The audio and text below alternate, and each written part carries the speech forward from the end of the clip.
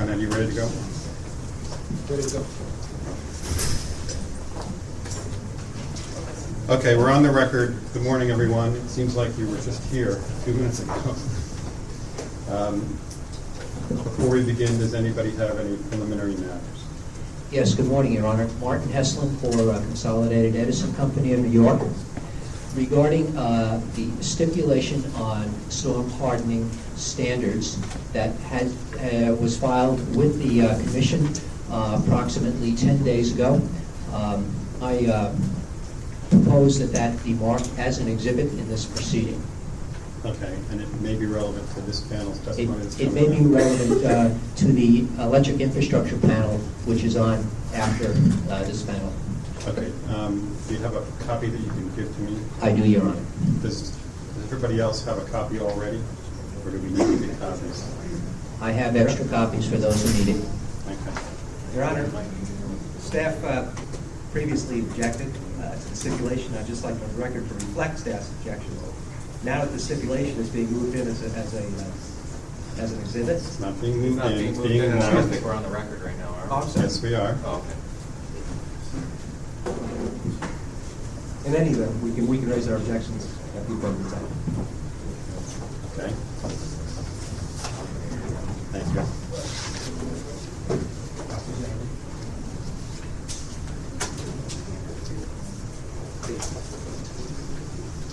It's a three-page document entitled Stipulation, and it's dated July 19, 2013, and it'll be marked as Exhibit 846 for identification.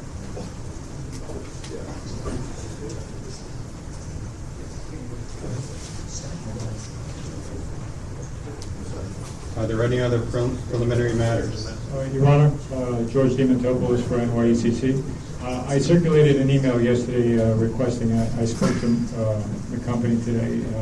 They have no objection to taking David Bonke earlier on Wednesday, if possible. Well, we already have some things moved around on Wednesday. So what was the proposal? We had proposed, well, I understand that the compensation and benefits panel direct was going to be taken earlier. And I had agreed to reduce my cross-examination of that panel and also to eliminate my cross for the electric customer operations panel in order that Mr. Bonke can be taken either in the AM or early PM on that day. Okay. And am I reading this right? The only party to cross for Mr. Bonke is Con Edison? That's correct. And Con Ed has no objection to this? Correct. So should we take Mr. Bonke right after the comp panel? Sure.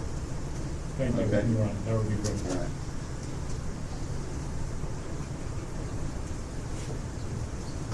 And I see that the cross is pretty brief, so it shouldn't really affect the schedule all that much.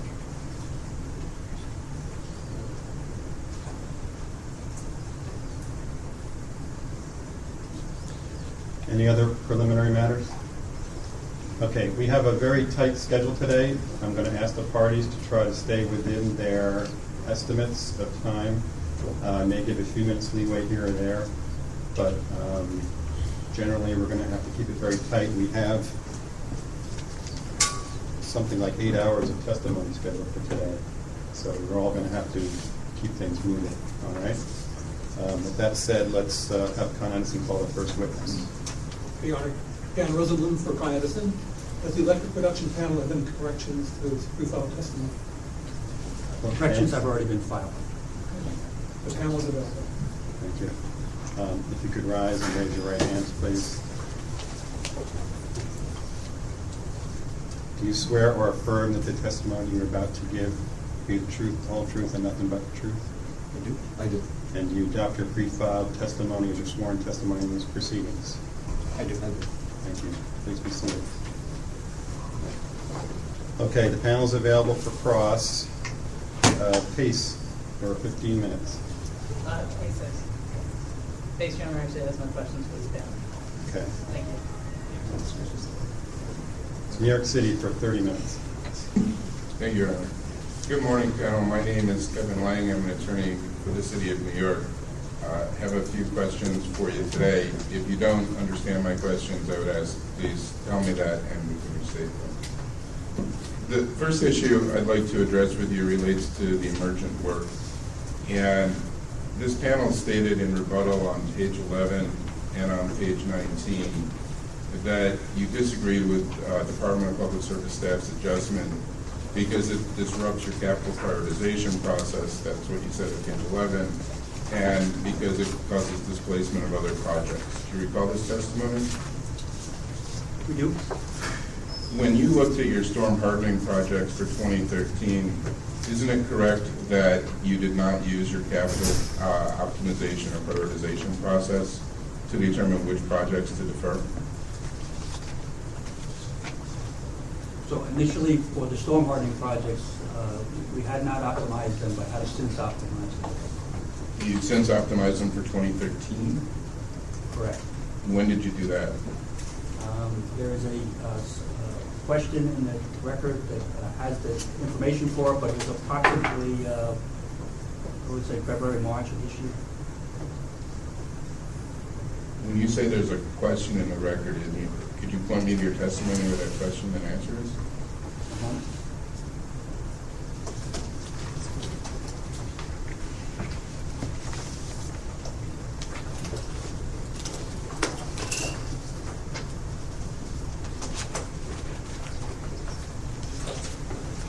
Staff question 116. Oh, so it's not in your testimony, it's a discovery response? Correct. Okay. With respect to the emergent projects, isn't it correct that in 2013 you did not have any identified emergent projects? At the time you did your prioritization? Correct. However, since then, there have been several emerging projects. But at that time, you had no basis to measure the priority of emergent projects versus storm hardening projects, correct? Correct. If you could turn to page 15 of your rebuttal.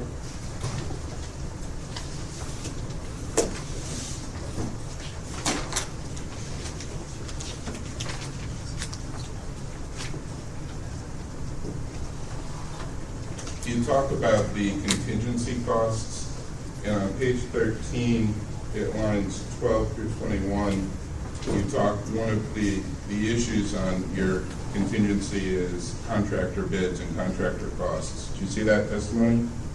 Yes. Wouldn't it be true that if you use Con Edison employees rather than contractors, this cost uncertainty would go away? So depending on crew availability, we either can use our company forces for projects, and when they're not available, we have to go out to the commercial world contractors to get that supplemental resource. Well, my question was, if you use company employees, this uncertainty that you talk about on this page would go away, correct? It would be limited, yes. Are you familiar with, well, let me step back. Last week with some other Con Edison panels, we talked about the management audit of the company. Is this panel familiar with that management audit? To some extent, yes. Last week it was marked for identification as Exhibit 818, and there's a provision at page XII-53. One of the recommendations that the company has told the Public Service Commission they've implemented is to perform a comprehensive resource analysis for all business units on a quarterly or semi-annual basis. Do you do this resource analysis on a quarterly or semi-annual basis?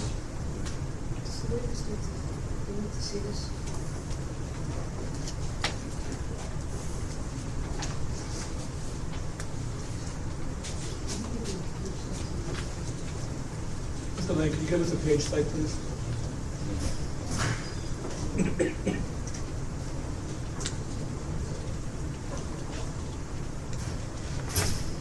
Give a page site, please.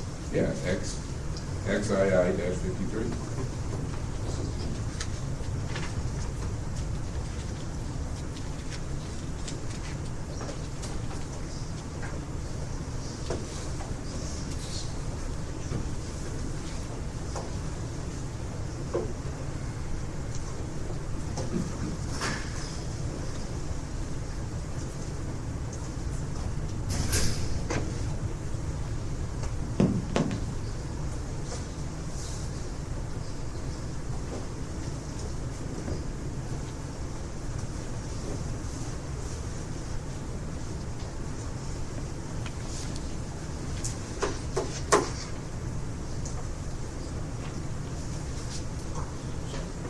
Could I just ask you? Sure, let me ask this first, but is the panel familiar with this recommendation? I have not seen this in some time. I have not. Do you perform these comprehensive resource analyses on a quarterly or a semi-annual basis, as set forth in this recommendation? What we do in the electric production area is to look at the available resources for the projects that we do intend to construct in a given year. So that's the analysis. What workforce is available to us and what's the information that we need. But in terms of a comparison of the use of contractors versus employees, am I correct that you don't look at that quarterly or semi-annually? Project by project typically is how we do that. But that's based on the existing complement of employees, correct? Not whether or not you should hire additional employees? That's correct. It's based on the existing workforce. How often do you look to see whether you should hire additional employees?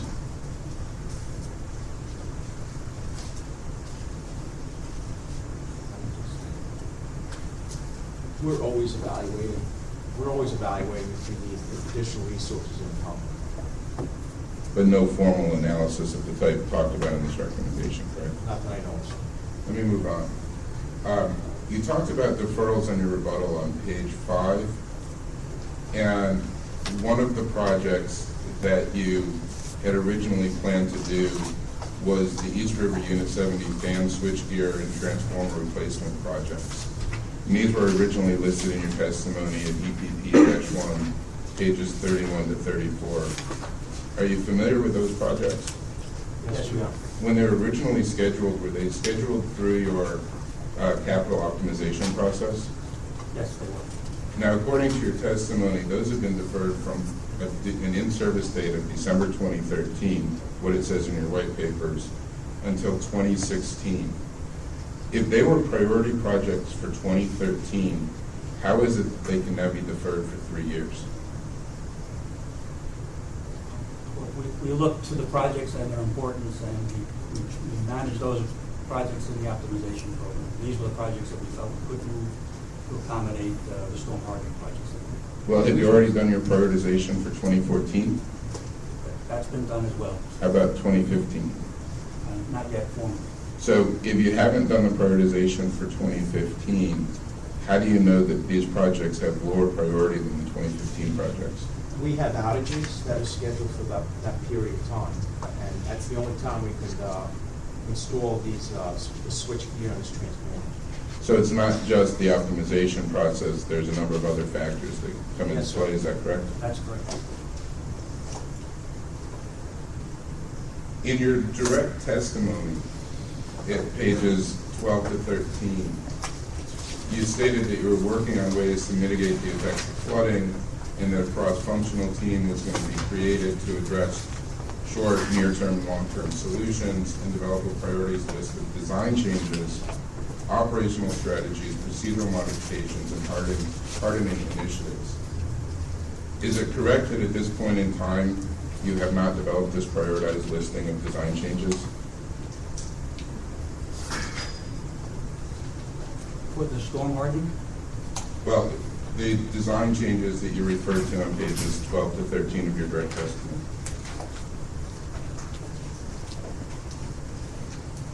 so the immediate projects that we have completed in 2013 and those scheduled for 14, 15, and 16 have been defined, and they are listed in our white paper, special projects. Okay, then you're going to need to help me, because I looked through your white papers. What are those storm hardening projects that you have defined for these 4 years?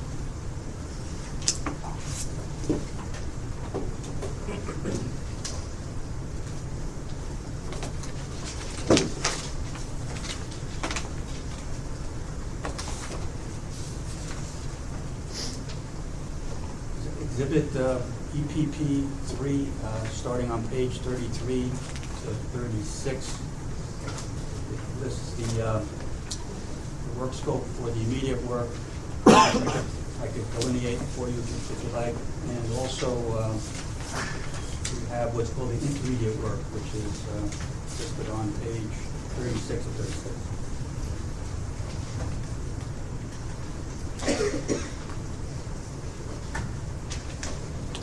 So this is just the dock hardening program is all you're referring to there, the building perimeter work?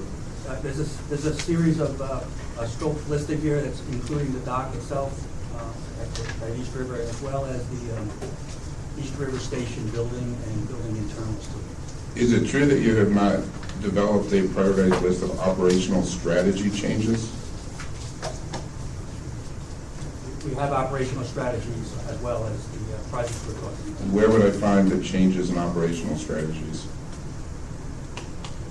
They would be in our storm plans that are not part of the exhibits here. What about procedural modifications? Have you made changes to those? We've updated our storm response plan for the steam business unit, and that's been completed. Has that been provided? I don't believe that's part of the record. Subject to check. At page 45 of your direct, you also indicated that evaluation of storm hardening alternatives is an ongoing effort. And then you said that the projects and programs will continue to evolve and may be modified, accelerated, or deferred.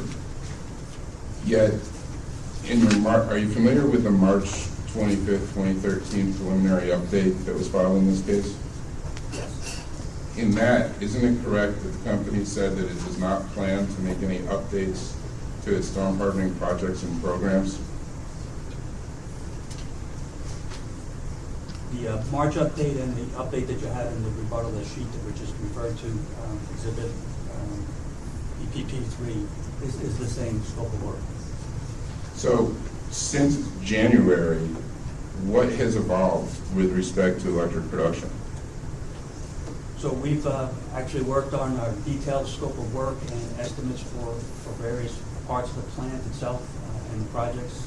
We've completed the immediate work, which we've talked about earlier, which was hardening the perimeter of the building. And in the interior of the building, we've also provided protection around critical equipment, as we call it, that was affected by Sandy. We put walls around those, or sealed conduit entry points to that, and we've also installed flood pumps in general areas where we had experienced flooding from Sandy. And that was all work you identified prior to January, correct? That's correct. So since January, what has changed? What have you done differently from what you planned to do in January? For the immediate work that was all executed, that's essentially the same work we had in January. There have been some minor changes to some of the detail of the scope. For the intermediate work, that we have listed here in that exhibit, that's our 2014 and beyond schedule work. Right, but again, from January, the company stated in its March update that it has made no changes to what it proposed in January. So when we're looking for the 2014 rate year, you have not made any changes to their plans based on what you presented in January, is that correct? Other than defining the more definition to the scope of work over the plan. So is it fair to say then that your plans have not evolved at all since January? No, they've actually, we've gotten into quite a bit more detail with that, so we're actually getting into a number of conduits, lengths of conduits, equipment we plan to raise, hardening of the exterior walls of the building, which plays into the new criteria we talked about in the stipulation. So all those types of things we had to refine and get better detail on. Have you decided to defer any projects since January? With regard to storm hardening, no. What about with regard to other projects? No, again, in 2013, we deferred projects for that. For 14 and beyond, it was an incremental on top of our original request. So that'll be covered by that incremental amount, which remains the same as we had submitted both in March and in June. Have you decided to accelerate any projects? No, we're on the same schedule we had laid out for our submission.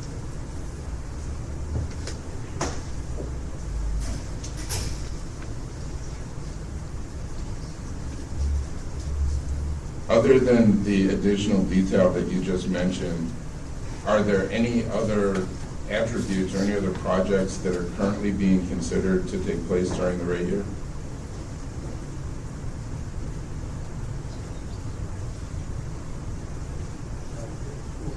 There's a series of projects that goes through 14, 15, and 16, but we have similar plans for 14 as we had laid out prior. Well, you just described what you're planning on doing in the intermediate period. And my question to you is there anything else besides what you just talked about that you're currently contemplating to undertake in 2014? Nothing other than what we have listed today. In Exhibit EPP-3, page 28, you make reference to the tank farm fire suppression system, which has reached its end of life.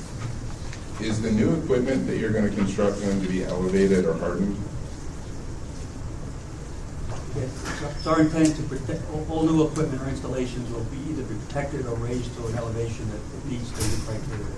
Are you therefore going to treat that project as a storm hardening project? No, that would not be a storm hardening project. We would just treat that as a normal capital project that meets the new criteria. So where do you draw the line between what constitutes storm hardening and what constitutes a normal capital project? Going forward, starting just in 2014 and going forward. In 14, what we've outlined as storm hardening is what we plan for storm hardening. The other capital projects are just that. Planned for 2014, if they happen to be in a flood area, we plan to raise them up. That wouldn't be storm hardening, would be part of that capital cost for that. Right. The work that you've described on pages 24 to 26 on the substations, FDE and FDW, would you consider that to be storm hardening work? No, sir. On your direct testimony, page 31 and 32, you describe the Unit 7 generator feeder protection upgrades and Unit 6 generator feeder protection upgrades. And you note there that the work is required due to asbestos and flooding concerns. Are those storm hardening projects or are those regular capital projects? They are regular capital projects. Actually, they were in place prior to Superstorm Sandy, and they were just being raised to the protected elevation, and that's how we're treating it. On page 37, you refer to your waterfront program, which you say specifically addresses improvements to piers, docks, water intake and discharge tunnels, and related facilities and systems. I assume you're familiar with the waterfront program, correct? This is a routine program, something you do every year is you look at these and what needs to be done to maintain them, correct? That's correct. When you add sluice gates to the intake structures, isn't that an improvement to a water intake or discharge tunnel? The sluice gate function is intended primarily just for protecting the station for flooding from the river itself. So we consider that storm hardening. But it's still it's an improvement to your water intake tunnel, is it not? No, I would say it's neutral to the improvement perspective, but it is very positive as far as protection against river ingress or flooding from these rivers. So you don't consider it to be a capital improvement? It's a capital improvement, but intended only to be for storm hardening.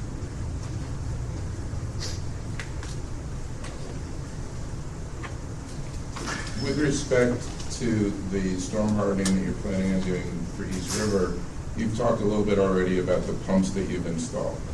And in your testimony, particularly in EPP-3, page 33, you say that you're going to use diesel backup. Is there any reason you didn't consider using natural gas-fired pumps for backup?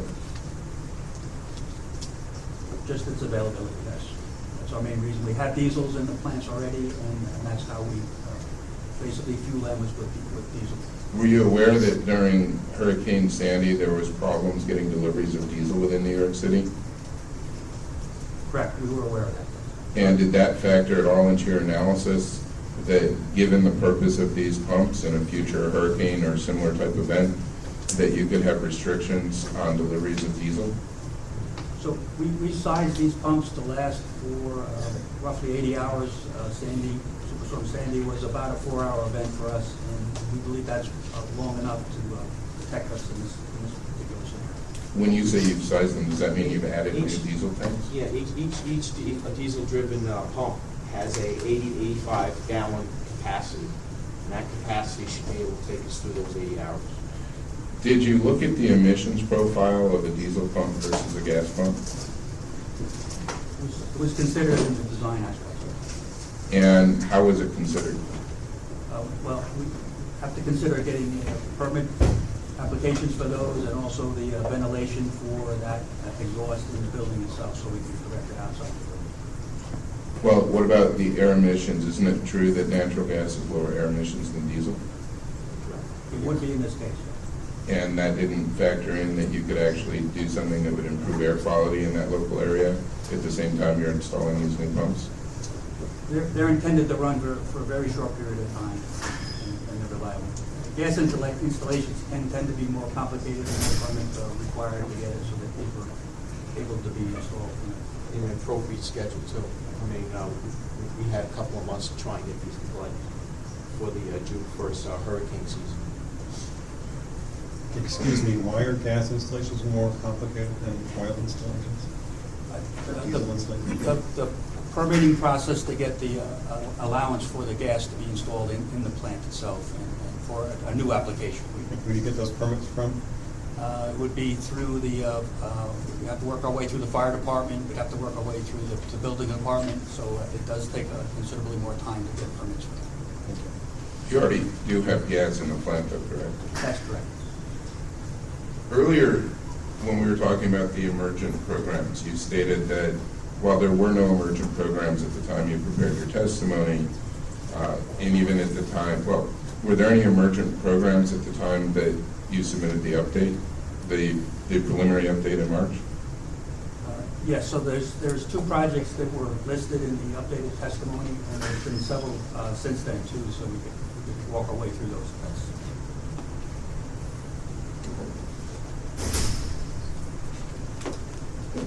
The emergent projects were for 2013. 2013, correct. Your Honor, I'm just about done, but I'd like to mark an exhibit.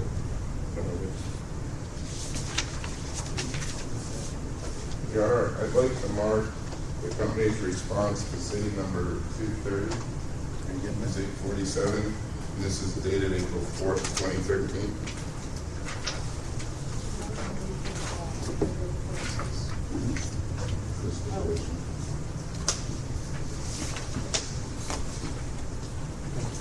It's a one-page exhibit response to E0230 in New York, exhibit 846 for identification.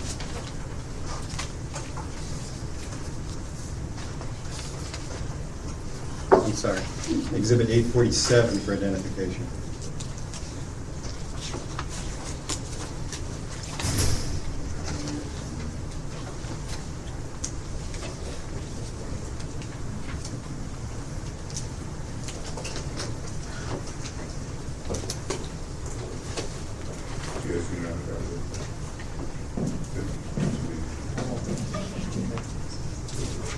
Panel, are you familiar with this response? Yes, we are. Would you accept, and if not, I can have it marked, that the preliminary update was dated March 25th, 2013? We'd accept it. And this response is dated April 4th? And on this response, you say that there have not been any emergent issues since the case was filed, and yet you just told me that there were emergent issues at the time you filed your preliminary update. Why weren't they noted on this response? So several of the emergent work jobs we just talked about came after the filings. Well, but you just told me that you knew them at the time you did your preliminary update.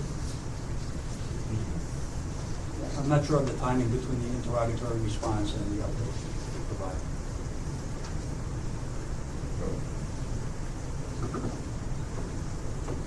I don't know that I need to mark it, but let me just show you to refresh your recollection.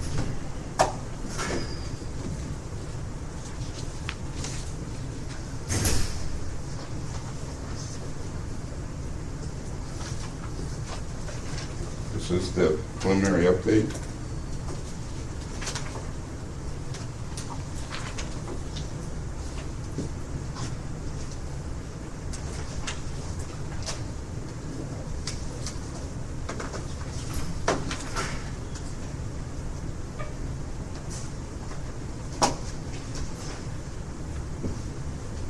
Does looking at the document that I just handed to you refresh your recollection as to when the update was filed?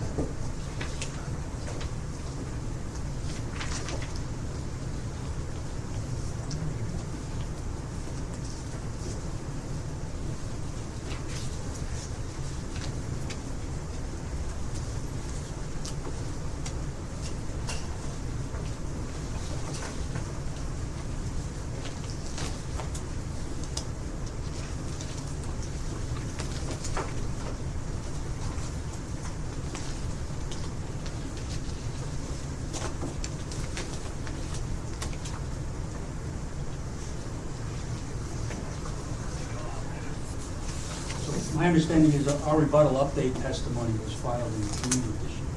I'm not talking about your rebuttal, I'm talking about the preliminary working update that was filed in March. Yes. And you testified a couple minutes ago that you knew of emergent projects at that time, but then you put in a discovery response a bit over a week later saying that there weren't any.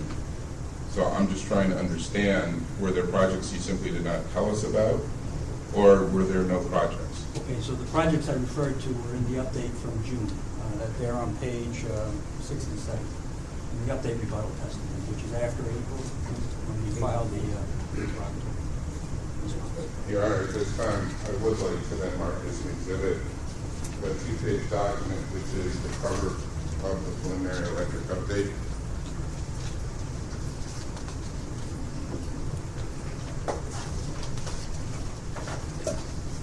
Thank you. That'll be marked 848 for identification.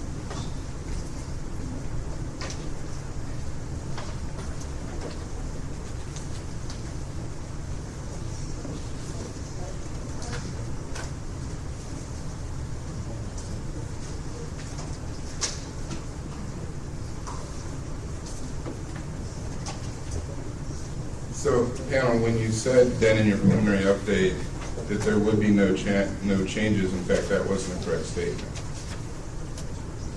The response to interrogatory number 230, at the time, other than storm hardening, that I believe there were no other emergent work at that time, but after such time, we've had a couple of emergent work projects that have arisen. And did those have an impact on your storm hardening projects?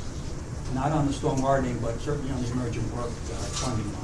Were you able to do those projects as well as the storm hardening projects that were planned?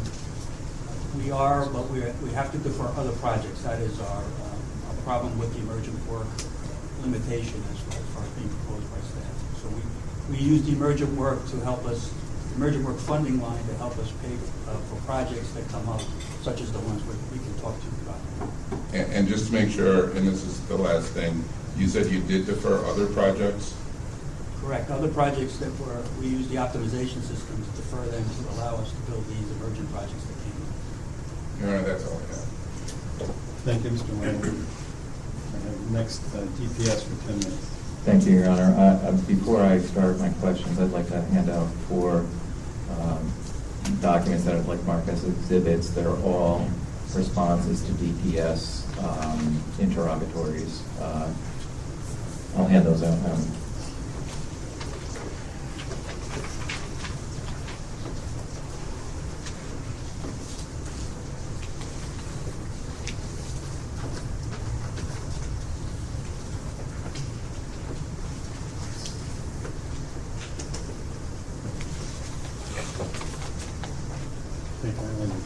Okay.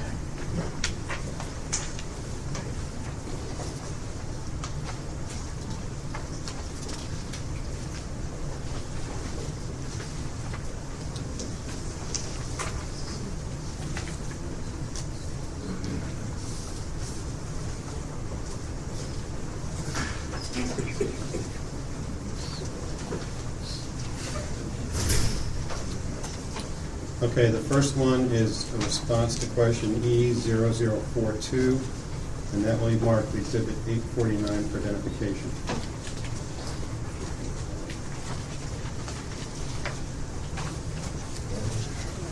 The second one is a response to question E-056, and that will be marked Exhibit 850 for identification.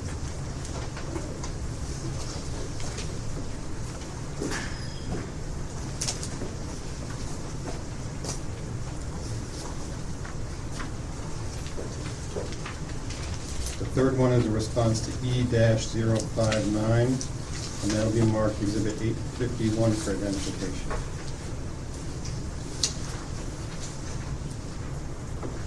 And the fourth one is a response to question E-0608, and that will be marked 852 for identification.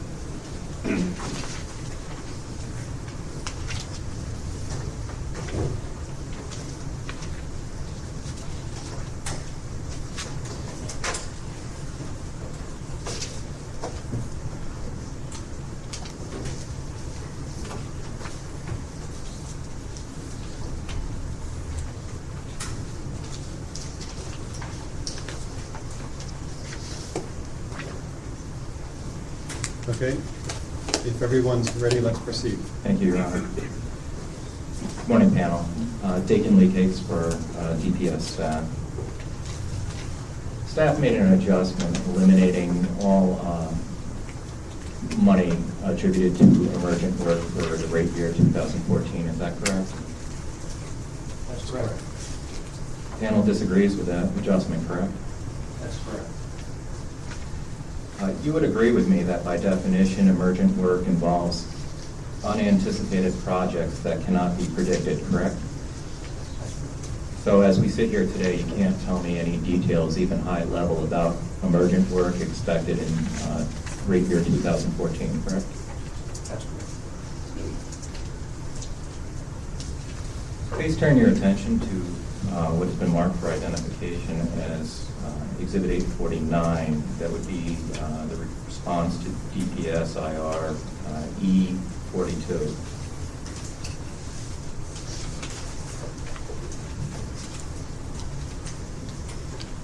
Did the panel prepare this response or have it prepared under their direction? We did. And is the information contained in the response, Exhibit 849 for identification, accurate to the best of the panel's knowledge? To the best of our knowledge.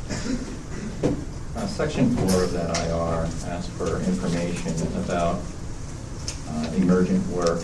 As I understand it, emergent work is budgeted for 4 categories of the company's production budget, that being environmental health and safety, mechanical equipment, electrical equipment, and control systems. Is that correct? That's correct.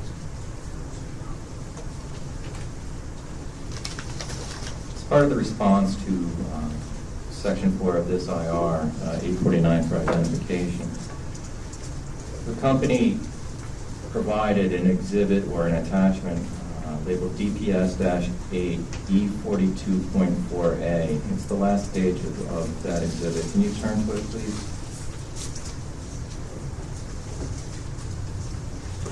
If I understand this chart, the numbers in the box on the right-hand side of the page under the heading budget, am I correct that the total amount that was budgeted for each calendar year or rate year 2008, 2009, 10, 11, and 12 is under the line, the bold line, with no description off to the left of the document?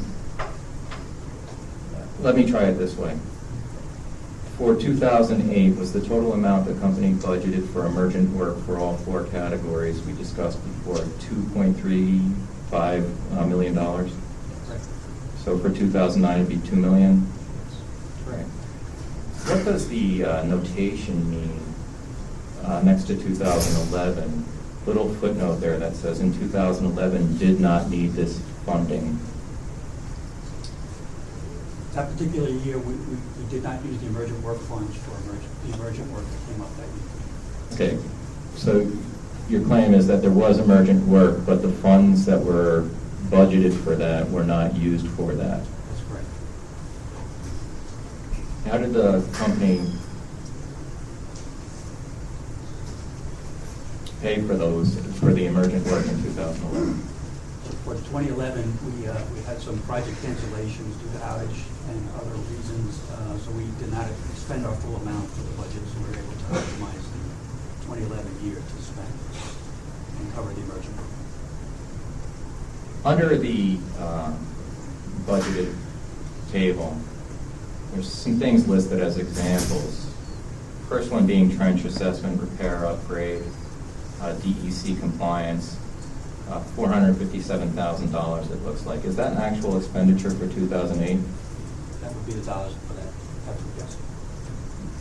And so as the dollars move to the right of the page, as we go down that list of examples, then that they're corresponding to the years above in that budget chart, is that right?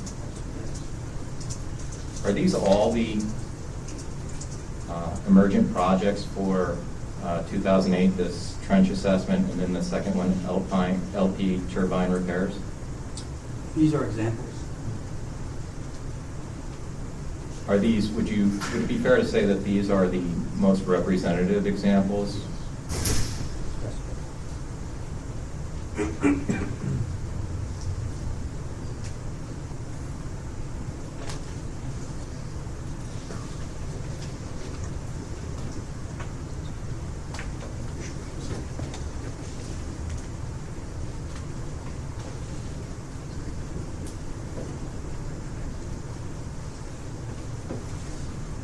So continuing to look at this chart here, E42.4A, if I read this correctly, at least in the examples provided, the company underspent what was budgeted in each of those years for emergent work in 2009, 11, and 12. Is that correct? It's not correct. No, 9, you said years 9, 11, and 12. That's Yes. correct. We did exceed the spending in 8 and 10. Right.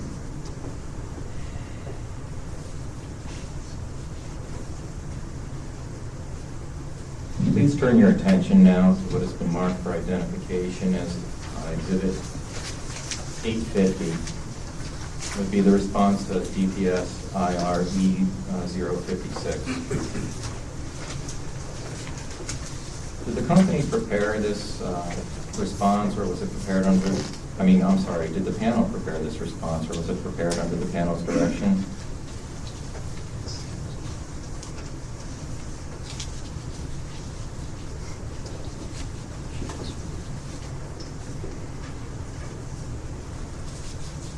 I believe this particular response was prepared under the electric infrastructure panel, however, it does include the electric production. To the best of the panel's knowledge, is the information contained in the response to DPS E056 accurate?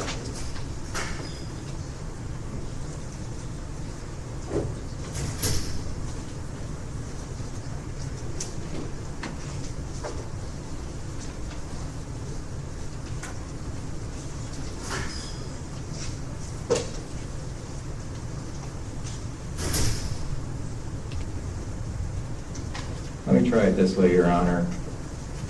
Would the company be willing to stipulate that this was prepared by company personnel and that the information contained in Exhibit 850 for identification is accurate? And the reason I'm asking the company attorneys is because there's no responding witness listed at the top of the IR, and so it's unclear to me as to what panel or witness I should be asking these foundation questions to.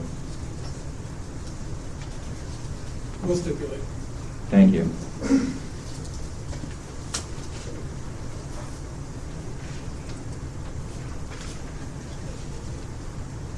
Now, 850 for identification, staff asked the company at least for information regarding the actual expenditures and the budgeted expenditures for the electric capital program. Is that correct?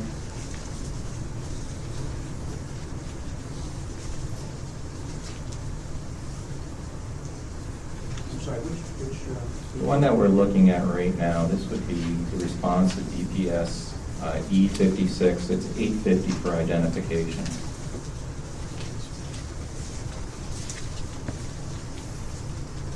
E56, looking at that. And would you agree with me that the company responded to a staff request for the actual expenditures for the electric capital program, as well as the budgeted expenditures for the electric capital program for the years 2007 through 2012? So would agree. If I understand this chart correctly, which is the first attachment to Exhibit 850 for identification, the second box down involves the electric production capital expenditures, actuals, and the budgeted amounts, correct? Correct.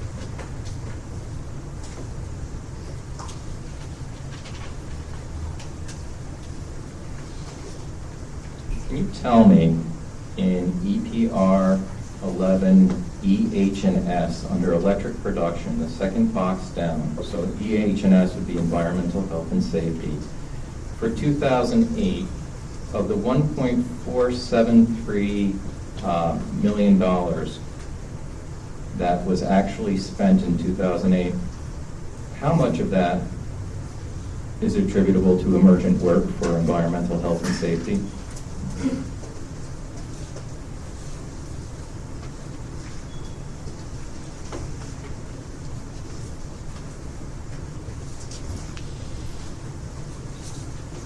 It's difficult to break it out in that regard, because I don't know if I can answer your question. Okay. If we go down to the line in the chart labeled electric production total, for 2008, it looks to me, if I understand this chart properly, that the company budgeted $36,025,000 for its entire electric production budget for 2008, correct? Correct. And it overspent that amount by approximately $175,000. Correct. So moving to 2009, company budgeted $37.4 million, correct? Correct. And spent $32.4 million, correct? Correct.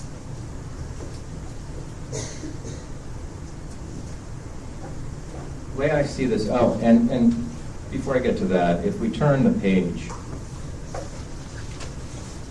on this exhibit 850 for identification, we basically have a single chart, but this is simply a 2012 chart, which is very identical to the chart on the previous page, correct, for the same information? In other words, actual and budgeted expenditures for 2012, correct? Formatted the same. Thank you.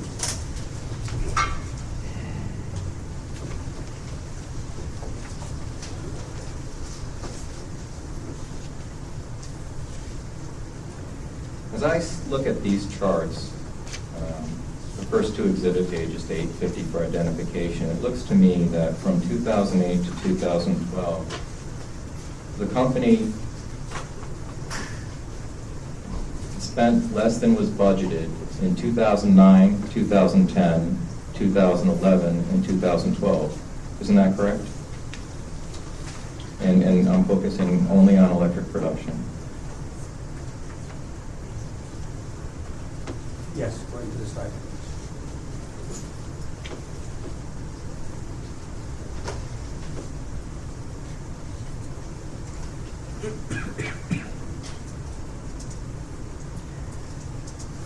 In fact, by my calculations, and I ask that if you don't want to do the math right now, I think you would accept this subject to check, and again, this is rough estimates. It looks to me like the company underspent its capital production budget by $5 million in 2009, approximately $19 million in 2010, approximately $11 million in 2011, and approximately $3.5 million in 2012. Would you agree with that? Yes, subject to changes. Now, turning back to 849 for identification, the previous document that you have, this would be DPS E42.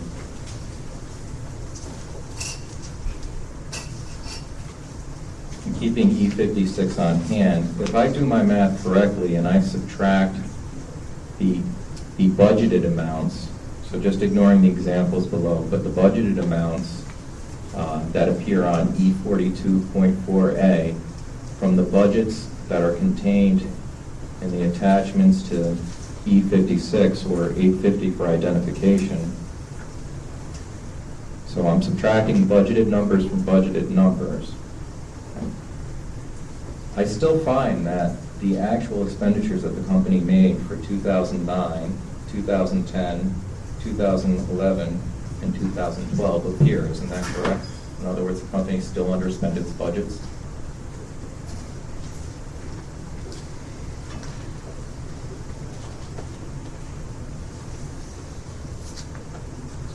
That's correct. Right, so if we remove $2 million, just as a hard example, from 2009, if we remove the $2 million budgeted for emergent work from the $37.4 million that appears in the electric production total budget, we get approximately $35.4 million, which means the company, as by my calculations, still underspent that reduced budget by approximately $3 million, correct? That's correct. Please direct your attention to DPS E608, which I'm jumping ahead for one brief second to 852 for identification.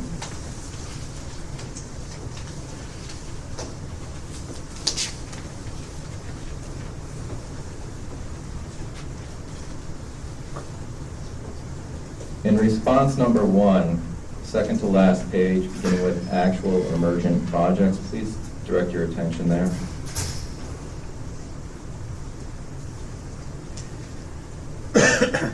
Company responds, actual emergent projects that exceed the amounts in the budgeted categories will be addressed through the capital prioritization and optimization processes.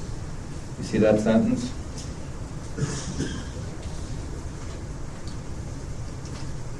Sorry, Council, are we on E608? Yes, E608, response number 1, Okay. the second to last sentence in response number 1. Second to last sentence. Okay. Did the company prepare this response or have it prepared under the direction? We did, yes. And is the information in this response accurate to the best of your knowledge?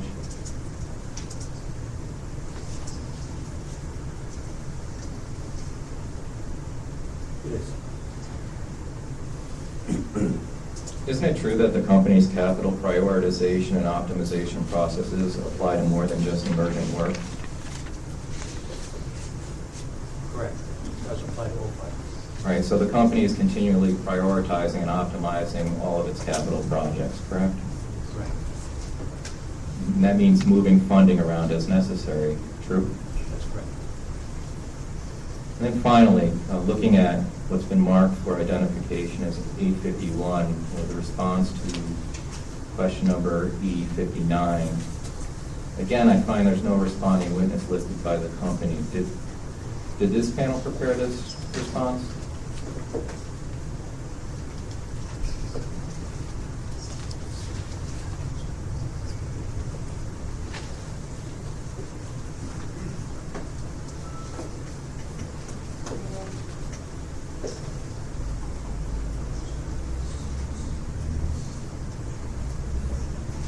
I believe it was prepared by another witness, but we did use portions of this in one of our responses. Okay, so would the witnesses, the panel, agree that the information, to the best of your knowledge, is accurate as contained in here?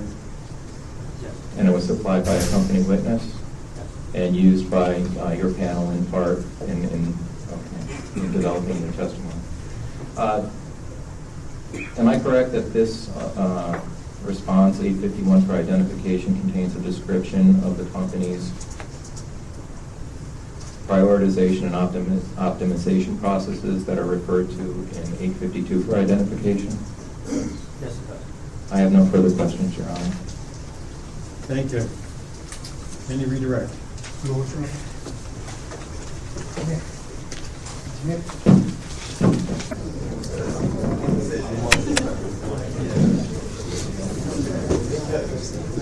Okay, we're going back on the record.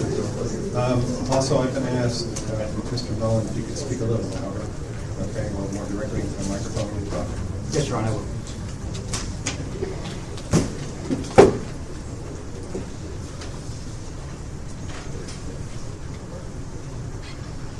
Go ahead. Panel, you were asked questions about underruns in 2011. Could you explain those, please? Yes, in 2011, we had two big outages on our ERP 10 and 20 units, which basically did not permit us to work on the 6 and 7 units. The 6 and 7 units require the cooling and the fish screens projects that got deferred because of that. And you were also asked questions about underspending in 2012. Could you explain that, please? Again, we had constriction on outages that we had to push a couple of projects out of the way. And you were asked about emergent work spending in 2013. Could you describe the spending in that year, please? Yeah, so for 2013, the emergent work that comes up, and that's basically equipment that fails for us, is 4 projects. They include the biggest one, the superheater failure on Unit 70. A significant project that has come up. It's roughly going to cost us $1 million, or a little bit more in this year. That's one project that has emerged since our filing. We also have some switches out on the dock, electrical switches that have to be replaced on the fire department recommendation. It's a sizable project that has come up. We also have a discrepancy with the DEC concerning backflow preventers and meters, which we have to rectify to get in compliance. And we had a safety issue with some bottles that help us with our air emissions monitoring and observation. And that came up that had to get rectified. The sum total of those projects exceeded the emergent work budget that we had for 2013. And just to clarify, you said at least one of them came up after the filing. Which filing, when did these projects come up, please? So the dock work and the superheater came up in the last months, would have been after the filings. After which filing? The update rebuttal filing that came out in June. And the other projects we mentioned earlier were in that filing, so they were used as descriptions for emergent work. Thank you. Nothing further. Your Honor, very brief rebuttal. Very brief. Rebuttal? I'm sorry. Recross. Sorry. Panel, you just made reference to the fish screens. Those are located on the outside of the intake and discharge tunnels, correct? That's correct. And their purpose is to prevent fish from getting into the tunnels, correct? That's correct. It's a type of barrier, in other words? I would say it's a barrier. It'll actually protect against impingement of the fish, and the fish will return the fish back out into the river again. So it's a fish barrier. Yes. The backfill preventers, is that something that prevents water from backfilling into the discharge tunnel? No, totally different. This is like drinking water, and you put, protection against the sewage or anything back. That's all I have, thank you. Your Honor. Your Honor, I have one question. Go ahead. Mr. Rosenblum asked you a couple of questions at the beginning, and you mentioned that there were some outages that caused some underspending. Am I correct, though, that the outages that you talked about when the budgets were being planned for those years and made were unanticipated and could not be predicted? Those outages were actually longer in duration. And they were unanticipated at the time of the budgets? Yes, sir. I have no further questions.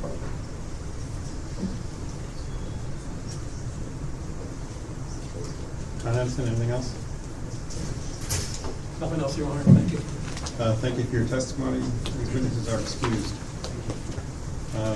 Let's go off the record for a minute and just talk a little bit about scheduling. All right, let's go back on the record. New York City, can call the next one, please. I'm sorry. Do you mean Con Edison? I'm sorry, Con Edison, my bad. I'll call you when it's time for rebuttal. Thank you.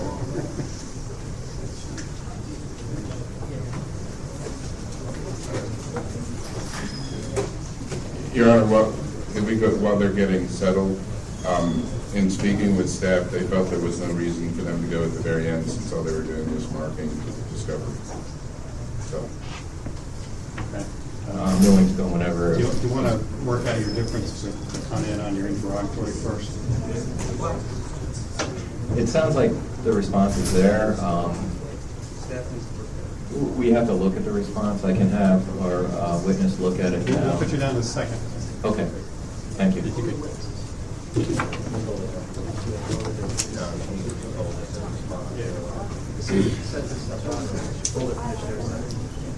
Oh, yeah.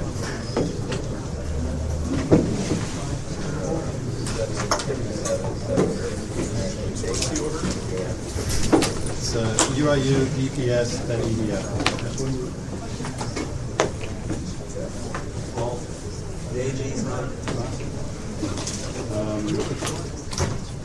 They withdrew their testimony over their cross time previously.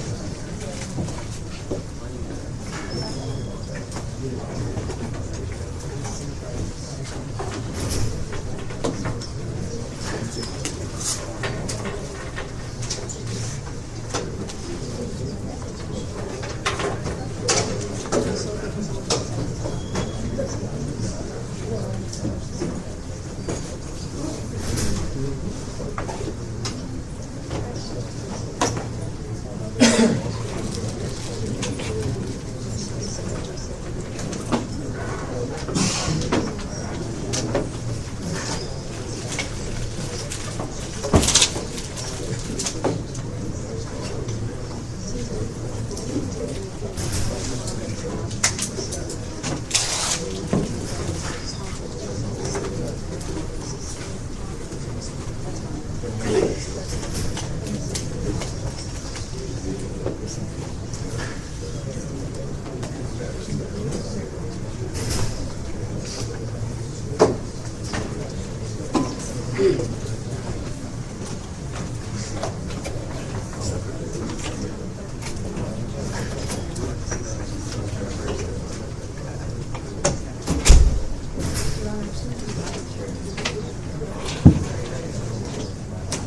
sorry? None of those connections down there work. There was one that we dragged across from the staff table yesterday. But other than that, everything operated.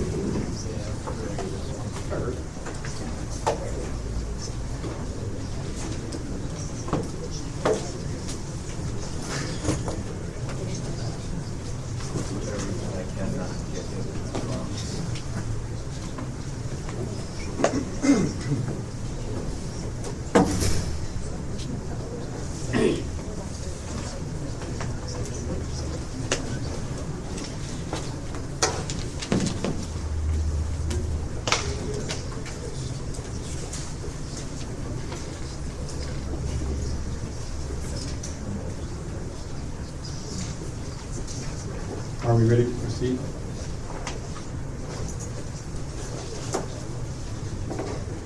And I'd like to remind whoever's doing the questioning or the introduction to use your name before you speak so that we can say it for the record. Ms. Conley, ready to call this panel? Good morning, Your Honor. Martin Heslin for Consolidated Edison Company of New York. I call Con Edison's Electric Infrastructure and Operations Panel. Electric Operations and Infrastructure Panel. Thank you. If you please rise and raise your right hand. Do you swear or affirm that the testimony you're about to give will be the truth, the whole truth, and nothing but the truth? I do. Do you adopt your pre-filed testimony as your sworn testimony in these proceedings? I do. Thank you. Please be seated.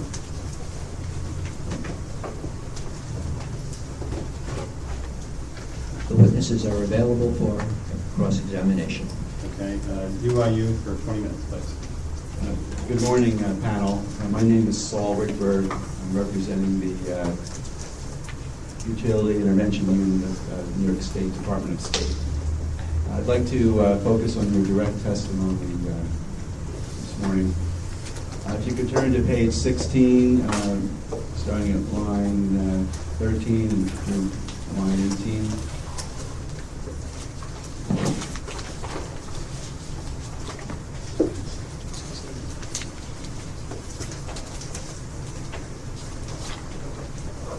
Do you have those pages, that page available?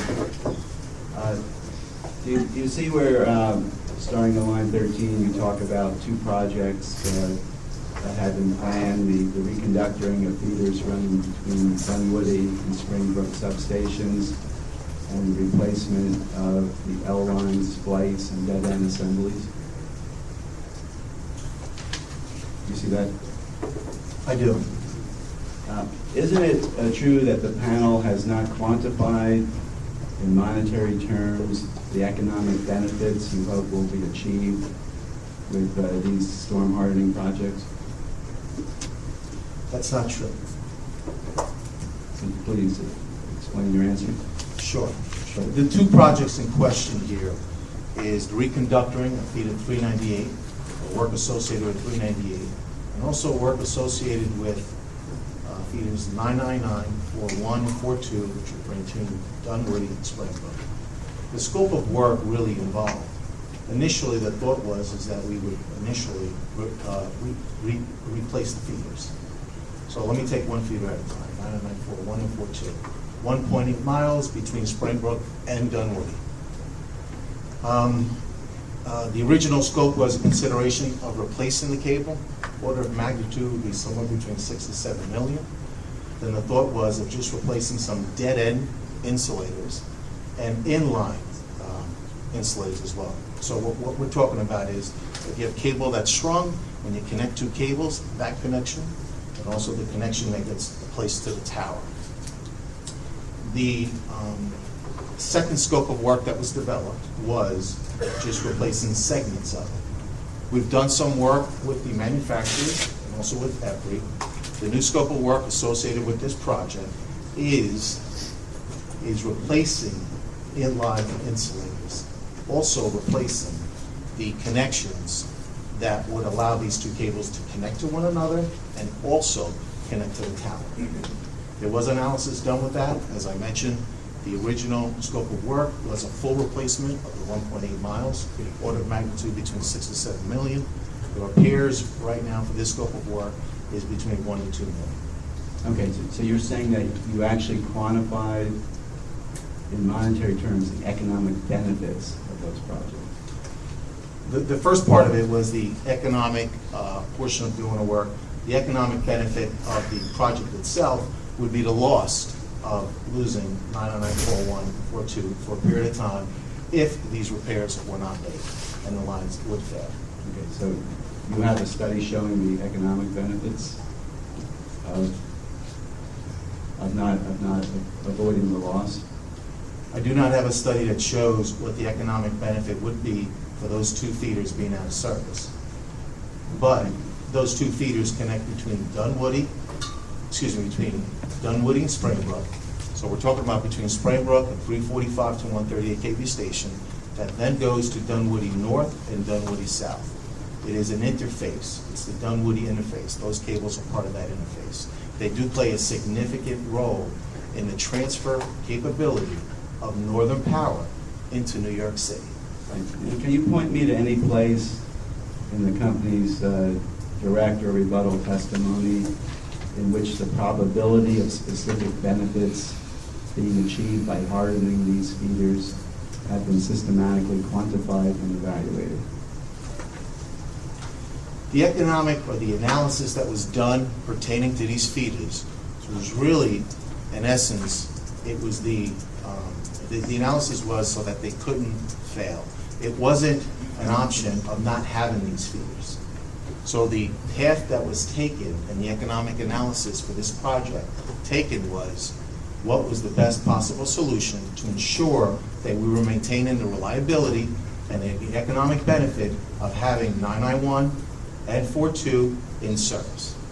As I mentioned earlier, they are key feeders to the Dunwoody interface. That's our overhead system that's in Westchester that comes into Yonkers, and then from there transitions into New York City. A real key component and a key interface between the overhead system, the overhead system, and the underground system to ensure that we're maintaining reliable service to our customers.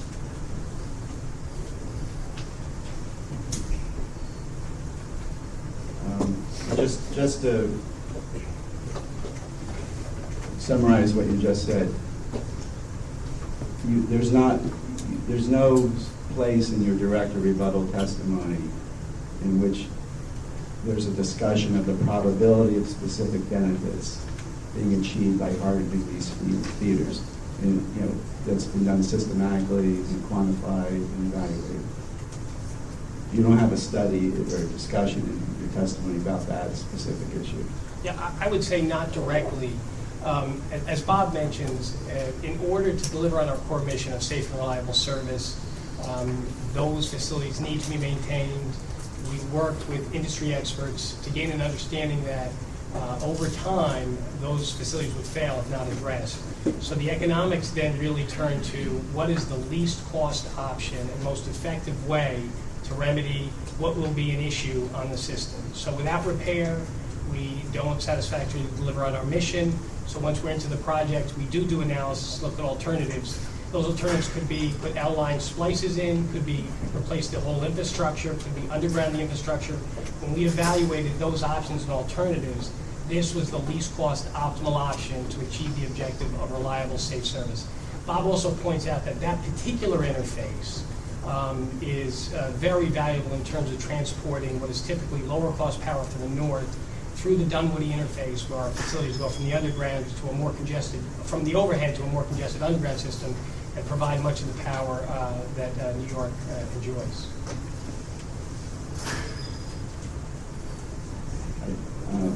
Is it correct that the panel has not provided a formal written risk analysis or cost-benefit analysis to support the storm hardening proposals we were just talking about? I think it circles back to the response I just gave. Okay, so the answer is no. Is there a record? No, that's correct. Isn't it true that the panel has not quantified the probability that particular wind speeds will occur during the useful economic life of this specific equipment?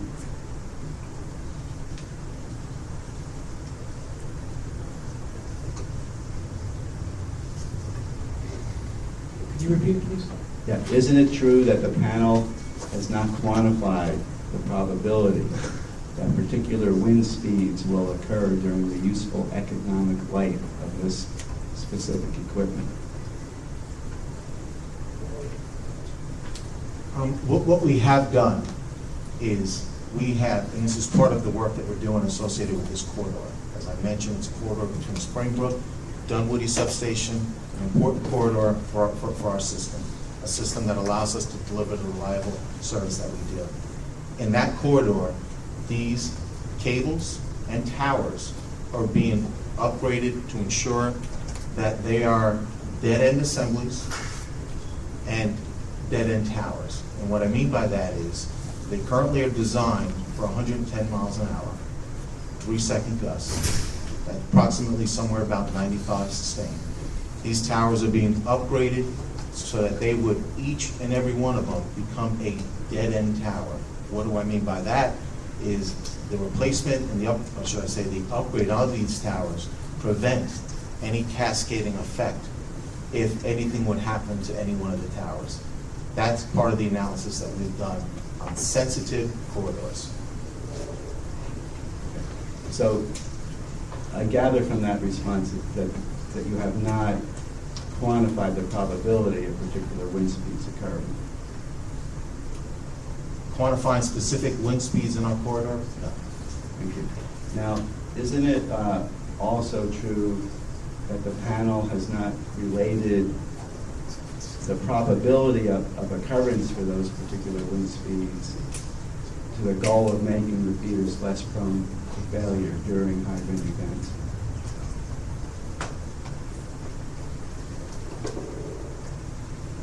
Can you repeat the question one more time, please? Yeah. Isn't it true that the panel has not related the probability of occurrence for those particular wind speeds to the goal of making these feeders less prone to failure during high wind events? The work that we've done has not been associated with the probability of wind speed. The work that we've done is more closely related to the sensitivity and impact towards specific corridors. Now, can you point me to any place in the company's testimony where the company compared the cost of strengthening these feeders to the economic impact of having the feeders fail during a severe storm event? So that analysis, again, it circles back a bit to what I said earlier. The specific analysis, while not done, some folks in testimony have indicated in this area, New York City and Westchester County, the impact on GDP could be as high as $1.5 billion a day. Certainly reliable service is essential, and that's our mission. What we're trying to do here is ensure that our facilities are designed to a level that will withstand significant weather impacts. So the investments in these projects, on balance, relative to the avoided loss of GDP, health issues that could impact folks, those are really the drivers for the project. Okay, thank you. If you can turn to page 16 of your testimony, please. Page 16. lines, line 8, starting at line 18. And there the panel discusses another storm hardening plan already underway, the ongoing upgrade overhead 345 kV transmission structures. Do you see that? Isn't it true that the panel has not quantified in monetary terms the economic benefits you hope will be achieved if the company makes these improvements to its transmission system? Yeah, it's very similar. The reinforcement on these towers are on a critical line where we have multiple transmission paths running north-south, again, into New York City area. So the economic benefit really is realized by the avoided loss of service during significant weather events. So there's an investment in these storm hardening projects, in this case, reinforcement of steel on existing towers. The reinforcement does two things. It allows us to withstand greater wind speeds, and it also, to the extent winds exceeded this standard, the construction is such that it disallows cascading of towers. So rather than repairing 5 towers in a cascaded event, it limits the damage and allows for quicker recovery. So our resiliency is both prevention and recovery. This program handles both. On a north-south basis, is probably the most significant corridor on our transmission system. We have 6 lines south of Millwood that, based on cascading events or otherwise, would have significant impact on the overall Your Honor, infrastructure. interrupting the witness, but I think that further discussion of the significance of these transmission lines should be taken as confidential testimony. If the witness believes it's necessary to further detail that. Try to work around that, if you could, please. Will do. Okay? Thanks, Mark. I don't think it's uncommon knowledge. These are very important lines.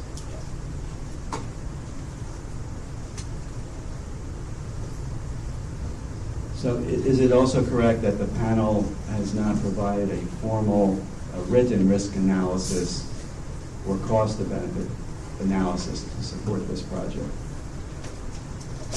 No specific analysis.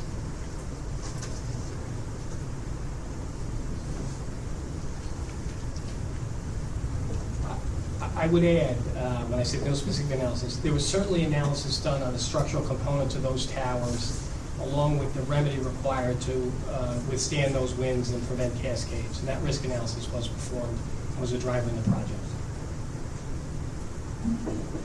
If I may, I would also add that our selection of specific corridors also tied closely to the impact that the corridors would have on operating our system in a reliable manner.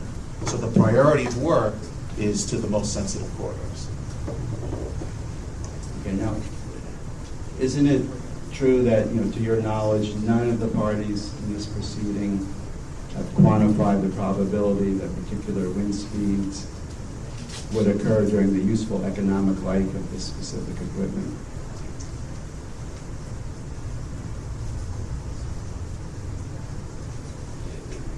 Specifically in this proceeding, I'm not sure. We have had a design basis for this infrastructure for some time, and we want to ensure we can meet it. And this infrastructure lasts for quite a while.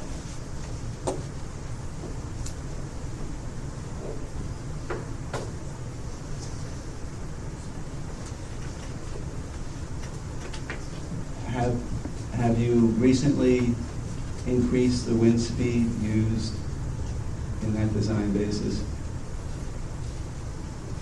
As I mentioned earlier, the towers that are being reinforced were previously 110 mile an hour towers that are now being converted to dead-end towers. And what that essentially means is that you have a tower that can withstand the loss of cables on either side of it and still maintain the integrity of the tower.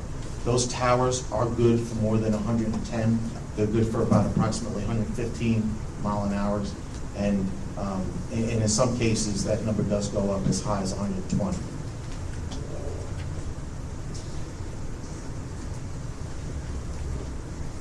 Okay, I think we could all agree that having a tower collapse would not be a good thing. But you simply can't compare the cost of strengthening these towers to the economic impact of having a tower fail during a severe storm event, can you?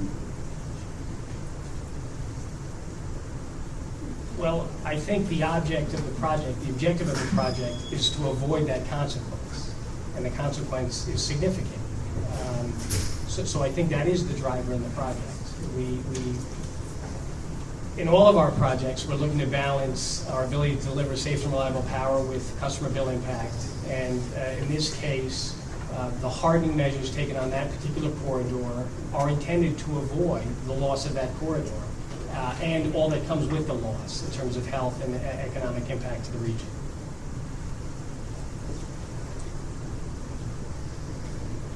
Now, in fact, you don't need to consider the probability that a tower will fail.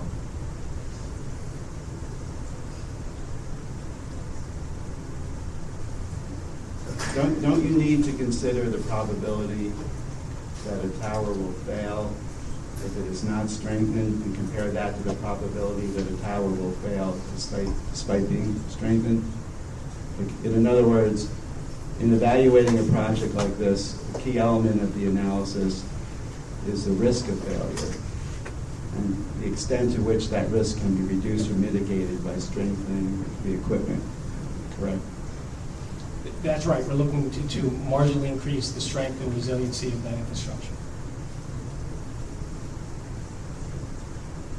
And isn't it true that some risks will remain? Absolutely. Now, can you point me to any place in the company's testimony where that sort of risk assessment is set forth with respect to these particular towers? It's not particularly set forth specifically. We're really looking to achieve that design standard to make the corridor more resilient. Now, can you point me to any place in the company's testimony where the likelihood that the towers will fail at specific wind speeds or during particular storm conditions is quantified?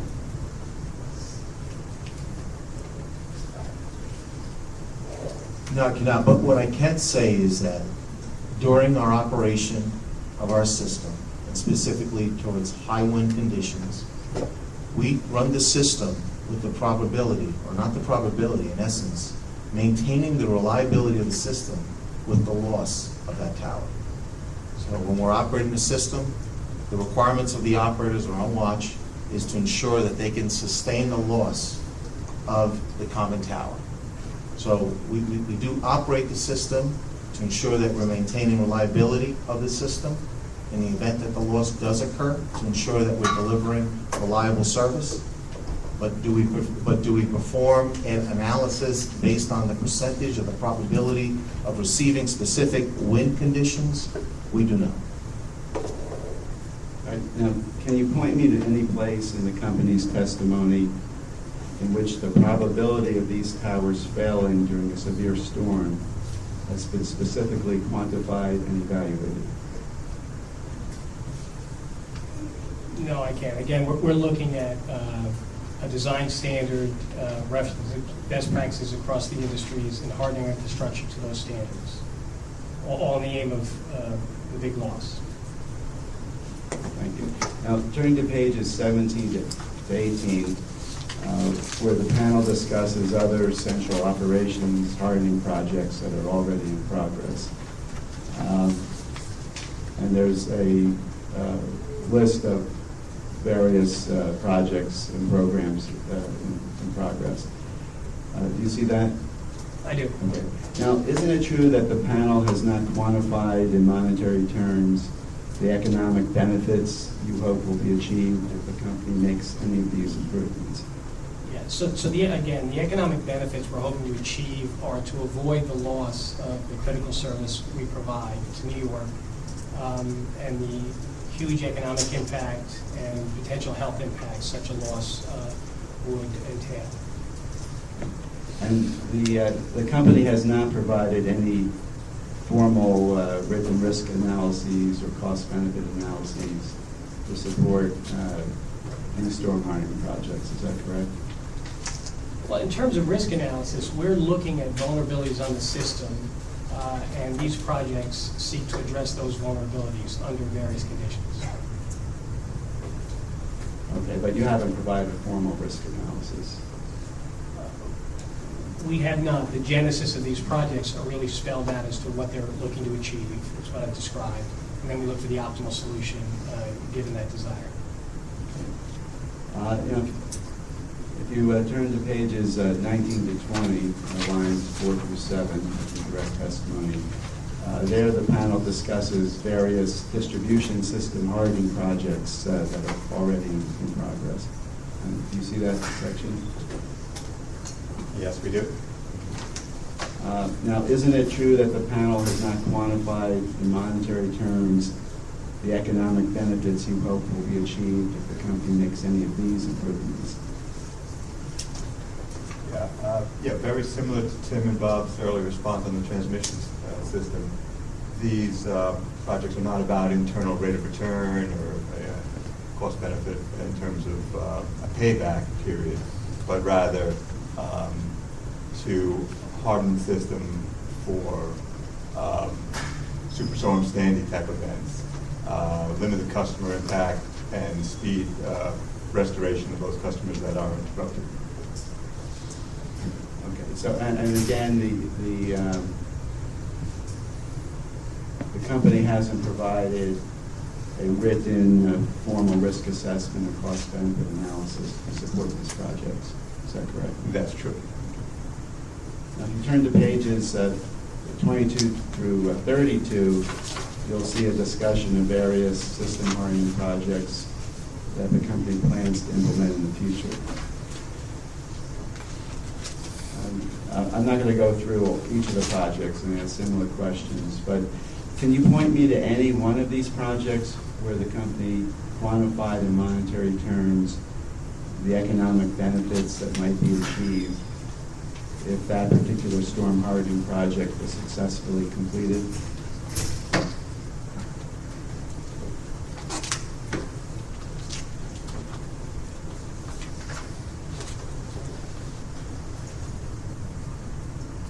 The answer, based on a quick scan, is no, we can't. And for the similar to the answers that you heard previously on other transmission and distribution projects.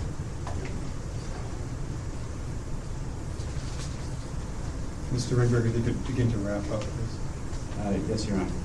Now, earlier we talked about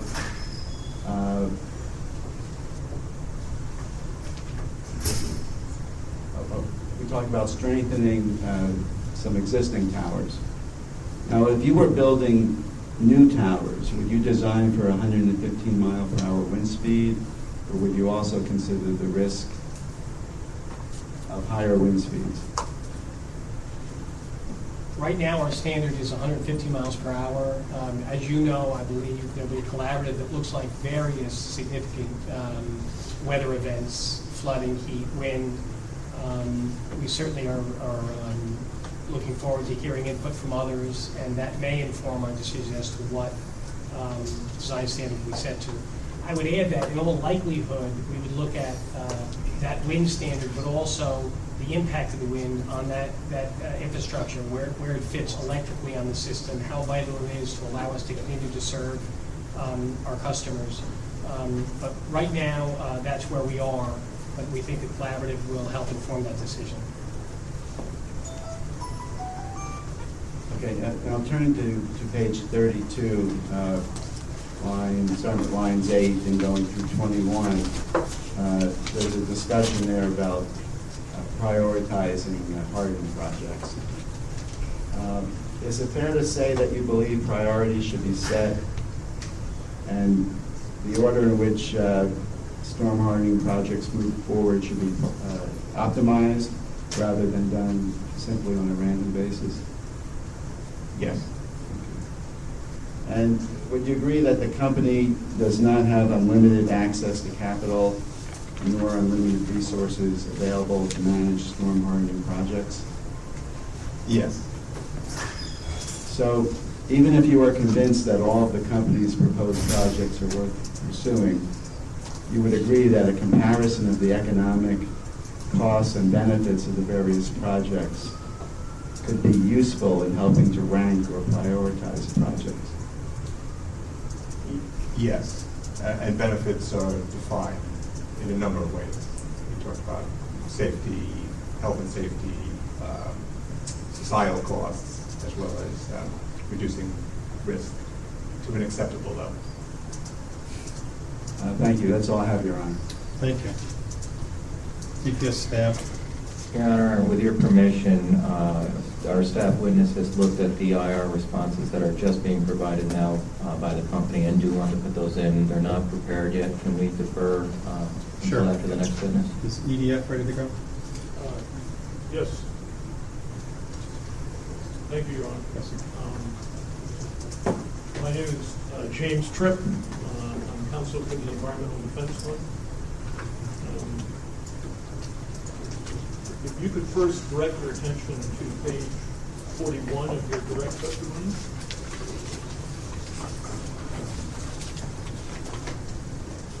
I want to refer you to the sentence that starts on line 6, where you say you're considering a program that would provide funding to improve the reliability and environmental profile of customer-owned emergency generation, while at the same time providing a dispatchable peak-saving resource for Con Edison. You see that sentence? Did I read that correctly? Yes, you did. And when you say that you're considering a program that would provide funding, is that funding to Con Edison? Is it funding to customers who would provide this kind of reliable emergency generation that would shave peak demand? Yes, so that program references, the work with customers to provide certainly an interest or spark an interest in using generation as a demand response tool, obviously, to offset CapEx deferment and things of that nature. Well, under that program, does Con Edison provide funding to those customers? We don't have a program as of yet to speak to those incentives or program funding. But is that the idea of the program, that you would provide funding to customers who would provide that kind of reliable? Correct. That's the intent of the program. And would that funding be,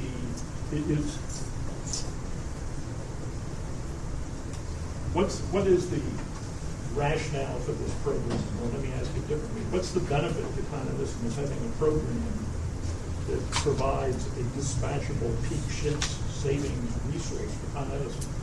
So one of the things we are considering in a number of areas of capital deferment is this portfolio approach of a number of things linked to customer-sided solutions. So it's not just about looking at our own infrastructure. It's also leveraging customers' infrastructure. And so the idea of being able to monitor and potentially control customer equipment so that we can get good intelligence about the response of that equipment, and then internally digest that response rate and put it into our forecast to offset capital infrastructure. That's kind of the intent of the program.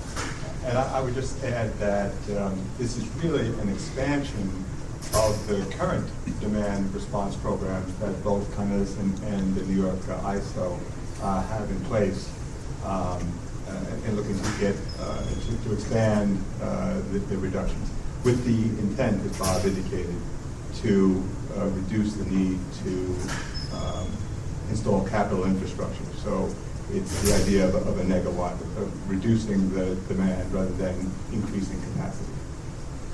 So the benefit to Con Edison is this savings, so to speak, that comes from not having to make a particular investment in transmission and distribution capacity. Right, and obviously the benefit is transferred to the customer by less infrastructure costs and less impact to customer bills. And with the funding that you're considering providing to customers who would provide reliable backup generation, reflect those kinds of savings? They certainly would, yes. Do you know on a per kilowatt hour basis, I mean, if some customer comes to you and says, we'll provide X amount of reliable, satisfies your criteria for reliable backup generation, will you be able to tell that customer what kind of savings that reflects?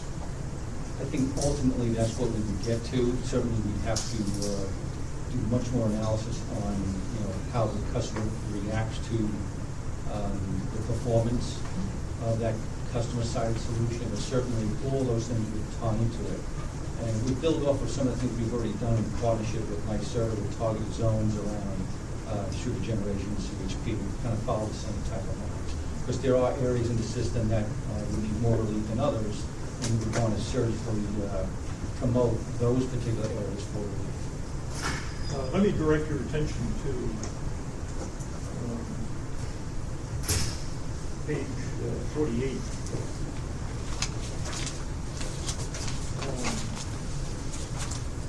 You refer to your at line 9 and 10, you refer to the long-range plan that you released or published in December 2010. You see that? Yep. And you know whether or not that plan is on your website? I believe it is. Do you know whether your December 2011 plan is on the website? I don't know with certainty. I believe it is, but I don't know with certainty. That's readily available, I take it. I asked that question because we've had a hard time finding it, but it's readily available somewhere, I think. Yes, it is.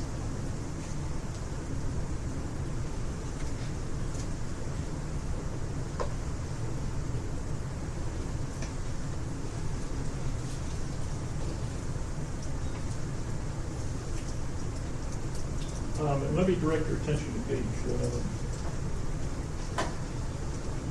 50. And here again, you state as one of your objectives, integrating energy efficiency, distributed generation, demand response that reduces system peak to further our goals of deferring new infrastructure investments and so on. You see that?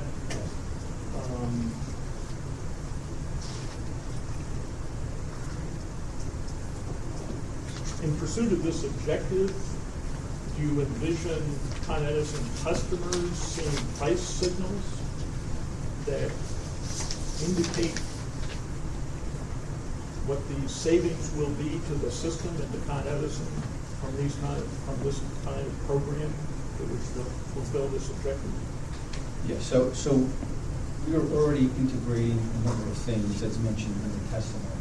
We're one of the few utilities that have blended the energy efficiency department with our engineering group to pair the efficiency folks with the engineering folks to realize savings in terms of CapEx deferment, like I mentioned before.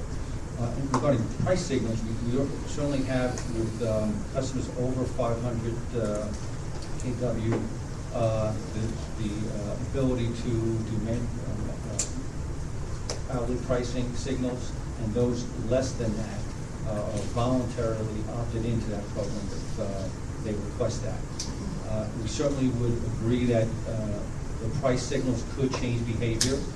I think there's other things that have to go on in parallel with that, including education, controls, and some other things that would certainly help customers certainly realize savings and control their costs. Just approximately, what portion of your power that you produce during peak times goes to customers who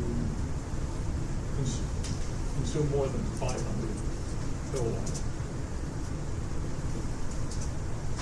Offhand, I think not. Is it half, a quarter, 10%? Do their price signals reflect the savings to Con Edison and the system from avoiding incremental investments in transportation and distribution capacity as well as energy savings? Is that the way they're set? I think in many cases, customers opt to go to ESCOs for predictability. But certainly there are other customers that would want to receive price signals, and they do, to control their operation. My question was, with those larger customers, they are charged more, I take it, during peak demand periods rather than off-peak? There certainly is impact to customers during peak periods on billing. So, those large customers, do they pay more for power during peak demand periods? Certainly, yes. And does that higher charge reflect, is it set to reflect the savings to Con Edison from avoided transmission and distribution capacity investments, as well as savings and purchase of energy?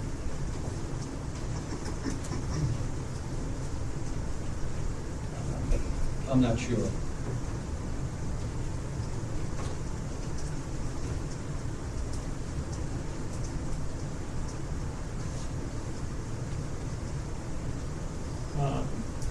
Let me direct your attention to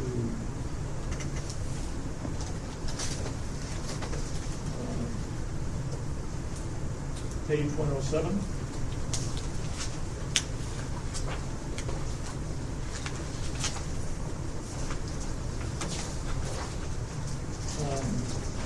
And you have an exhibit, I guess it's Roman numeral 2P-2. Do you know what that exhibit is?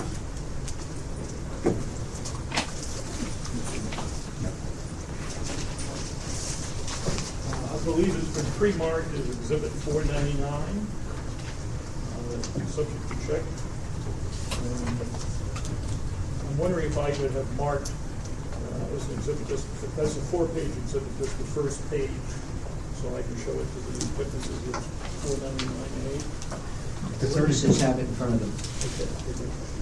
It's already marked in the front.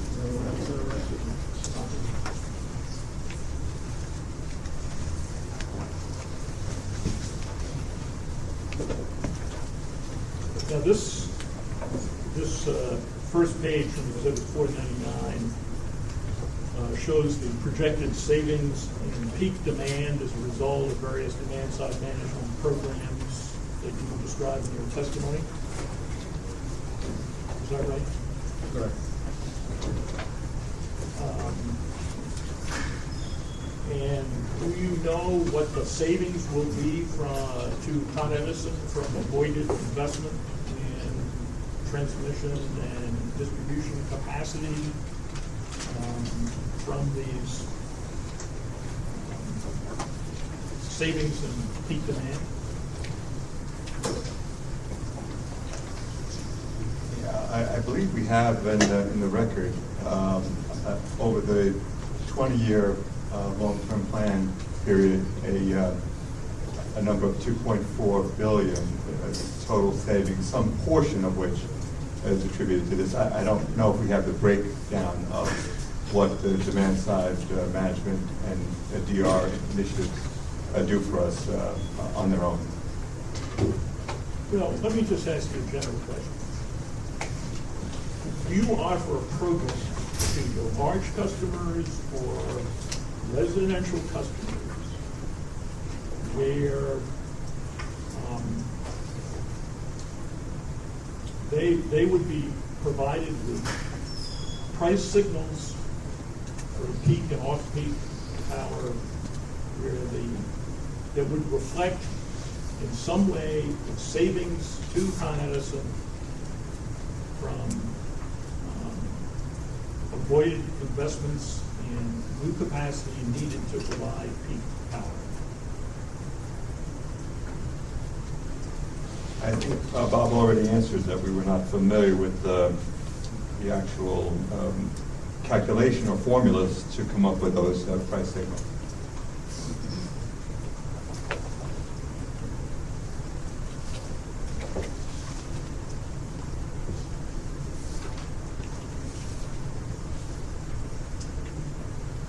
figure later on in your rebuttal, where you're responding to the testimony from Paul Sanabella, who's talking about price responsive demand. And your response, as I understand it, is, well, you offer some kind of deal to your very large customers, and then residential customers can sign up for the voluntary time of use rate. Is that right? That's correct. But you would agree with me, at least as far as this panel is concerned, you have no idea whether the voluntary time of use rates in any respects reflects the potential savings to Con Edison from avoided investment in transportation and distribution capacity. Yep, that's true. I guess I would just add on the voluntary side that we need to have confidence in our ability to obtain those reductions.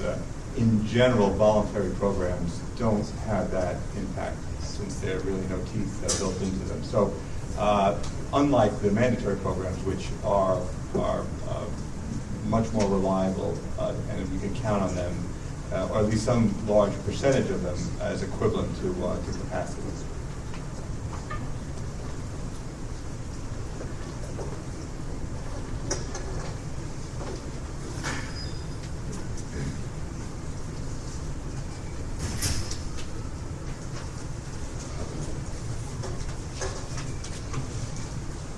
I think also in the rebuttal, page 155, you refer to a program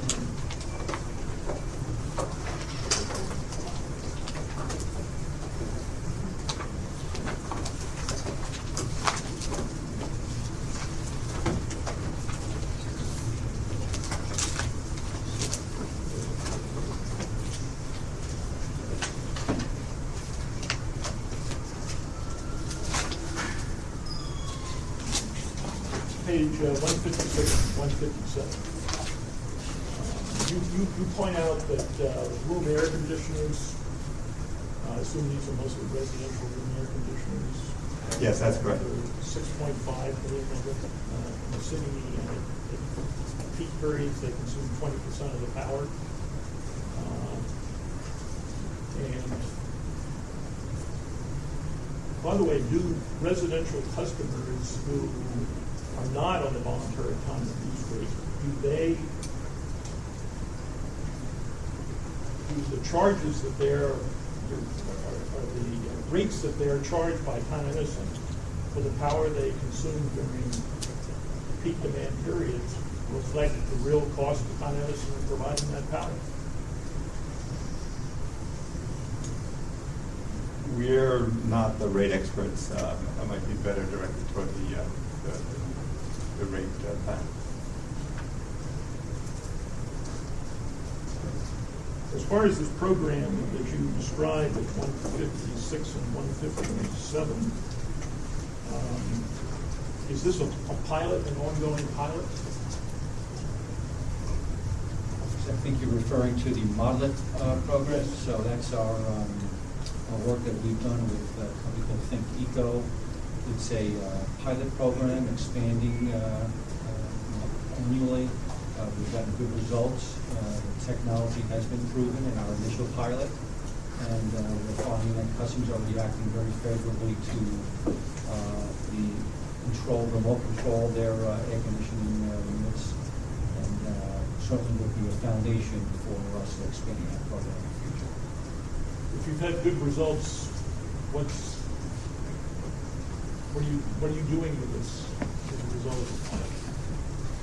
Continuing to educate people, working with manufacturers to employ that product, along with the sales of room air conditioning units, and continuing to get the word out to customers on that benefit of that technology. And if it's Con Edison offering customers who sign up for this program to have their air conditioning be controlled or to be separate and so on, are they being offered any kind of an economic incentive to participate? Yeah, there's a discount or rebate on the air conditioning unit, and a discount on the mop-up. to your knowledge, does that discount in any respect reflect the anticipated potential savings to Con Edison from avoided investment in new capacity to satisfy peak demand? The discount is really to incite interest into the product and influence customers to purchase that product. And I would just add sort of two parts. The benefit to the customers who sign up for this program is a lower electric bill from lower energy usage. And then when we do get economies of scale, when we can then postpone infrastructure investment, you phrase it that it's Con Edison who benefits, but as Bob said before, it's customers who benefit from that deferred capital spend in lower bills.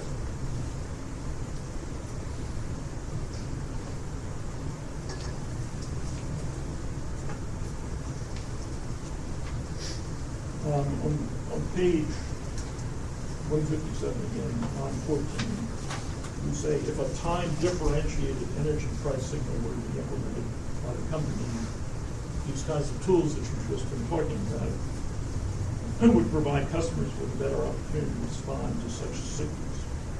What do you mean in that context by a time differentiated energy price signal, and how would it be provided to customers? So it's referencing the time of day, particularly around our peak period, and signals could be done remotely to customers. One of the benefits of this product is the air conditioning unit can be controlled by a smartphone. So certainly those signals can be presented in electronic medium format for behavior change at the customer level. Would that require any change in the metering technology, or could this be done entirely electronically? This is completely separate from the metering technology.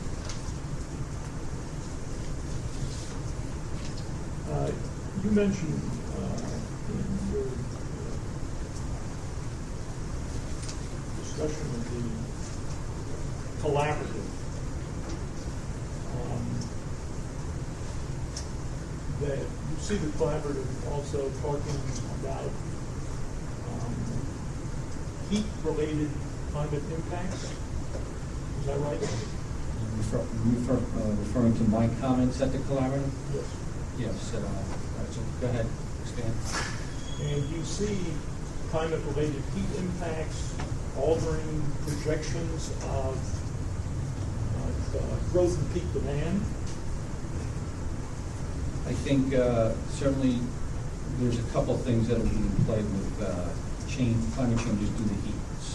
One is risk-based, where more acute heat waves, longer heat waves, and more frequent heat waves will become more of a risk issue to the company, particularly in our underground network areas. And then in addition to rising temperatures will impact the company on lower risk issues, where infrastructure impacts might be realized due to the rising temperatures and different designs. I would just add the two parts to the second part of Bob's answer with regard to what we call load relief, or adding capacity for demand growth. One is the higher temperatures would lead to the potential for changing our design criteria for temperature, which would lead to the need for additional reinforcement. The other side of that is if the temperatures do get hotter, that means the equipment gets hotter and less time to cool. That could result in the derating of the equipment, which could also require additional reinforcement. Mr. Tripp, could you begin to wrap up, please? Last question. Given what you just said about the potential impact of climate change and heat and what that may mean to peak demand, do you have any views as to whether time differentiated pricing for customers will become more important in the future as in response to climate change? getting customers information that they can make decisions on to control their demand and control their bill impact is always beneficial. Yeah, and that's certainly true. I would just add that you've got to get to a place where customers are willing to intervene in order to take action. That means changing human behavior, which is sometimes more than just pricing.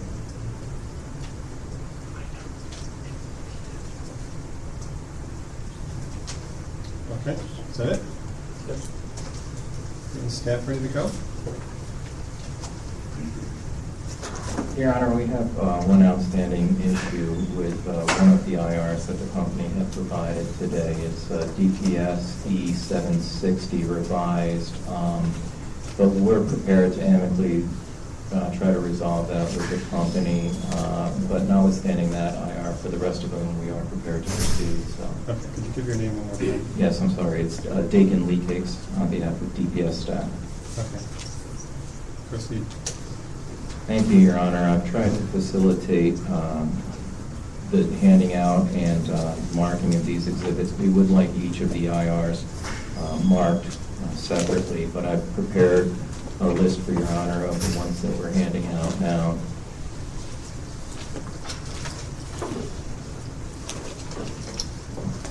And I'm going to hand you a couple of piles of documents. I've got two for each, but I'm asking you to share, since I'm not going to be asking any substantive questions about these, just foundation questions after I'm done handing everything out.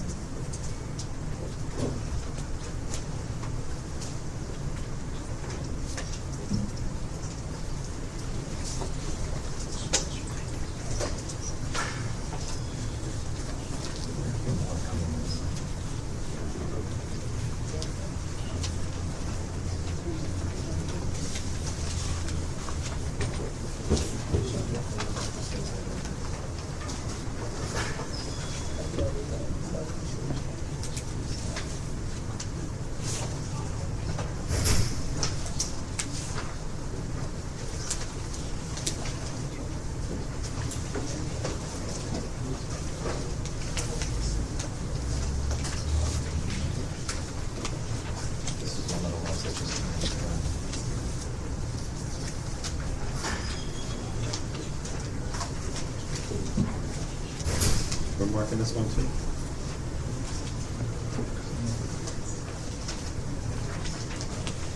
Yeah, we're marking it out.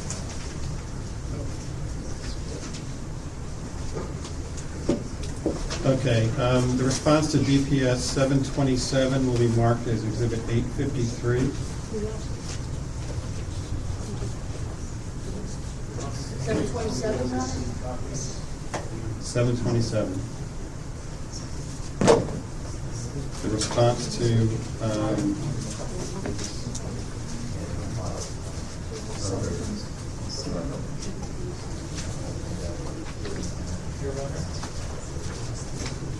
Could you wait until the rest of us get copies? Sure. You sign numbers. Thank you.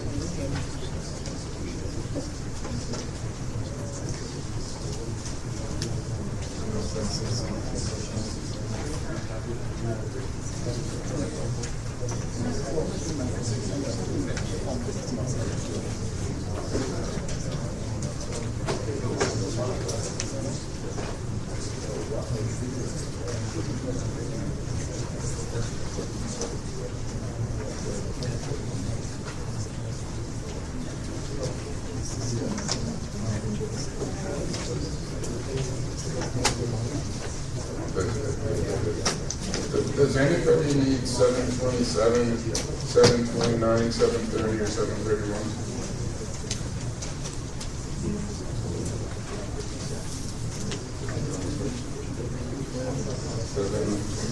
or 31?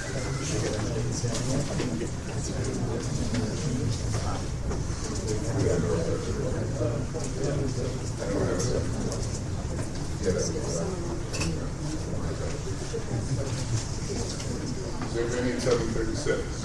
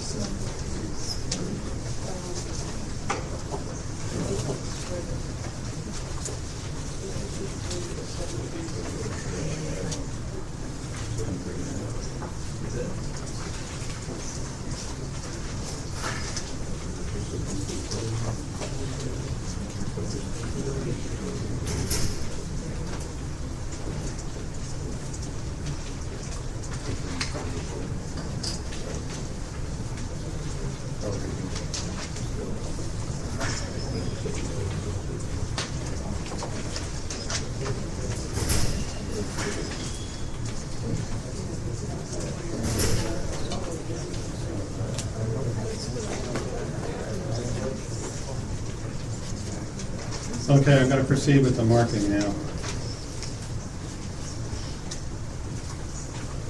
The response to DPS 727 will be 853 for identification. The response to DPS 729 will be 854 for identification.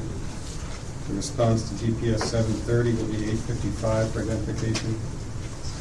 The response to DPS 731 will be 856 for identification. The response to DPS 734 will be 857 for identification. The response to DPS 735 will be 858 for identification. The response to DPS 736 will be 859 for identification. The response to DPS 739 will be 860 for identification. The response to DPS 758 will be 861 for identification. The response to DPS 759 will be 862 for identification. The response to DPS 764 will be 863 for identification. The response to DPS 765 will be 864 for identification. The response to DPS 766 will be 865 for identification. And the response to DPS 757 will be 866 for identification. Thank you, Your Honor. Panel, you have before you the documents that have been marked just now for identification as exhibit numbers 853 through 866. Those are 14 documents, all of which are responses to DPS interrogatories as identified by the judge just now. Each of these documents, all 14 of them, list the responding witness as the Electric Infrastructure and Operations panel at the top of the first page. Is it correct that these responses were prepared by the panel or under the panel's direction? Yes. For all 14? I believe so, yes. And to the best of your knowledge, is the information as contained in each of those responses, exhibits marked for identification 853 to 866, accurate as we sit here today? Yes, they are. Okay, I have one more that I want to hand out. This is DPS, the response to DPS E0691 supplemental. And you'll see why in a second, why I'm handing this one out separately.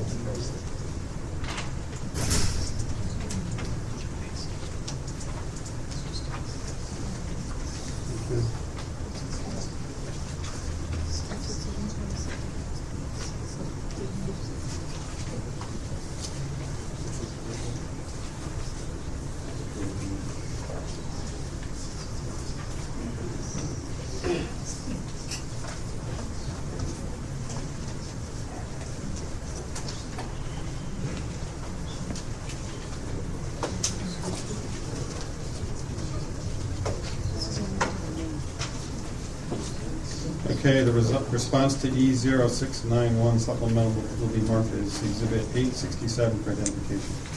Thank you, Your Honor. And I handed this one out separately because there is no responding witness identified. Did the panel prepare the response for this interrogatory, or was it prepared under the panel's direction? I believe it was prepared under our direction. To the best of your knowledge, as we sit here today, is the information contained in the response to what's been marked for identification as 867 accurate? Yes, to the best of our knowledge, it is accurate. Your Honor, we are prepared to rely on these documents, and we'll make our points on the issues involved in briefing. We have no further questions. Thank you. Oh, wait. I apologize, Your Honor. Just one moment.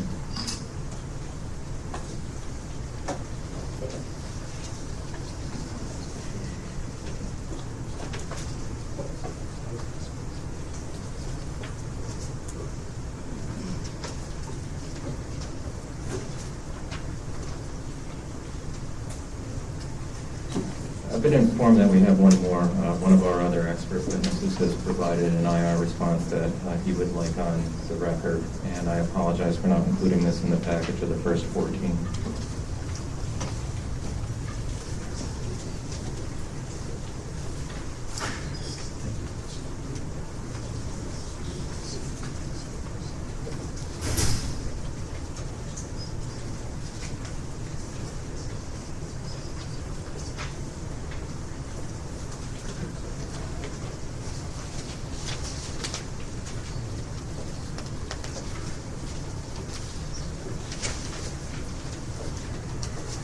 Okay, this one is the response to DPS 773, and it will be marked as Exhibit 868 for identification.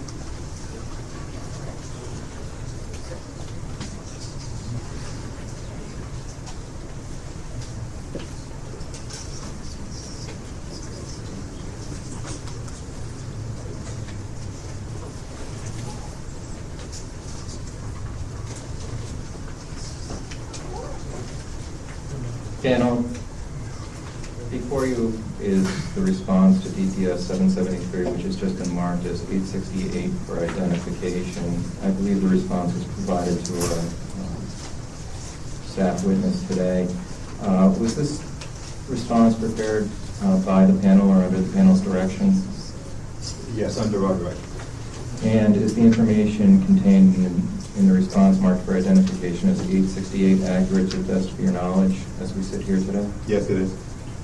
Thank you. Your Honor, we do have, as I noted before, another interrogatory response which has been provided to us today. It was requested on July 9th. So this is 10 days overdue under the Commission's regulations. Our staff witness has informed me that she has an issue with the response. We would like, I think, to get it into the record, but we would like an opportunity to discuss the issue with the company to try and resolve the dispute. I'm not sure if you want to reserve a number or if you would like us to just talk to the company first and figure out how we're going to handle this later. How much time are you going to need?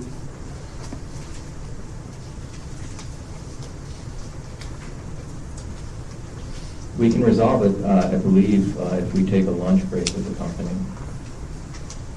Can you lunch with the company? No, I plan on foregoing lunch until this matter is resolved. My plan is to go to call the union next day at about an hour, and then to take a break after that. Okay, we could have this resolved, as I said, by the end of lunch. So if you, I mean, okay, we can leave staff open or come back. We'll leave staff open for now then. Great, thank you very much, Your Let's go Honor. to the union now.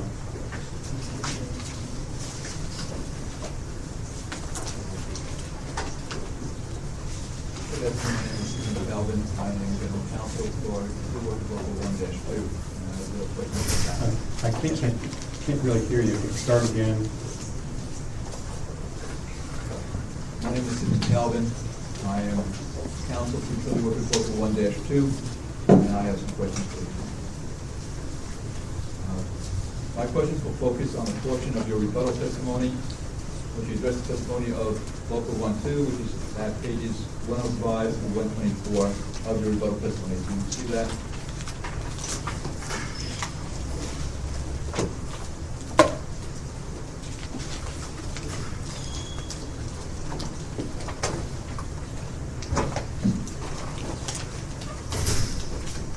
Yes, we do. Which of you is the primary sponsor of that portion of the testimony? Primary sponsor, I guess would be me. Going back to page 1 of your testimony, starting on line 8, the list of witnesses to whom you will be responding. Do you see that? Where? Page 1 of your rebuttal testimony. Page 1 of the rebuttal? Yes. Yes. On line 19, you mentioned that you are responding to Local 1-2 witness Coda. Is that correct? Yes. Yes, we do. The Local 1-2 testimony to which you are responding was sponsored by both Mr. Coda and by Robert Bono. Is that correct? I'll take your word for it. Mr. Bono is a longtime company employee, is he not? Oh, Buno? Yes. Oh, yes, Bob Buno, long-term company employee. Absolutely. You're familiar with Mr. Bono? I am. All right. And he works in Brooklyn and Queens? Yes, he does. And Brooklyn, Queens is the company's largest operating area and the area that has the most customers. Is that correct? Yes, that's correct. Mr. Bono is someone you regard as knowledgeable about Con Ed's electric system operations in Brooklyn, Queens. Is that correct? Yes, in particular in the equipment area, which is where he spent his career. And he's had a nearly 40-year career at Con Ed, correct? That is correct.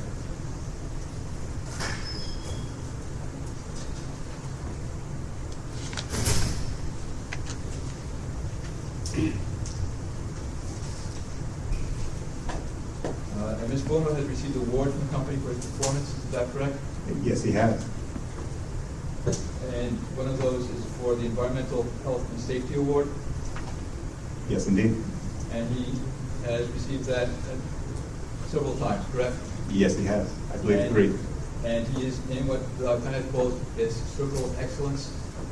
That's correct. And what is a Circle of Excellence? It's when you win 3 or more EH&S awards. And is it correct that that circle has been in place since the 1980s? I don't think it goes back that far. I think the award program probably goes back to the late 90s or 2000s, and then the Circle of Excellence, I think it's only been in effect for a handful of years, probably 5 years, I'm guessing.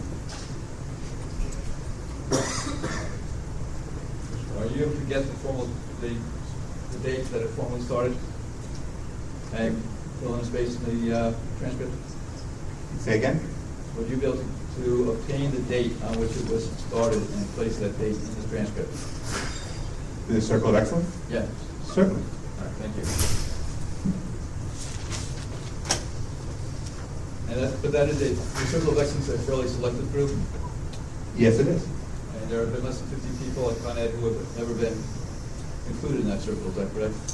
I don't know that for a fact, but I do know it is a pretty exclusive club. Okay, and Mr. Bono, as you said, it's one of them. Yes, indeed. In preparing your rebuttal to union's testimony, did you review the union's testimony with management personnel in either Brooklyn or Queens? Yes, we did.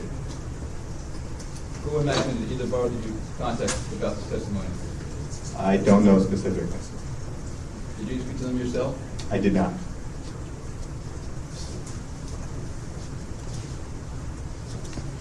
No, anyone spoke to Nick Caputo? I don't know who was spoken to in BQ.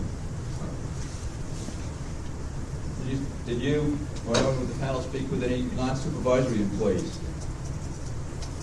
I don't know.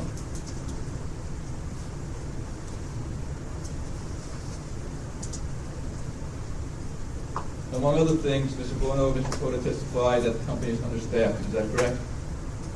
No, it's not.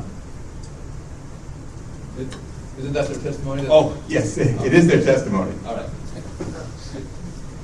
Did you speak to any management personnel specifically with regard to the union's concerns about understaffing? Could you repeat that? Did you speak to any management personnel specifically with regard to the union's concerns about understaffing? In preparation of testimony, or since, or ever? In preparation of your rebuttal, or since? I don't know the process for which the rebuttal testimony was prepared. We certainly reviewed the final product, but I don't know what all went into that testimony.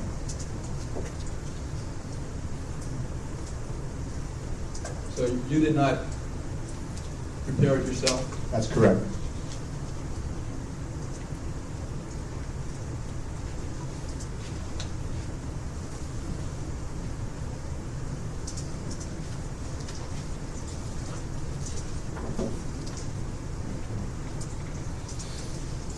If the company were failing to meet its DPS reliability targets, would that be an indication that Con Edison is understaffed? If we were to miss a target, Yes. could it be an indication? Yes. I suppose it could be an indication. And if the company were unable to implement permanent fixes to temporary repairs for a period of weeks, would that be an indication that Con Edison is understaffed? I suppose it could be an indication of understaffing. If the company were required to implement voltage reductions during a heat wave, could that be an indication of a failure to conduct maintenance in a timely manner? No.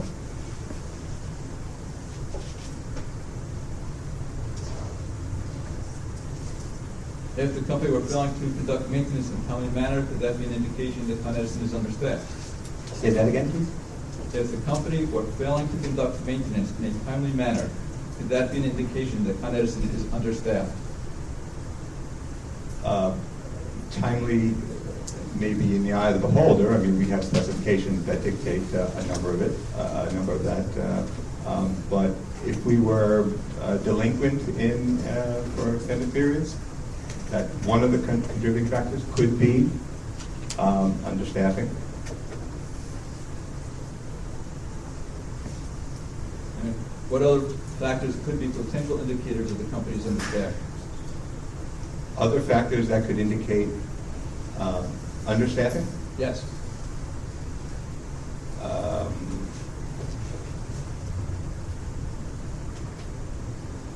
think you covered, most of them, if not all of them.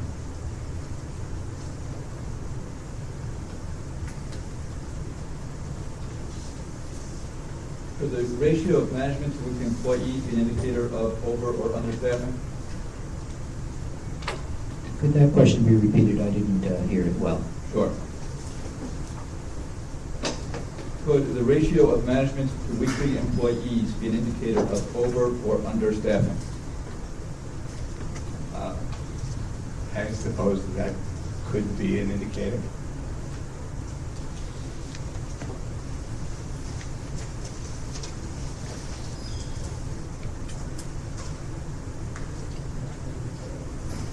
If you could look at page 106 of your testimony. Of the Rebuttal. 106? This is all on rebuttal, yes. At pages 1 to 9, you talk about what you call performance data concerning Con Edison. Is that correct? Lines 1 through 9? Yes. Yes. The performance data that you address in this part of your testimony concerns the reliability award the company received from PA Consulting Group. Is that correct? Yes, that's right. And PA Consulting Group is a private consulting firm, is that correct? That is correct. And it's not a government agency, correct? That is correct. It provides services to utility companies, is that correct? That is correct. Including to Con Edison, correct? They have done some work for Con Edison. When did it provide consulting services to Con Edison, and what were those services? I do not have that at hand. Isn't it a fact that PA Consulting employee was a witness for Con Edison in the 2007 rate case before this commission? Yes, they are experts in their field, and they did serve as expert testimony. And was that person a Jeffrey Lewis? Yes, it was. And how long have you known Mr. Lewis?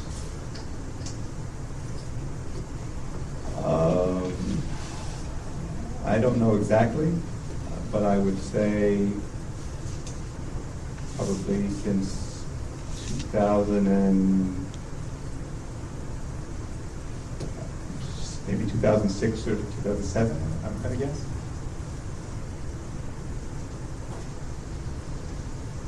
Is Con Edison currently using the services of PA Consulting for any projects or other matters? I am not directly familiar. If there is, it would be a small project, but yeah, I don't know of any that are going on right now.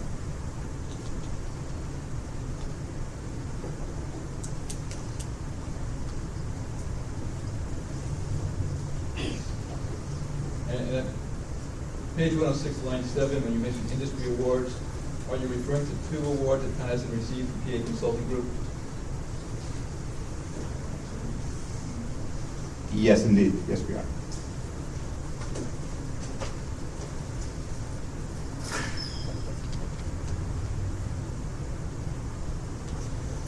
And on the same page, lines 20 to 22, when you state that the company's awards demonstrate a record of safe and reliable electric service, that is also a reference to awards you received from PA Consulting Group? Yes, it is.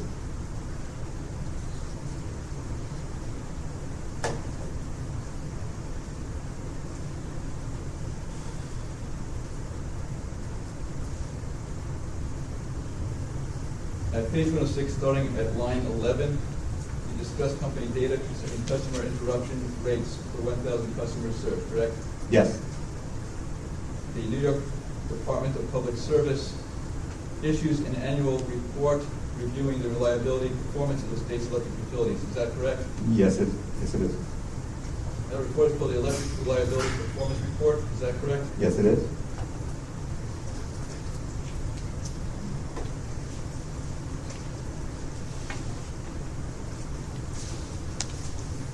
In advance of the issuing of that report, each of the state's regulated utilities submits data on frequency of interruption and duration of interruption over their network and radial systems. Is that correct?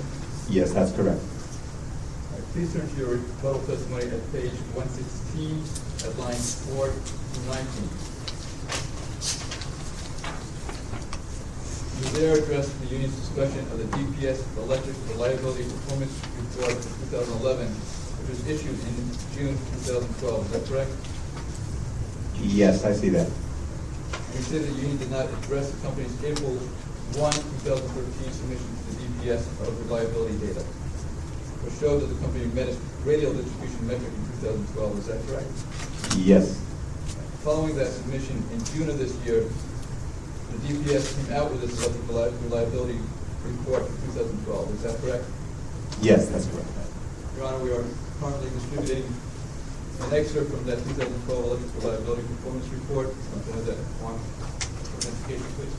It'll be marked as Exhibit 869 for identification.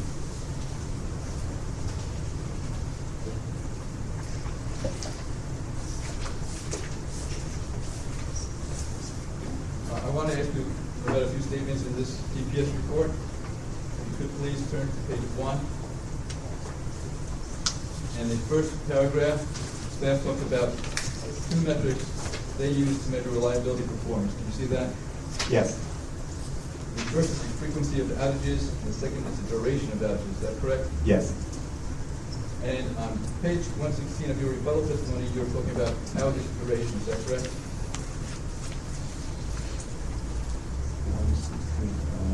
What line?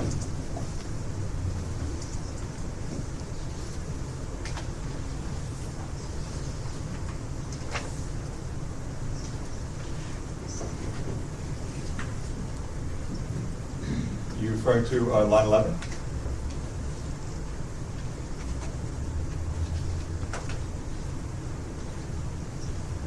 Yes. That is talking about Katie, also the customer average interruption duration index.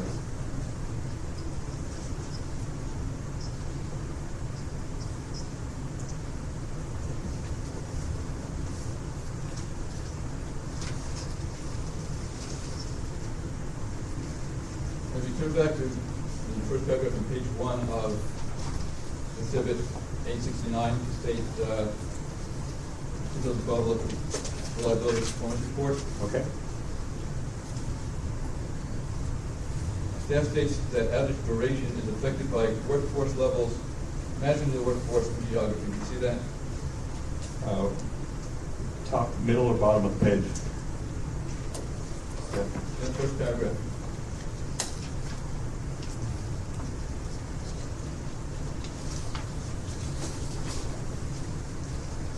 Yep. Yeah, we see that. You agree with staff statement that these factors affect outage duration?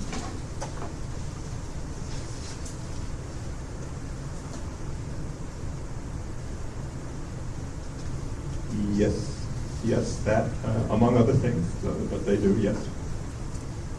And the state uses data from the utilities to determine the average interruption duration for customers who experience an interruption. Is that correct? Yes, that's correct. If you turn to page 10 of the DPS report,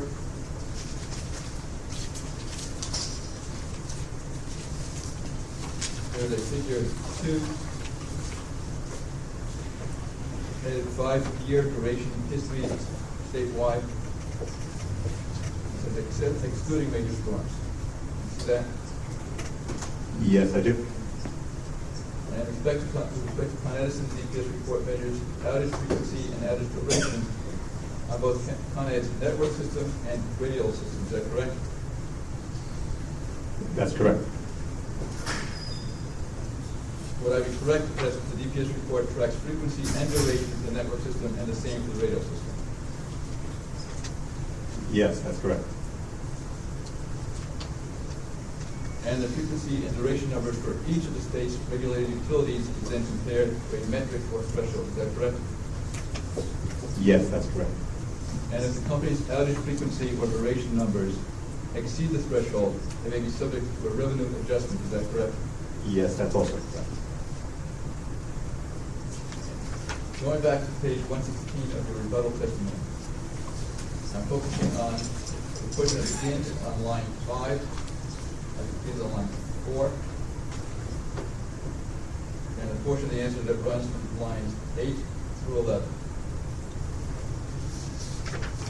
You criticize the union for failing to note that the company met its radial duration metric in 2012, is that correct? Say that again? At this portion of your testimony, you criticize the union for failing to note that the company met its radial duration metric in 2012, is that correct? Yes. We now turn to pages 16 and 17 of the DPS report.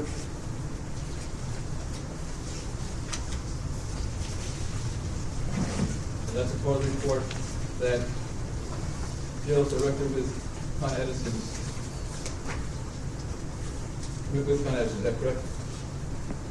Where are we looking? Pages 16 and 17. Okay, I'm on 16. Right. You see that the DPS reviews Con Edison's radial system duration metric. Yes. The passage begins with a statement that the company met its target of 2.04 with a performance of 2.02, is that correct? Yes.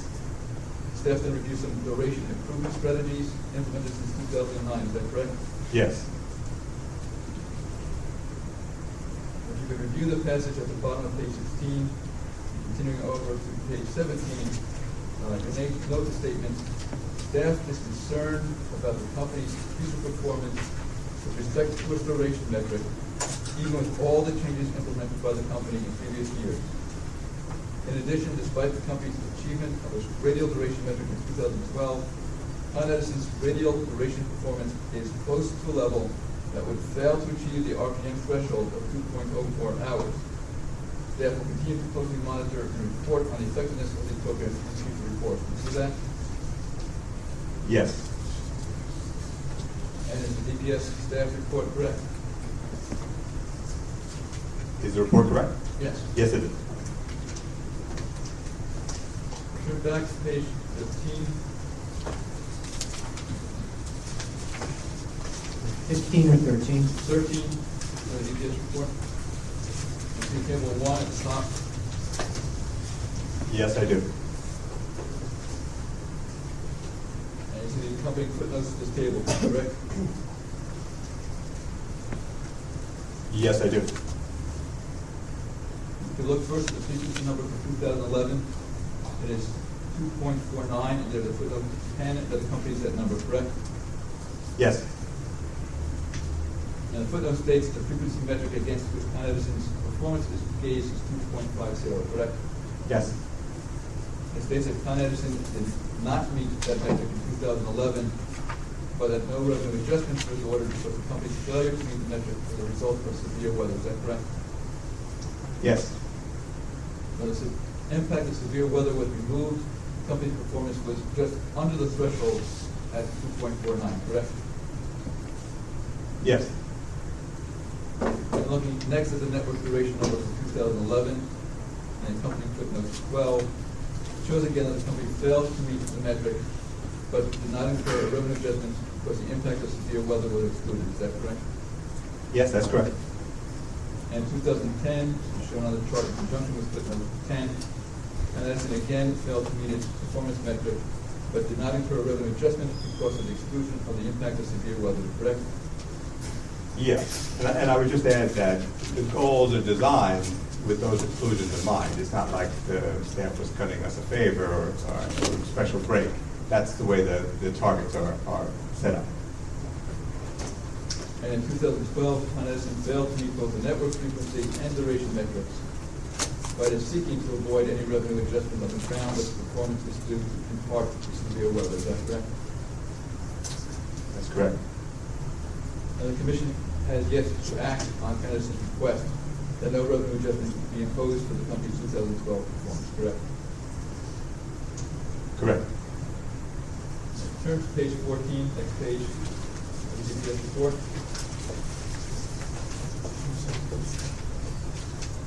I want to ask you a few questions about some statements near the top of the page. I'm looking at the passage that begins with the first full sentence. It says in 2012 is on the third line. Yes. And continues through the sentence, outages caused by major storms are not excluded from network system performance measures under Con Edison's RPM. Can you just read that to yourself, please? Yes, I see that. I'm focusing on the phrase, the company attributes its failure to achieve its duration performance to underground cable and primary feeder failures. Do you see that? Yep, I see that. What are those failures?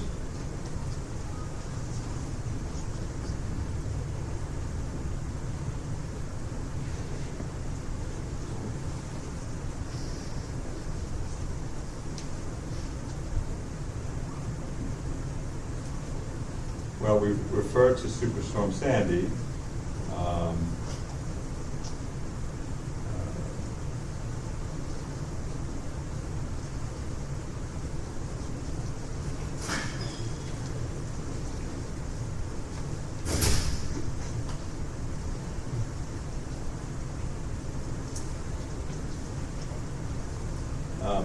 Other than the Sandy impact, I'm not familiar with what those specific failures are.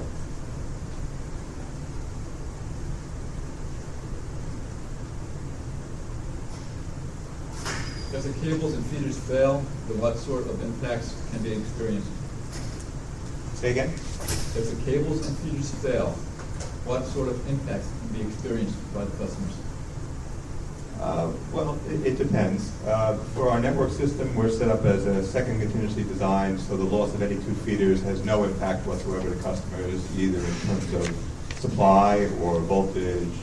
Our customers would not even know that the failure occurred. With the network system, if you get into higher level contingencies, that's where we could start having customer impact. And what steps is the company taking to try to minimize the likelihood of such failures?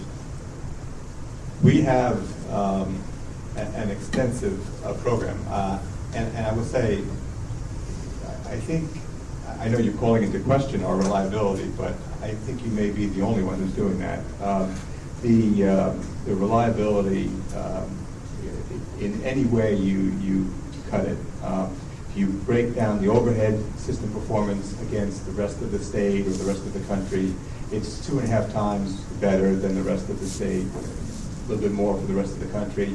You look at our network performance, we're talking about 40, depending on the year, 40 to 50 times better than the rest of the state, rest of the country. There's basically no system like that in the world. 64 microgrids, second contingency design, all underground. And I think the performance in the heat wave, 7-day heat wave, which broke records in the city, demonstrated the investment that we made in this system in terms of, on every level, substation, primary feeders, transformers, and the secondary system, every step along the way to customers. So we could certainly go into other programs. We change out paper cable for new cable. We've got an aggressive transformer management program taking care of the transformer fleet. We're adding new feeders every year. We will split networks, create new networks. We've got all of the stimulus, the smart grid work that we're doing, where we've made smaller grids, smaller networks out of the larger networks.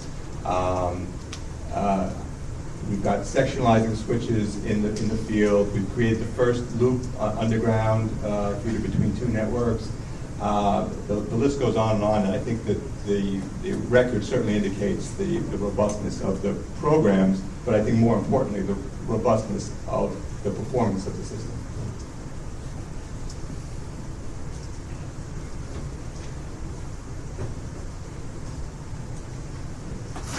Turn to page 107 of the rebuttal testimony.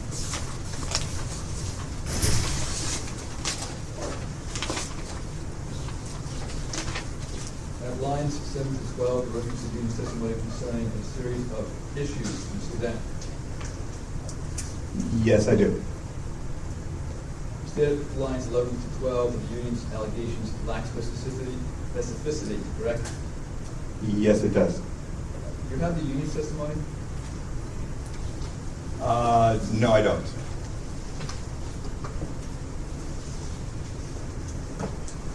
let me represent to you subject to check that at pages 34 and 35, he refers to a vault on Roosevelt Island, which had been flooded with the Sandy. Could you wait till we get the testimony in front of us, please? What's the page citation, please? Pages 34 and 35.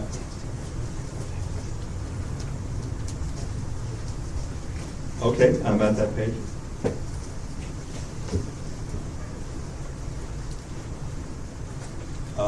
So where am I looking?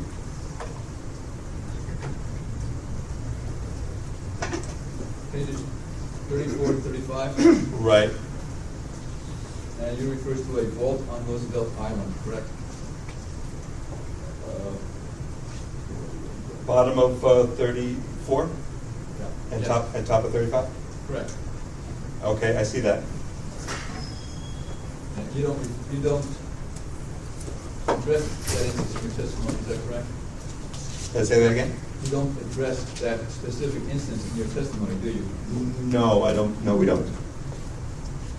On page 35 at lines 9 to 10, you see the statement that the facility should have been inspected following the storm?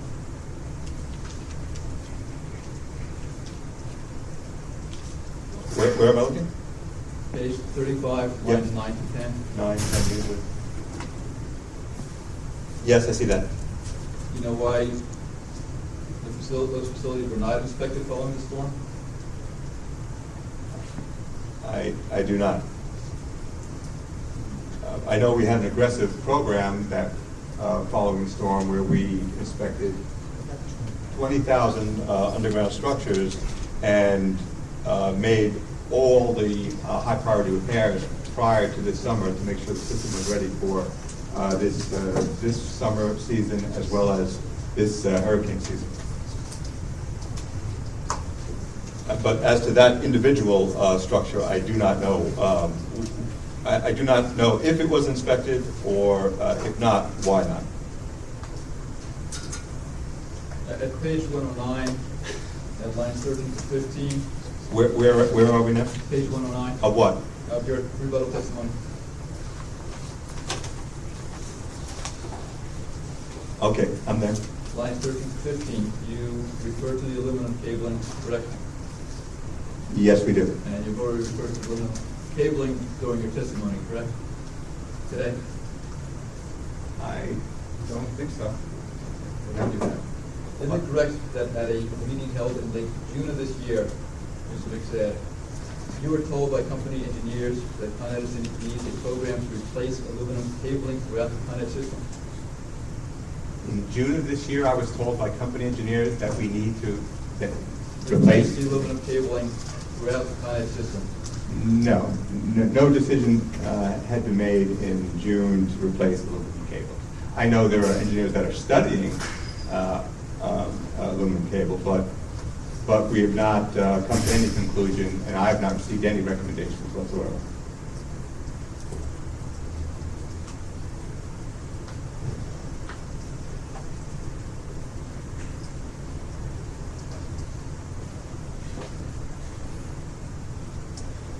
Weren't you advised by employees of Con Edison that you should replace the aluminum cabling if it's in a structure for another, if an employee is in a structure for another problem, regardless of the aluminum cabling condition? I know that is the opinion of some of our employees. What we have are engineers that are now studying that, as I mentioned before, to see what program we should actually create, if any. Isn't it true that one of the results of burning aluminum cable is a high carbon monoxide condition? Carbon monoxide is an off-product gas of any burning cable, burning secondary cable. It's a sign of incomplete combustion, and the failures that occur on that system result in some incomplete combustion. And isn't that higher with aluminum cable? I don't know. I don't know that. And has the Con Ed had several recent incidents of burning cable and residents suffering from high carbon monoxide rates? We have incidents periodically that result in carbon monoxide with evacuations to our customers. Those involve copper cable as well as aluminum cable.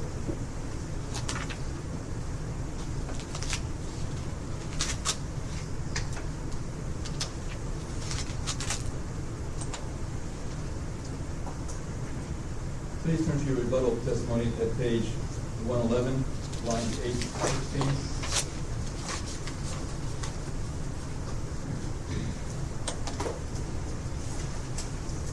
Yes. Do you see that you addressed the union's assertion that during the same period in which the employee workforce was being reduced by 17%, the number of management employees was increasing by a small percentage? Is that correct? I do see that. Why would the number of management personnel go down when the number of employees is reduced by 17%? We looked at that and we found that the span of control between the line management and the workers is appropriate at current levels, averaging between 7 to 8 per one. In other words, 7 to 8 employees per supervisor, and we think that's an appropriate level to monitor performance, to drive performance, and to hold standards. The numbers that we're referring to, that the union referred to in their testimony, includes all management. That includes folks, that includes lawyers and accountants and financial folks and work management teams that form and dissolve when it's completed, Project One teams, as well as the work we're doing with the DOE on the stimulus programs. So that takes into account the entire management workforce.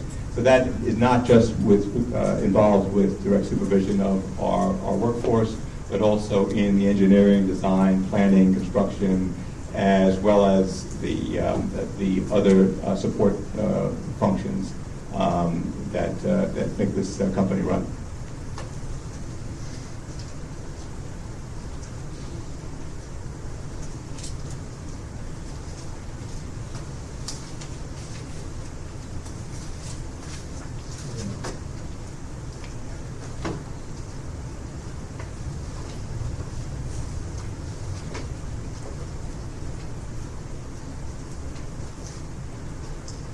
Do you have the union's direct testimony in front of you? And if you do, return to Exhibit 4 that was attached to that.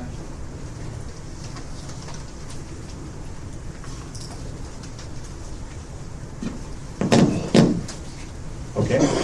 And that's a response to question number 31 from the city, is that correct? I see a response to question 31. I don't know who it's in response to.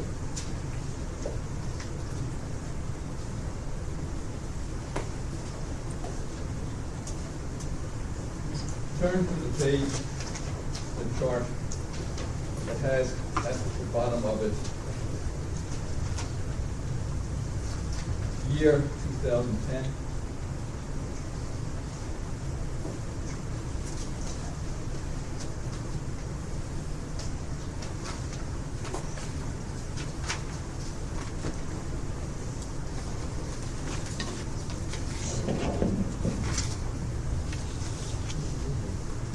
Okay, I think I'm there. Okay. You see the fourth grouping on that is electric operation. I see that grouping, yes. Okay. And the first line is senior vice president and staff, correct? Yes. That would be your office? Yes, it is. And it shows that of the 28 employees in that office, there are 27 management employees and 1 officer for a total of 28, correct? Yes, that looks to be correct. And are you the officer that's referred to in that? Yes, I am. If you can now turn to the page of the exhibit where it says year 2012, in the lower left-hand corner.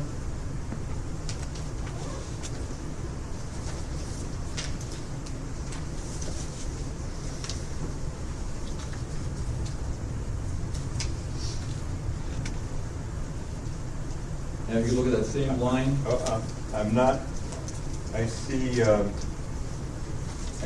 June 2012, I don't see a year 2012. Am I missing something? yes, I see a number of months. and then following June 2012, you have one that says year 2012.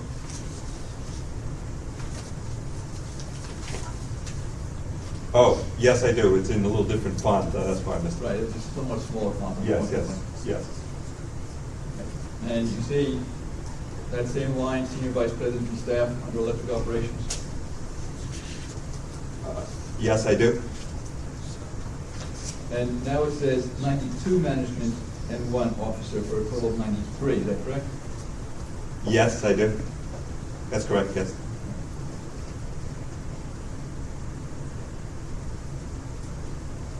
Now, would you accept, subject to check, the 68-person difference? I'm sorry, no, there's a couple of other people to make a total of 96. I'll trust your math. Okay.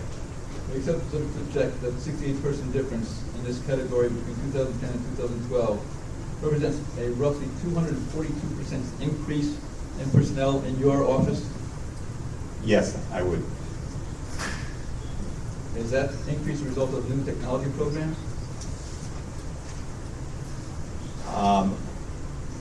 I will tell you the difference if you'd like to hear. Sure. So the group that's in place there, there's actually two teams that I have that are under general managers. One is under Pete Cooney, who is he's a project manager for the work management system for electric operations. It is something that has been discussed in a number of forums, including the Liberty audit. We've been, in our follow-ups to staff, we have provided updates on that project. It is one of our key programs for driving down costs to customers in electric ops. We have, so the team has been working on actually designing that system and implementing that system. So thus far, we have implemented it in Staten Island, and then most recently, just a few weeks ago, in Bronx-Westchester region. And then we're going to proceed into Manhattan and then into Brooklyn and Queens. And this is really taking us from a legacy system that has been in place for some 35 years into really cutting-edge work management, where we will have all the assets described, all the maintenance history described, and the maintenance requirements described.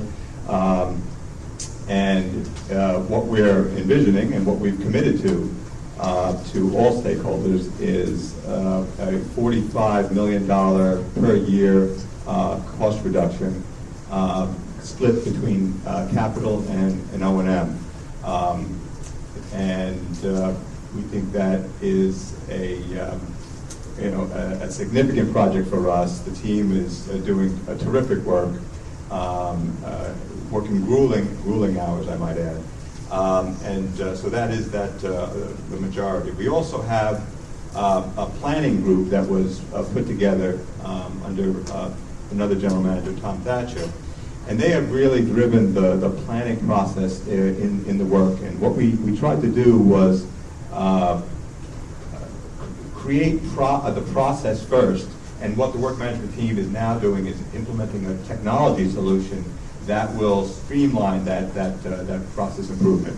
And so this Tom Thatcher and his team have really done a terrific job in bringing together all the work in electric operations in every aspect. So this is really going to, and when this technology is completed, it will be for the first time that we will have the ability to see all of the work, no matter whether it's overhead, underground equipment, cable, whatever. We'll be able to see all of the work as well as all of the resources in order to enhance our current planning and work management tools and resource allocation tools. And that is, we're planning on finishing that up, this whole effort in 2014, with full benefits realized in 2015. We've already realized some of the benefits, and we've considered them in our rate request, and we have submitted to staff what those savings are. But this is a huge effort. The work management portion of that, which is the largest portion of those people that you referred to, are once the system is up and running and we're stable, that team will slowly dissolve, with the exception of a handful of folks that will just provide management and upkeep over that system. But that has certainly ramped up over the years that you're referring to, has peaked, and once we're done with implementation, that will ramp back down. When you say that it will resolve or ramp back down, are you saying that those people will be laid off, or that they will be just sent to other portions of Con Edison? Right. So we have regular attrition. There's always, we have a workforce that's moving around and obviously retiring, and so we are not planning to lay off any of the team members, especially given the tremendous effort they've put in over the last 4 years. But we will place them into positions that are suitable to their skill set as openings come about.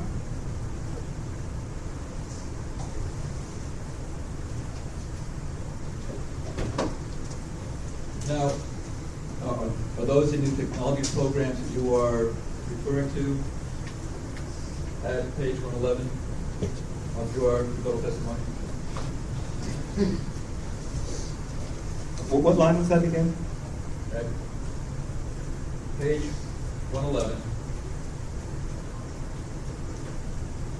the lines 8 to 16, particularly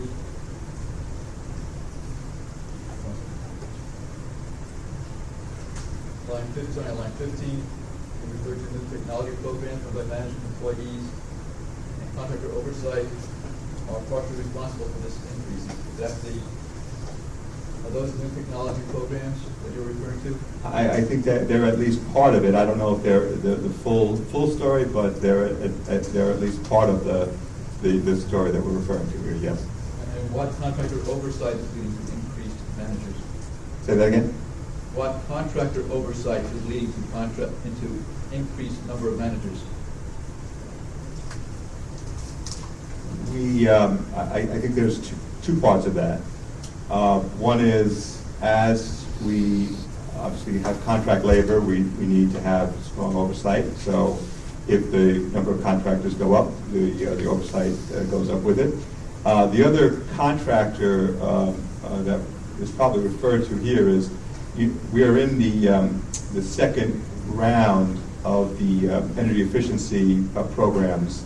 They also have a contractor oversight portion where the contractors are actually implementing energy efficiency solutions for customers, and then we want to make sure that that they are performing the work and billing properly. So that's another aspect of that. But that could range from anything from tree trimming to excavation, conduit installation, vault installation. It could be any one of those, the reasons we use contractors. Have you increased tree trimming in recent years? We increased tree trimming in 2007, and our plan is, as described in this testimony, is to increase it again in a post-Sandy world. Con Ed customer loads increased during this period between 2010 and 2012, is that correct? Con Edison's load? Loads, customer loads. 2010 to 2012? Yes. I think they were basically flat in those years.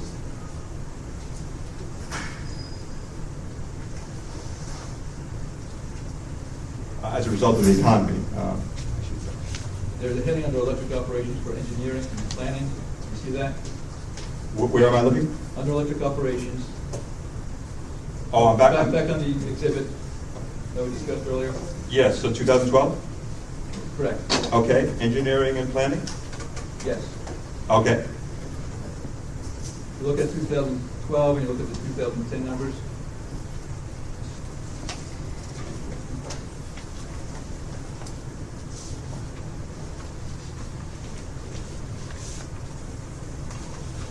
and you see that the number of employees involved in engineering and planning for electric operations increased from 578 in 2010 to 931 in 2012.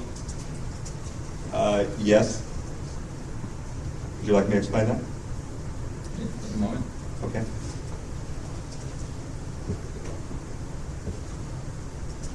And of that number, the number of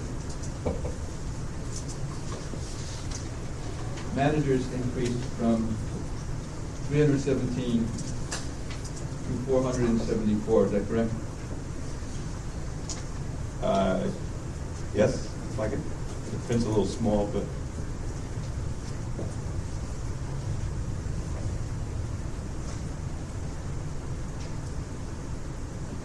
Can you tell us what distribution engineering is? What it is? Yes. Distribution engineering is the group within my organization that is responsible for developing the standards for the distribution system, standards and specs.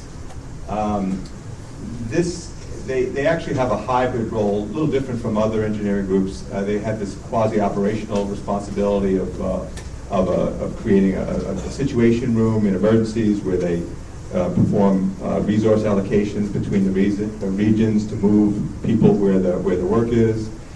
They also have some project managers that run a number of programs, including our SIP, the 5-year inspection programs, the mobile stray voltage programs.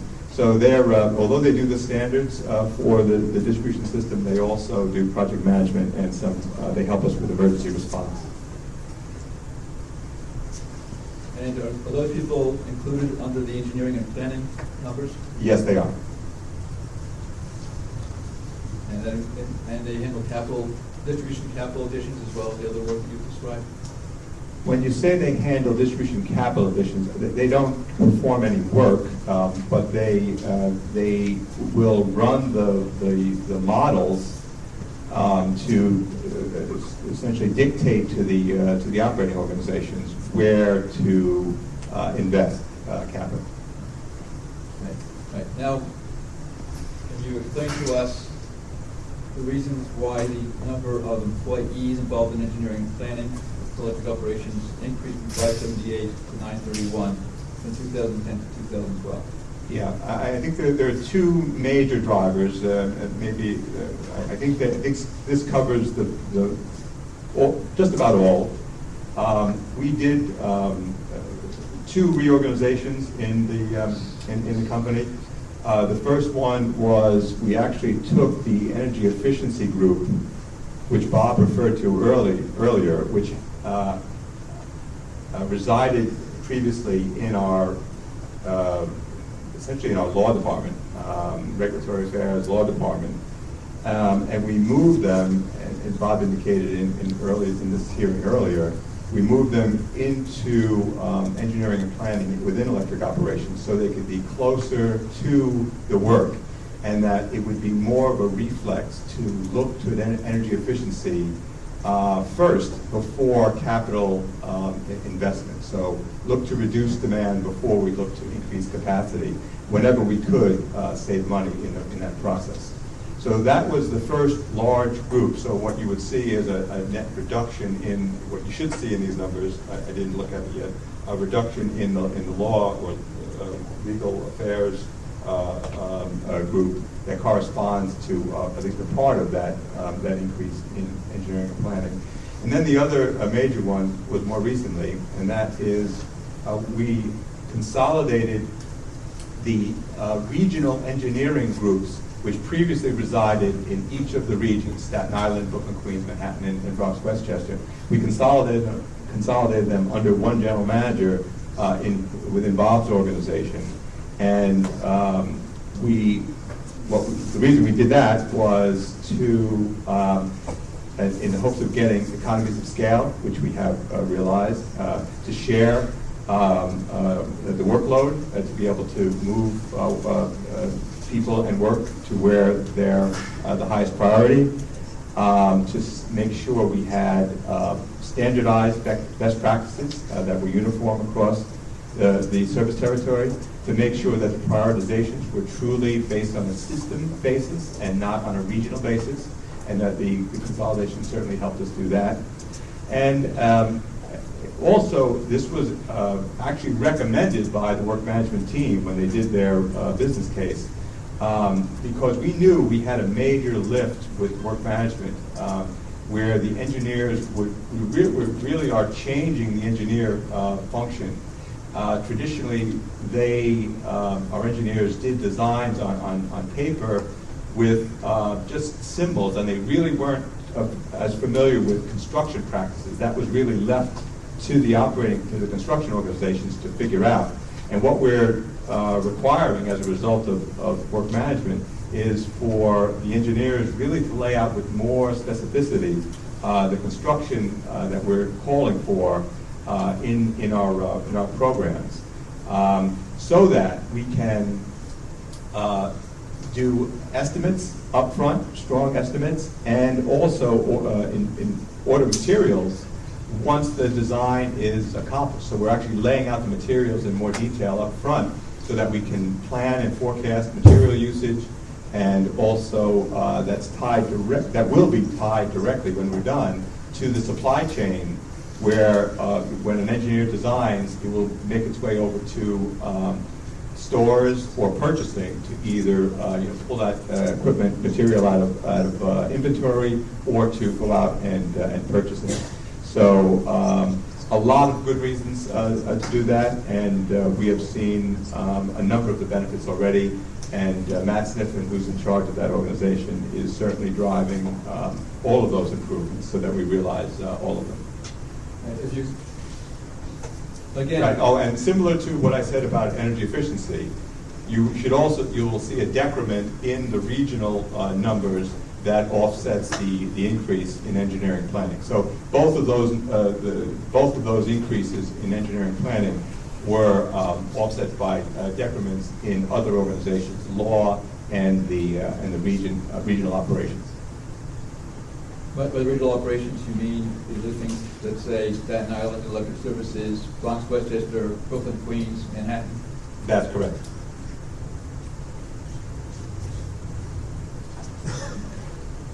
And if you again look at 2010, then in 2012, the energy efficiency programs, there were 62 people in 2010, is that correct? Yes. All right, so that's 62 of the increase at most, correct? That's correct. And the law department went from 257 employees to 195 employees.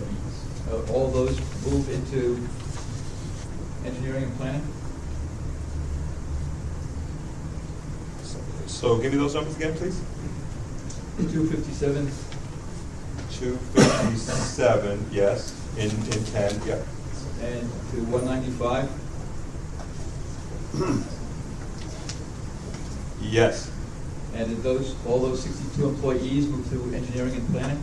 Yes, I would say most, if not all, yeah.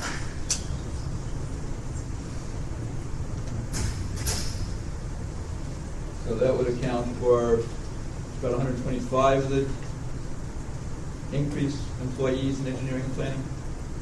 I trust your math.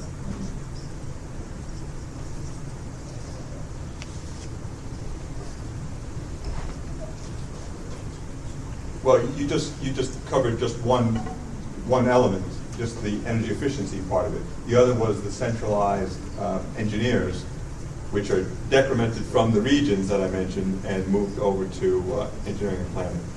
I don't, I mean, we could probably figure it out from the sheets, but that's the other number. And that was that's a pretty large workforce.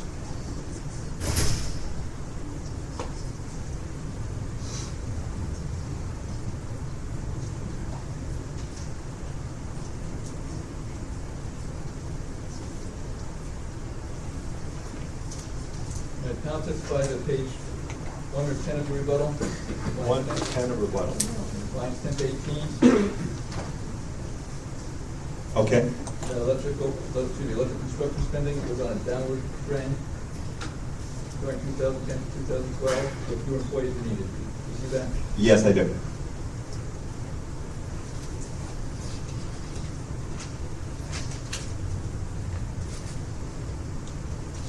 If that's the case, then why was there a 38% like that?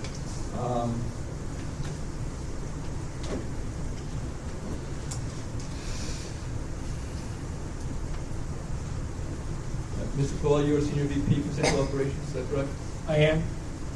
Looking at the staffing data, there's a subcategory headed Central Operations, on which there is a subcategory labeled Construction. Do you see that? Yeah, I just want to be certain, which sheet are you looking at? These are the various charts supplied by Con Edison that are part of Junior Exhibit 4. Yeah, specifically which chart? Are you comparing 10 to 12? 2010 to 2012. Okay, got it.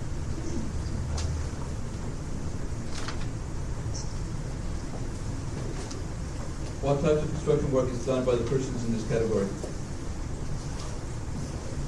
Within the central ops in general, or did you point to a specific category? The category of construction. So the construction organization is made up of several components. Certain of the employees supplement electric operations on such tasks as streetlight repair. Certain others work within our power production facilities. For example, right now we're doing a gas conversion project at 2 of our main units. Those employees are engaged in some of that work. Certain others of the workforce within construction oversee contractors to ensure work is performed safely, efficiently, according to the specs we provide.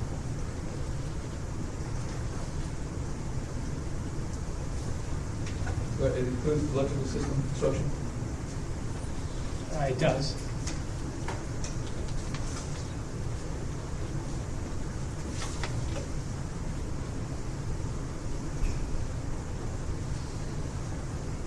If you look at page 110, line 22, you state that based on Con Ed's predictions for capital expenditures going forward, the company anticipates an increase in the workforce. Yeah, I see that.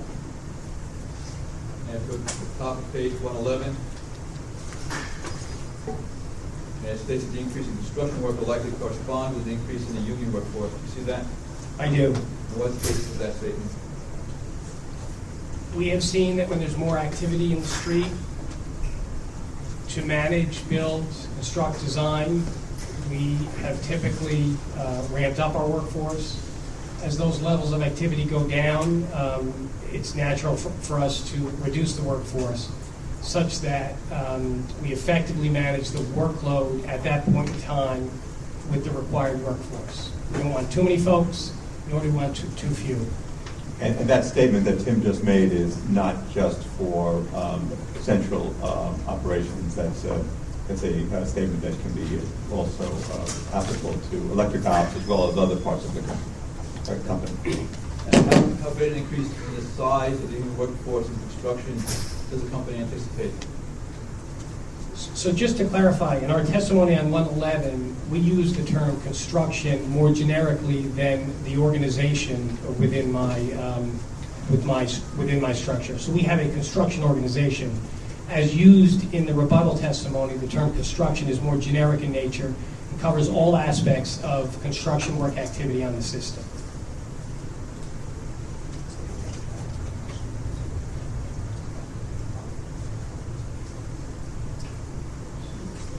So could you that was a clarification. Could you repeat your question with regards to the rate of increase in construction activity? Yes. Thank you. Given your testimony about the anticipated increase in construction work being done by your department, how great an increase in size of the union workforce in your department does the company anticipate? So it's beyond my department, but within my group, we look at upcoming work along with staffing levels and specific skill sets. So as we plan for the work, we constantly track attrition models and ensure we have enough of a skilled workforce to meet the demands of our anticipated workloads.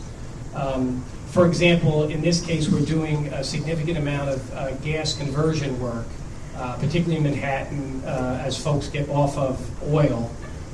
We recognize the need to bring in more certified welders.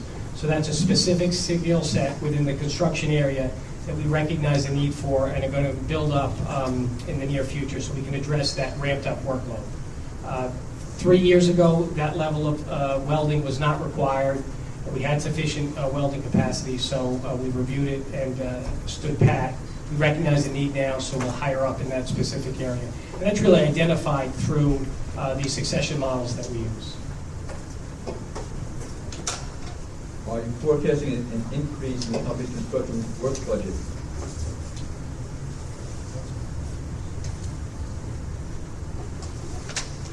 We are. This rate case submittal includes a number of programs that are designed to provide safe and reliable service to our customers.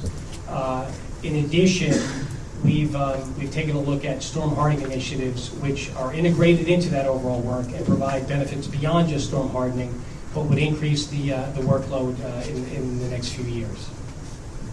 This being said, I guess this goes back to you. Turn to the bottom of page 111 to the top of page 112. You're asked about certain staffing data and the extent to which it constitutes a plan for how the company will be staffed once the new rates are put in place. You see that?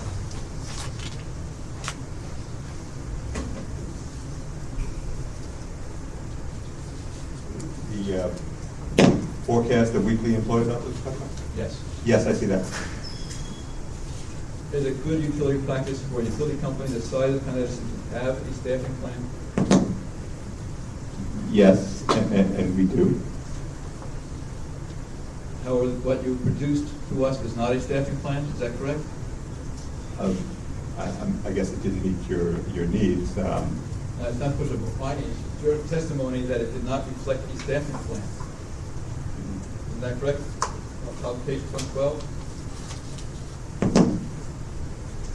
Isn't they lines 3 to 4?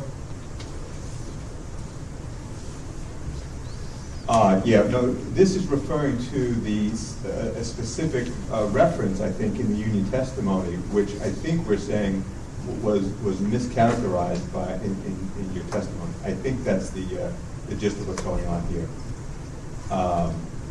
In that it was not what you referred to in your testimony was not the staffing plan, our staffing plan. It was something that the rate folks use when setting rates, and I think imputing the 1% productivity improvement. Does Edison now have a staffing plan? Well, Tim referred to it a moment ago. Basically, we have a model that looks at has the entire workforce built into it. It's fairly sophisticated in that it has attrition models, based on average retirement age.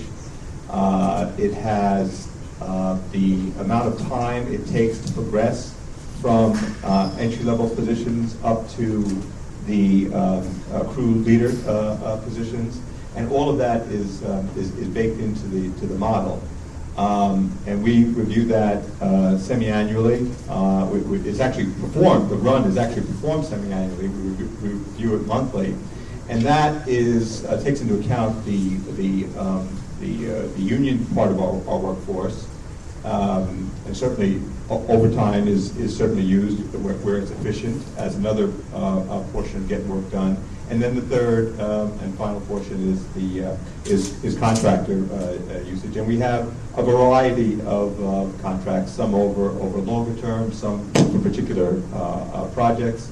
That's the third element of our work resource. But the model that we have is really around our existing in-house workforce, looking at attrition rates and looking at input rates and promotion rates, so that we can match the workload and first forecast the resource levels and try to match them optimally with the work that we have forecasted.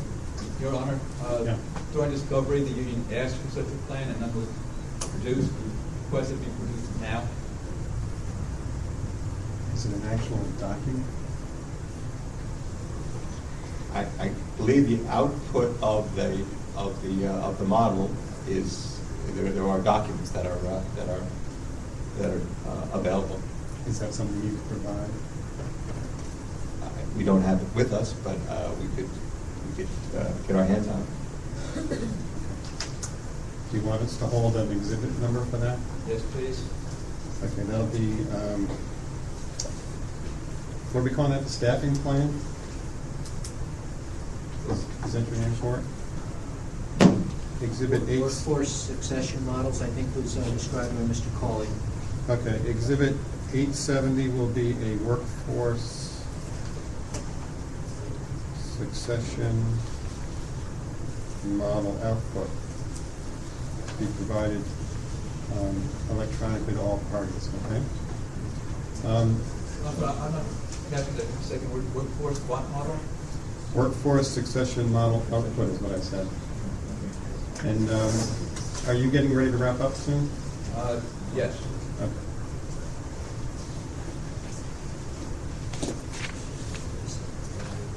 At page 115, lines 1 to 15, you refer to unions claim that it was playing catch-up in the months prior to the hurricane, to Superstorm Sandy. That claim, that union claim is false. It's in line 4, page 115, line 4. Do you see that? Yes, I do.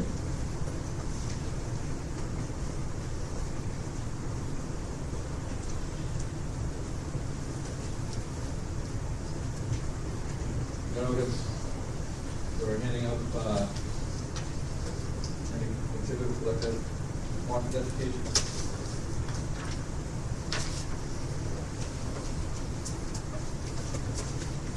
Could you describe it for the record, please?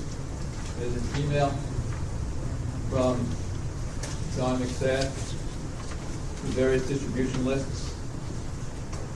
The subject says holiday wishes.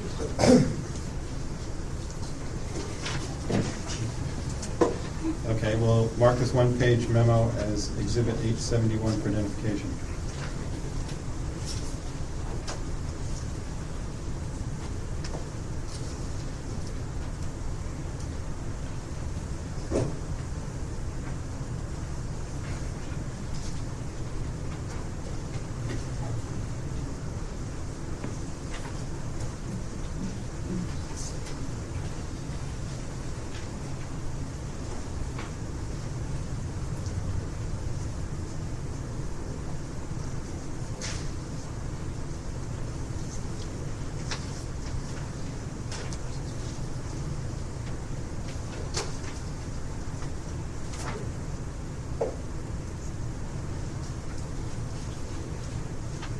Do you have questions that go with this? Yes. If you look at the third paragraph. Yes. Right.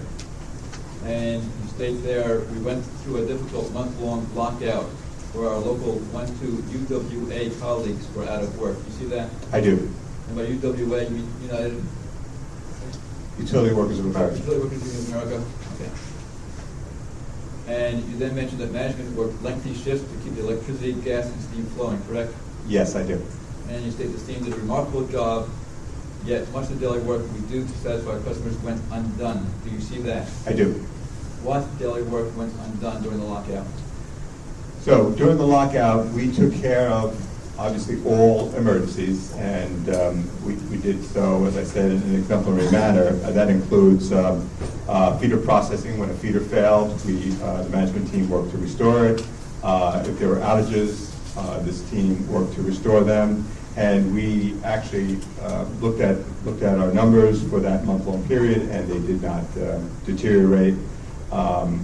A testament to the folks that worked that brutal a month, and I know it was brutal for the union workers also. But the work that we didn't do for that month was really around satisfying all new service requests for customers. Where normally we'd be able to be responsive and do the construction work, the design and construction work for the quote-unquote routine work, day-to-day work. Much of that went undone. We went into that summer, as I think we say in our testimony, as we do every summer, working to get backlogs to a good level to secure the system, make it safe. And we don't really plan any maintenance work in the summer. We know that when the heat comes, our hands will be full in dealing with the operational needs of the system. So in that respect, 2012 was not unusual. The fact that we did it without the union workforce for the month of July certainly was unique and unusual. But in a lot of respects, we prepare for the summer, make sure we batten down the hatches, make sure the system is in strong shape with strong capacity, and take care of all of our protective maintenance, our maintenance work in the off months, so that when the summer comes, June, July, August, we can have all the capacity that's available in service, ready to meet the peak demand our customers call on.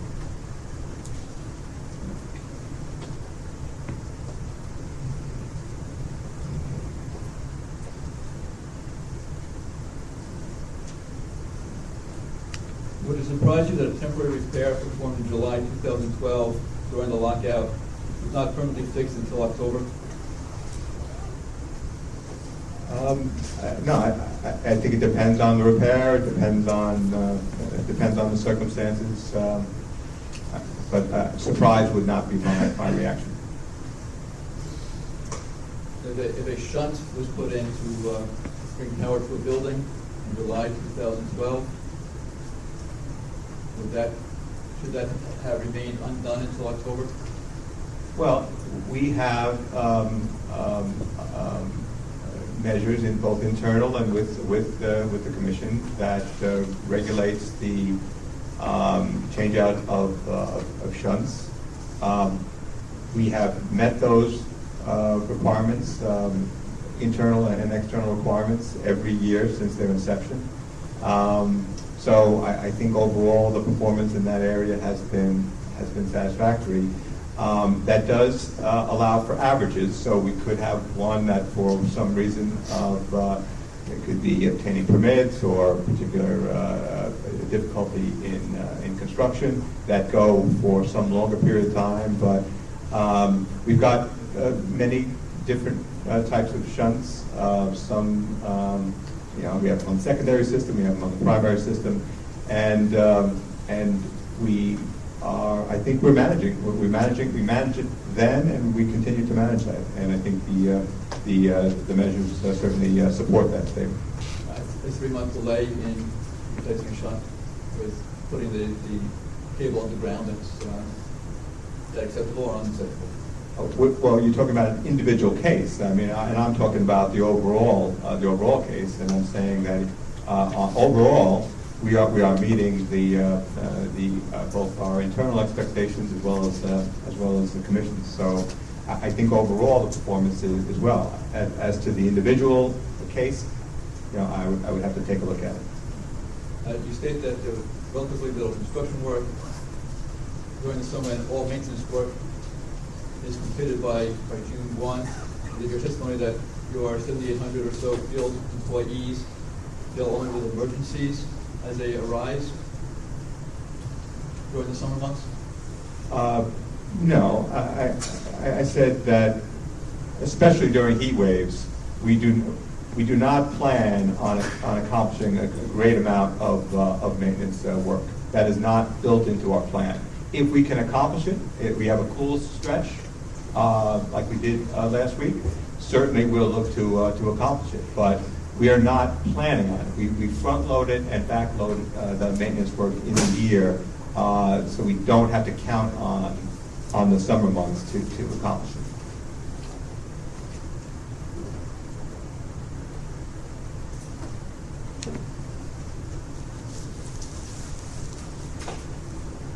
Page 119, starting on page line 13, address union testimony concerning a new time frame for making permanent repairs in instances in which a temporary fix has been installed. You see that? And it runs over to page 120. Yes, I see that.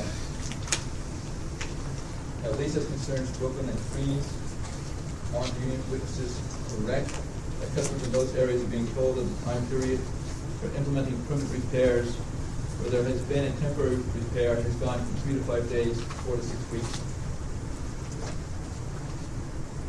Are you asking me if I see that? Isn't correct that there has been a notice sent or provided to customers who get a temporary repair in Brooklyn and Queens?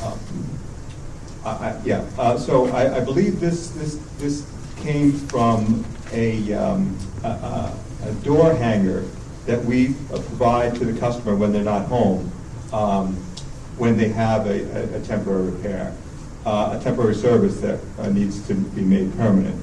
The door hanger, if I'm not mistaken, says something, as you indicate, that says 4 to 6 months, 4 to 6 weeks, sorry, 4 to 6 weeks for repair.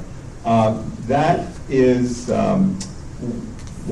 that's a number that we put out there to anticipate the time it takes for obstructions. If we have an obstructed conduit for an underground service where we need permits and parking access to get into our structure on the street. So it gives us enough time to schedule with the DOT and with our construction crews to get those permanent repairs done. That is not indicating that is the average or acceptable time frames to take shunts, temporary services off the street. In fact, we're basically getting there on the next available parking when we're not talking about obstruction. So in other words, with alternate side of the street parking, we actually, in our planning, we actually lay out the work so that we can send a crew out there when the car, for the period of time, which is getting more and more narrow as the city changes alternate side rules. We've got a very narrow window to get access to our underground structure in order to make the permanent repair of that service. We're doing that within either 1 or 2 parking cycles. So either essentially 3 days away, or perhaps a week away to the next available parking where we can get access. So that is the norm for temporary services, not what you read on that door hanger, which again it was for when we have an obstructed conduit and we need to excavate in order to either clear that obstruction or relay the conduit going from the street into the customer's home. But that door hanger was never used before the past year, was it? The purpose of the door hanger, as with many of the efforts that we talk about and many of that we have not talked about, the effort is, and this has been an ongoing a crusade for us, is to get better and better communication with the customers, which has been certainly a source of frustration for our customers. So what we are doing in a variety of forms that range from outbound calling to door hangers to web pages to text messaging to applications for smartphones. We are looking to meet customers where they are to make sure we're doing a much better job in communicating, both on blue sky days construction type work, planned work, as well as during storms. And in particular with storms, we are focused on getting customers strong estimated time for restoration. And we have made a lot of improvement, but we're still working, that's a work in progress, and we're still driving that. But I think what you see in that door hanger is reflective of our attempts on a number of fronts to drive, to improve communication with customers so they understand where they stand and where they are with the plan is. But again, that door hanger was not used until very recently, is that true? That's true, in order to, and it's an effort to improve communication. Okay, I'm afraid we're getting way behind schedule. How much more do you have? I'll go to No, how much more do you have? about 15, 20 minutes. Okay, I think what we're going to do is we're going to take a lunch break now. And then after lunch, I want to get to the parties that have short amount across. I want to go through all of them, and then we'll get back to New York City and the Union later on. Okay? So we're going to take a break now until 10 after. Okay? And if the witnesses could be back in their seats and ready to go at 10 after.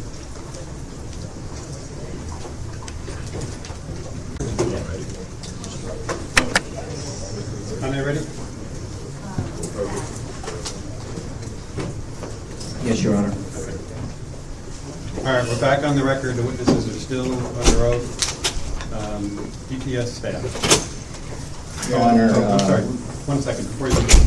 The order we're going to go is going to be DPS, PACE, New York Energy Consumers Council, Some Woman Fallen, and we're going to go back to the Union, and then we're going to do New York City, and Columbia is going to go last at their request. Okay, go ahead. Thank you, Your Honor. Your Honor, we discussed the matter with the company. I talked to our staff witness. The dispute or the confusion involved confidential documents. We're offering the public version, the redacted version, to be marked. It's the response to DPS 760 and 760 revised as one exhibit. Okay, and did you want to mark the confidential version as well, or not? No, we do not, Your Honor. Okay. The redacted version will be, as described, will be marked Exhibit 872 for identification. Thank you, Your Honor. Panel, please look at what's been marked for identification as Exhibit number 872. Did the panel prepare the response to this IR, question number 760 and 760 revised?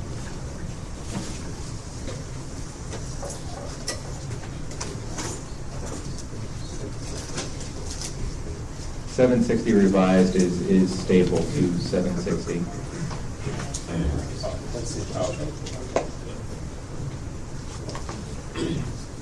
The question was whether this was prepared under our...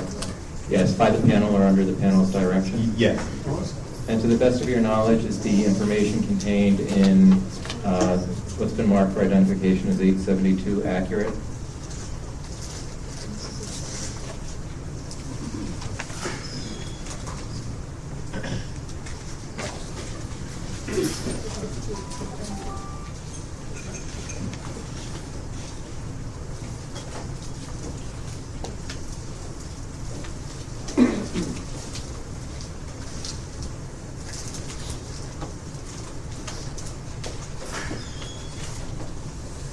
When I refer to what's been marked as 872, I'm referring to 760 and 760 revised. I apologize for the confusion.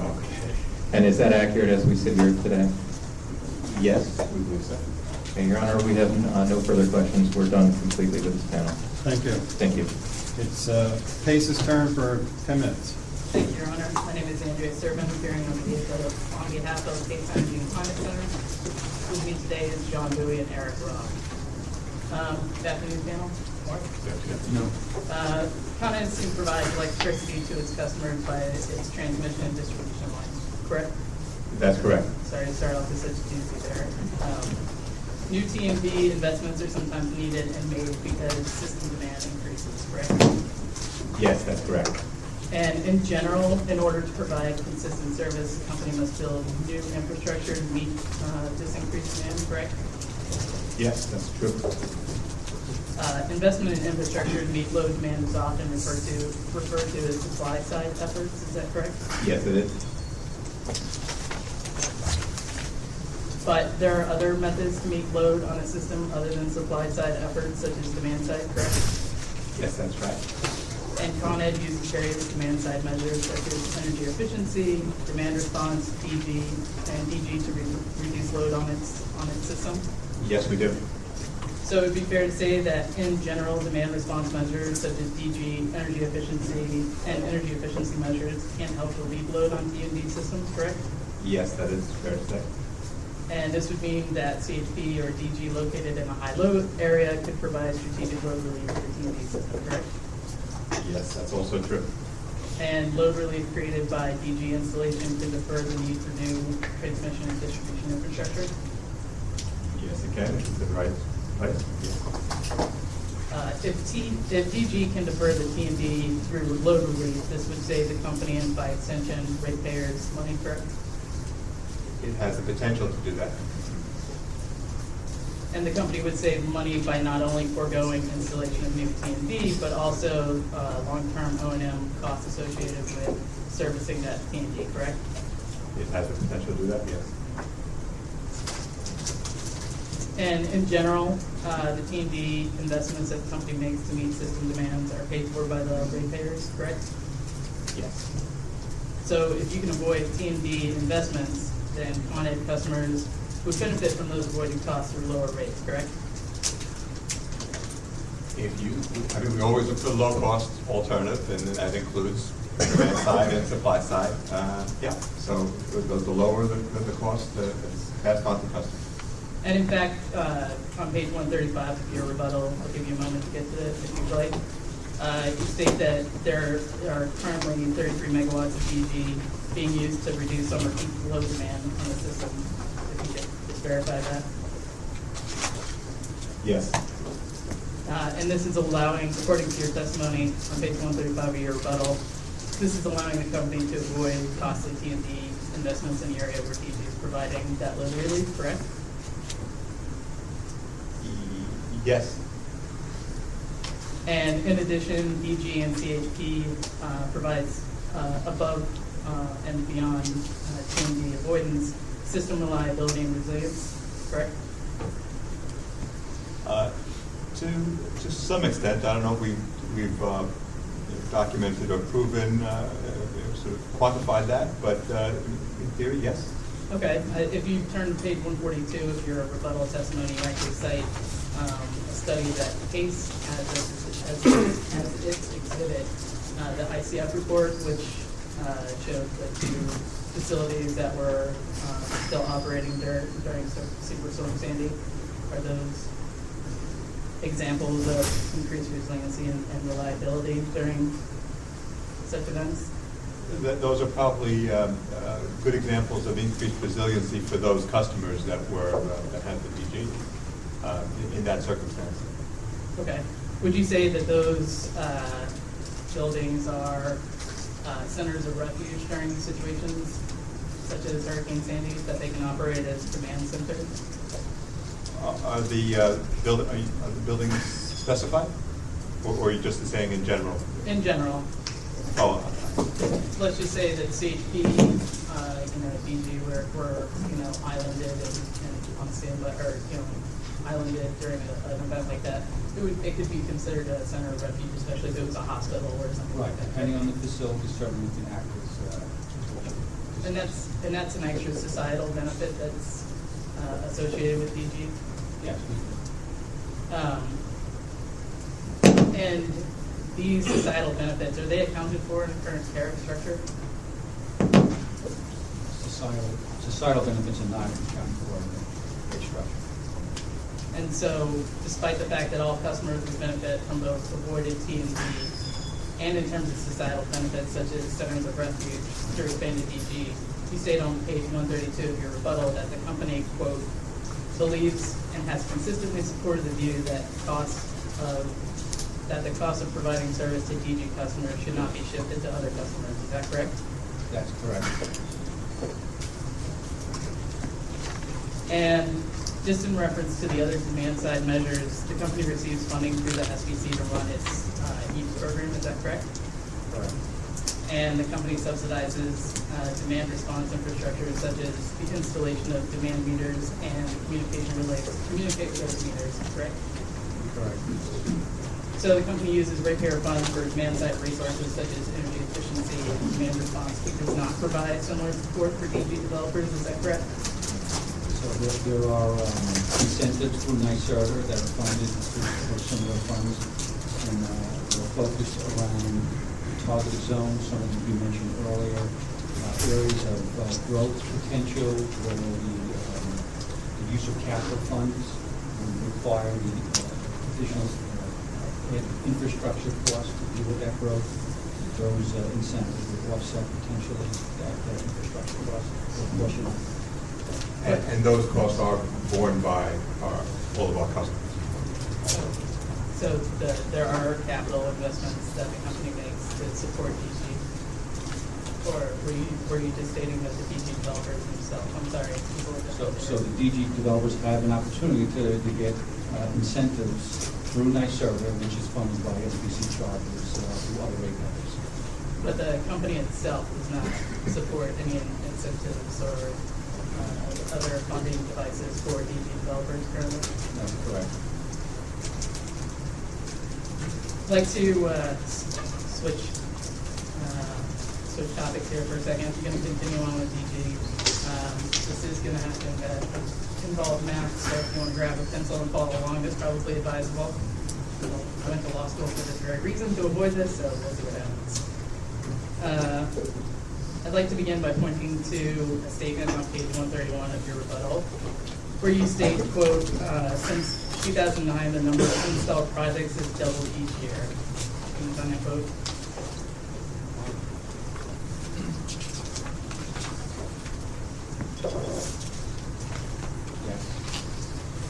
And that's exactly what it says. Say that again, sorry. Since 2009, the number of installed projects has doubled each year. Yes, so that includes solar. Okay, and then according to your direct testimony, page 364, lines 6 and 9, the company states that the number of DG, quote, the number of DG installations continues to grow. Is that correct? Correct. And the company intends to continue this trend to increase DG development? Yeah, we see that the DG market is strong. We're seeing growth rates certainly on the smaller side of DG. That's inverter-based reciprocating engines and microturbines certainly are seeing a growth rate of around 30% annually. There's probably in flight on the larger projects about 90 megawatts of DG, probably looking to be online by 2018. You said 90 megawatts online by 2018. 2018. In your testimony, you state that you hope to have 75 megawatts installed by 2017. And that's on page 364, lines 6 and 9. Okay. So is that a revision that you hope to have an additional? Two different times. Yes, so there's two different time periods there. There's probably some overlap. Okay. So assuming your 75, assuming the baseload that you currently state in your direct testimony, page 364 again, which is a baseload of 150 megawatts, and just directly below that in your testimony, you state that there's going to be 75 megawatts of increased installation by 2017. That leaves the company with approximately 225 megawatts by 2017. Is that correct? That's correct. Okay. So by my calculations, taking the anticipated 75 megawatts and dividing it by 4 years, that equals about 19 megawatts per year installed in Con Edison territory. Is that relatively correct, ma'am? That's correct. Okay. And on page 364 again, lines 9 and 10, you state that the company estimates that there may be 500 megawatts of installed DG by 2013. Is that correct?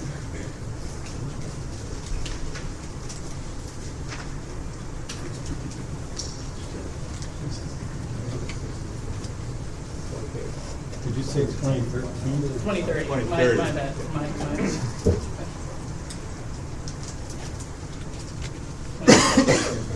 2030. Yeah, 500 by 2030.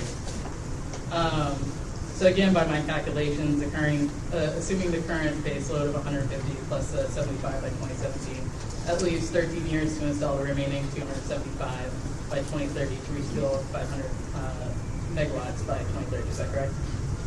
That would be correct. That amounts to a little over 21 megawatts of installed DG per year, taking the 275 divided by 13. Is that correct? That's correct. And does the company assume increased system demand between 2013 and 2030?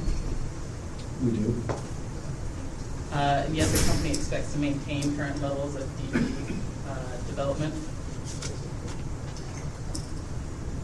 assuming 21 megawatts per year consistently to 2030. There's no increase to match the increased load. Right, the DG is not going to match the increased load.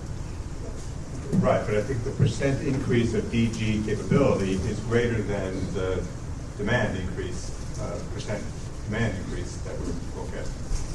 The projection for demand increase is only a percent to a percent and a half over the period.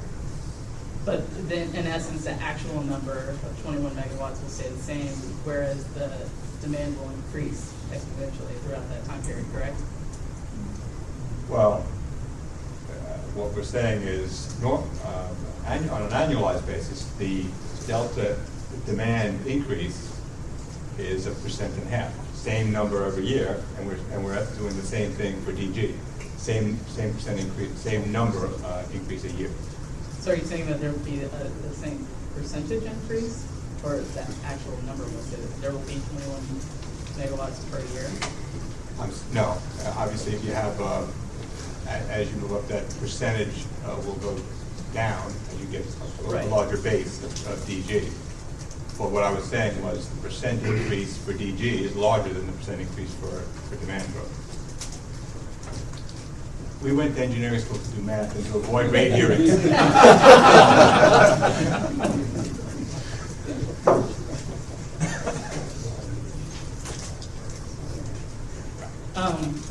Are you familiar with the plan in NYC goal to have 800 megawatts of installed DG by 2030? Yes.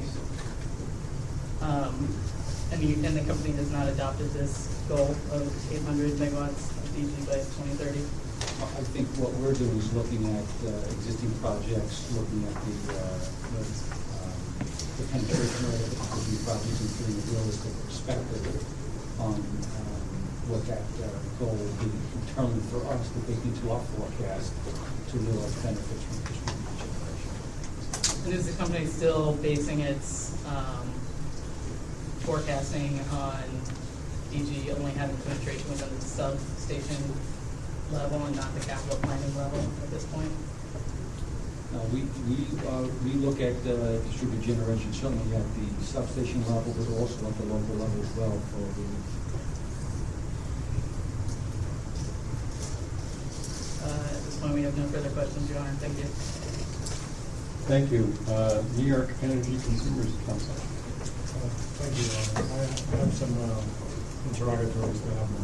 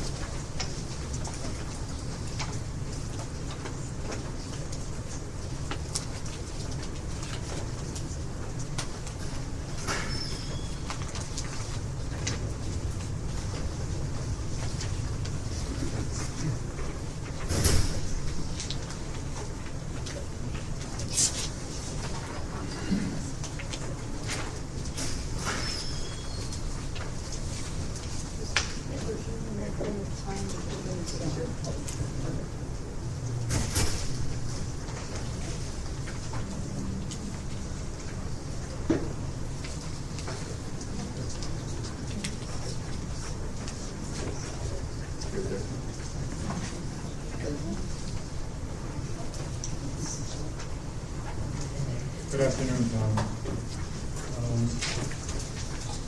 I've shown you what has been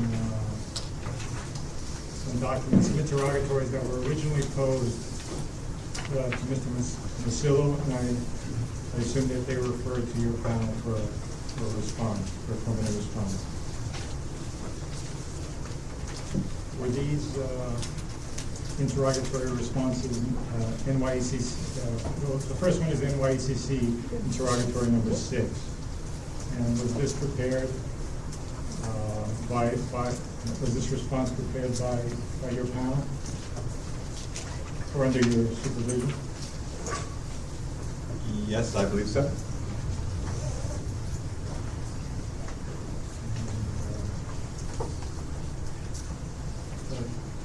Does the panel, does the panel have any changes to make to this response?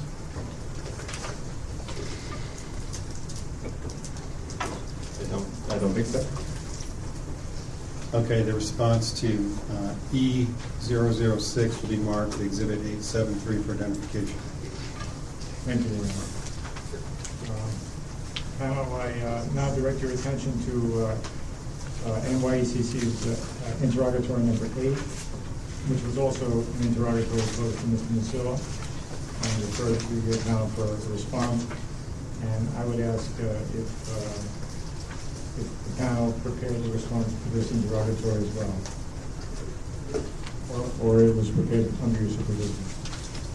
Yep, I believe so. And does the panel have any changes to make to this response? No, I don't think so. Okay, the response to E008 will be marked as Exhibit 874 for identification.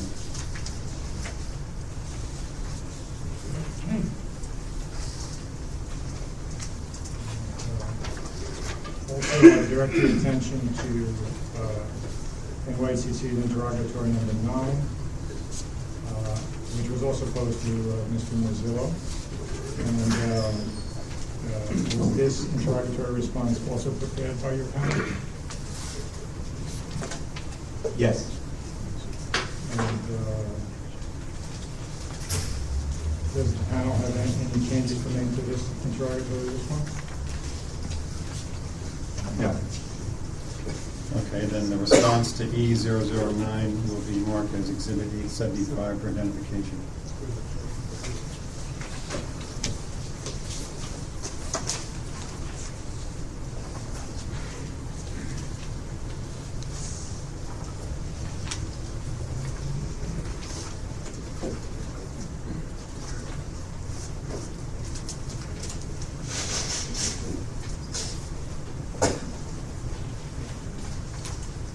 I did want to direct one question based on the previous testimony by Mr. Colby. You mentioned a figure, a $1.5 billion per day GDP figure. I was just wondering where that figure was from. So I read that figure within the context of the testimony submitted, I believe, John Stewart submitted that. It was an estimate of his view of the economic impact of the service territory losing power for a day. So it's an estimate.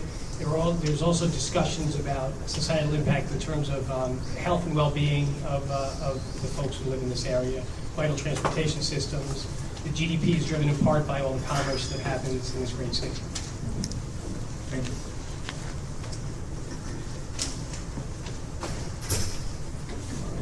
Redirecting your attention to what has been marked as identification of Exhibit 874, that's NYCC interrogatory number 8. Has the company, by the numbers that are reflected in this response regarding property and insurance claims for damages, have those changed at all since this response was provided? That's not really our bag. Masillo and company would be best. I'll direct those questions to Mr. Masillo tomorrow. Thank you very much. I have nothing further on for this one. Thank you. Councilwoman Paulin.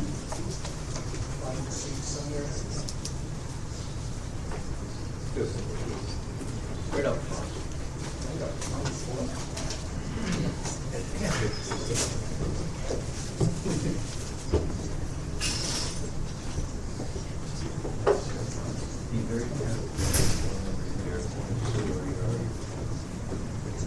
Stuart Glass for Assemblywoman Amy Paulin.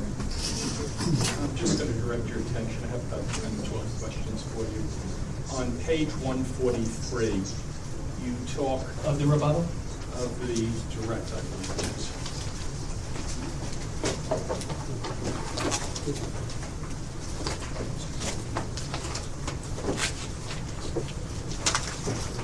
Around lines 6 through 8, you talk about the property eventually serving the electrical customers. That's an Avenue property. Do you see that? On page 143? Yes. Direct testimony. Direct testimony, lines 6 through 8.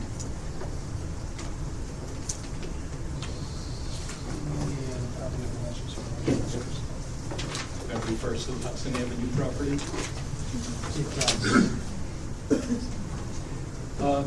And you also refer that I think in lines 11 through 14, that once the property is transferred to the electric department, electric would be responsible for any future costs such as demolition of the existing structures and equipment. Do you see that also? Couldn't the property have been transferred after the demolition of the existing structures and equipment by the steam system?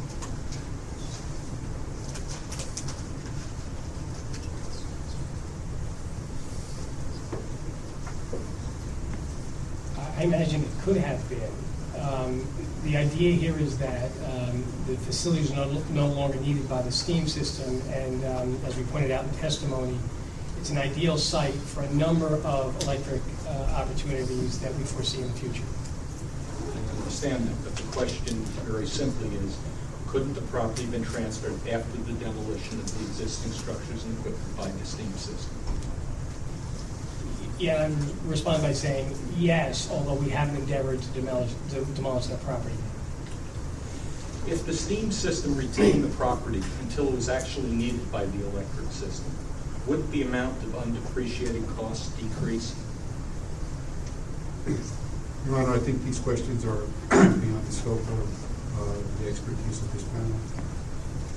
They discuss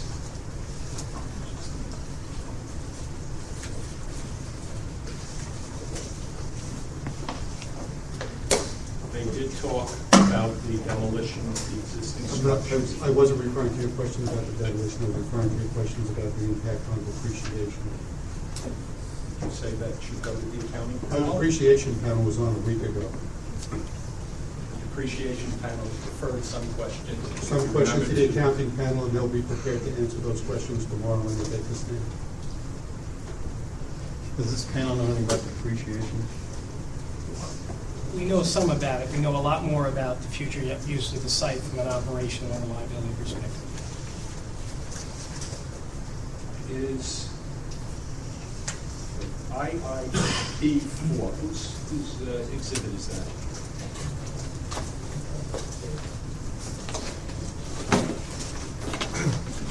Where is that? Part of direct testimony? I thought so. IIP4.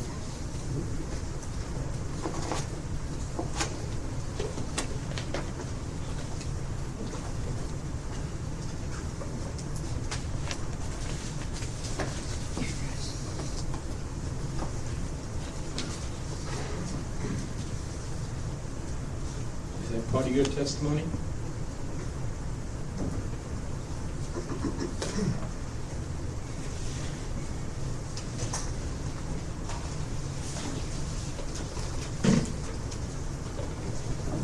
It is. And doesn't that have discussions about the book cost, accumulated provision for depreciation and net depreciation?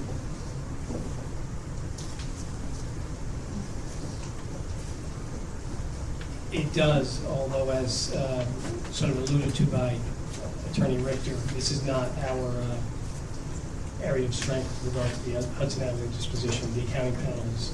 But you did discuss it, and I do think you discussed it further. Sorry, because I moved, I have my material back there, but I do think you discussed it further in your rebuttal testimony. It doesn't change the fact that we're not the experts in this area. We need to consult with others to obtain it. Your Honor, I would point out that the panel on page 144 of their testimony, lines 1 through 6, explicitly state, as explained more fully in testimony of company witness Musillo, company accounting panel, and company property tax and depreciation panel, the company proposes to transfer those undepreciated costs. A specific reference to the expertise of those panels. Just give me one minute, Your Honor.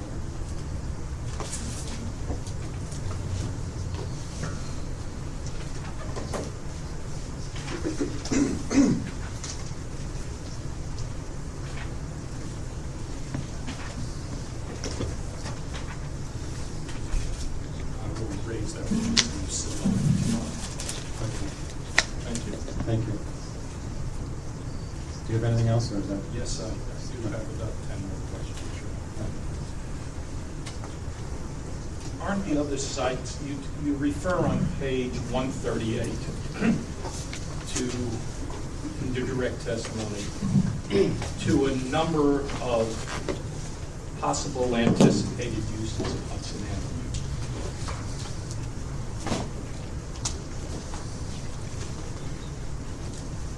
See that? I do. Aren't there other sites that could serve some or all of these anticipated uses?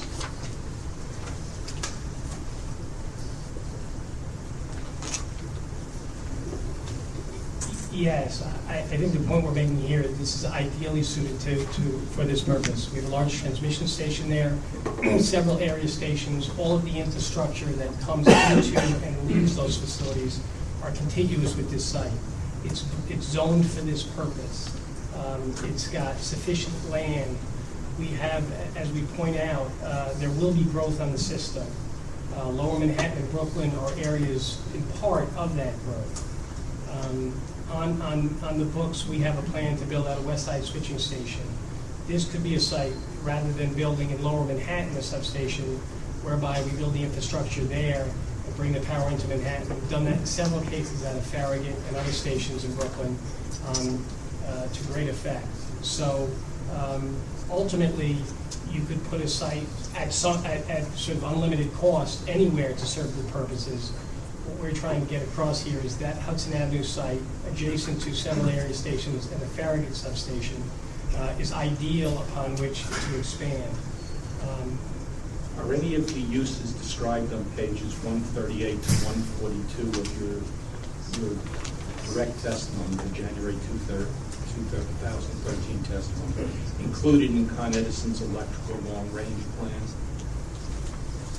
Certainly the anticipation of load growth in the service territory and the need to support it with new transmission area substations are delineated in the company's long-range plan. But the list of types of projects that you mentioned here, or specific projects you mentioned on pages 138 to 142, they're not in the long-range plan, are they?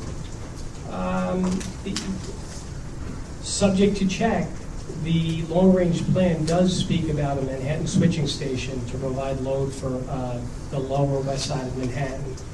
This site would serve that purpose, and that station is identified in our long-range planning efforts. On page 139, line 4 through 5, you refer to a high-voltage DC converter station. Isn't there already another site planned for the only pending DC converter station?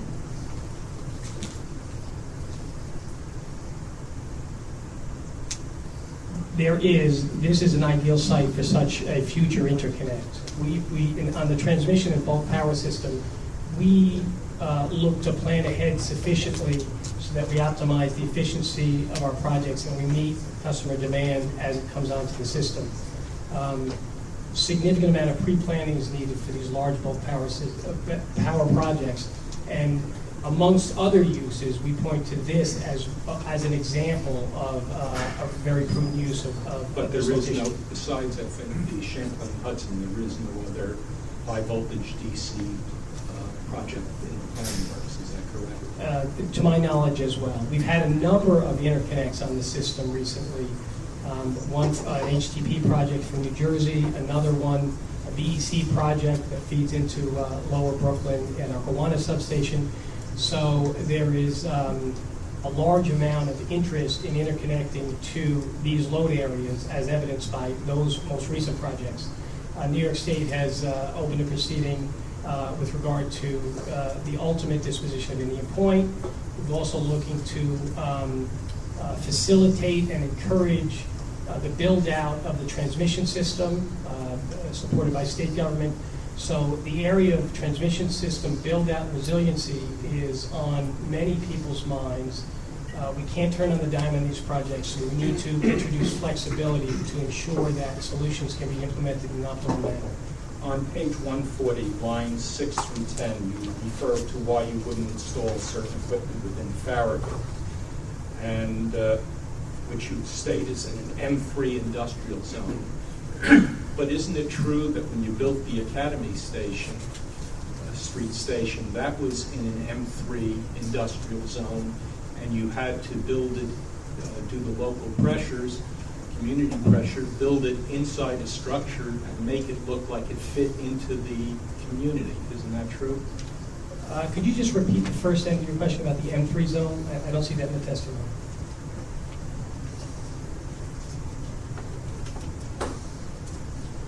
Well, let me, before I instead of trying to waste time finding it, is the Farragut Station in an M3 zone? And is the Hudson Avenue Station in an M3 zone? I'm not familiar with the zoning classification. Certainly zoned for those types of uses.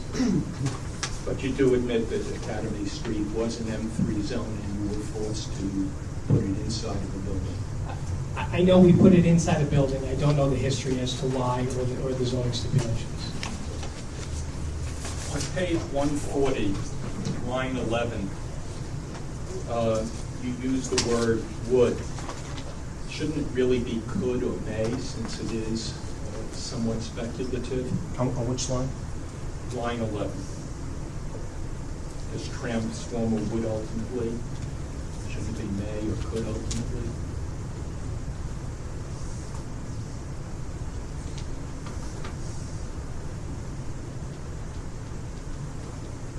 Just 1 second, please.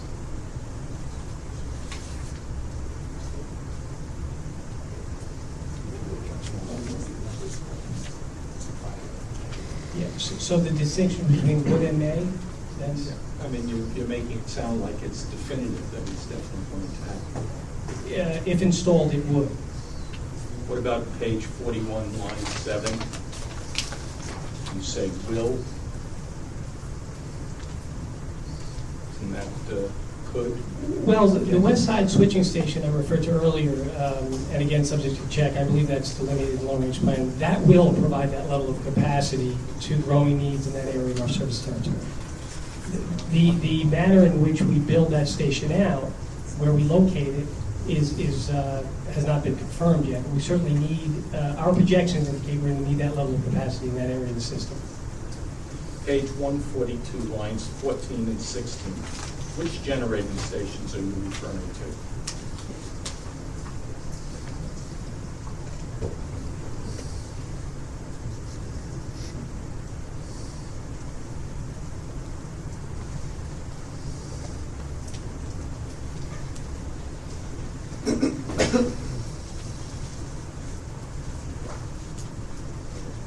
As I read the text, we're indicating the property would be an ideal site to interconnect generation that would replace generation should it retire in the city.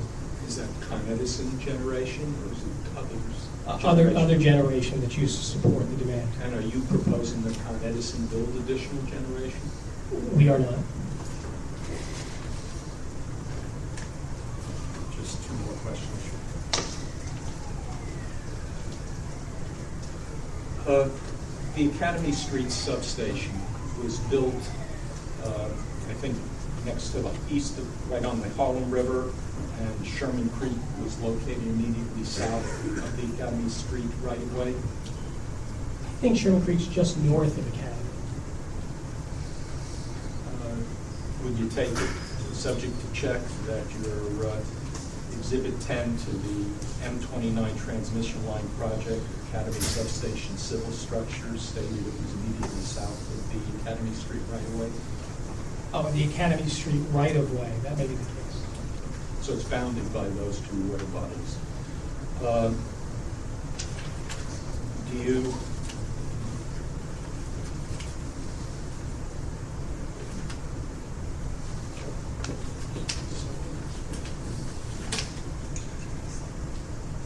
and do you remember that there was a plan at the site, stormwater would be collected by a system of roof drains and catch basins and conveyed to an oil water separator prior to discharge to a combined sewer main located in the west 201st Street right-of-way? So I'm aware that we have an oil water separator at the Academy site. Those details, I'm not specifically familiar with. Do you know if that's worked during the Superstorm Sandy? We had very little impact from Sandy to our Academy substation. My direct recollection is we had a small amount of water in the basement. No further question. Thank you. We're going back to the union now.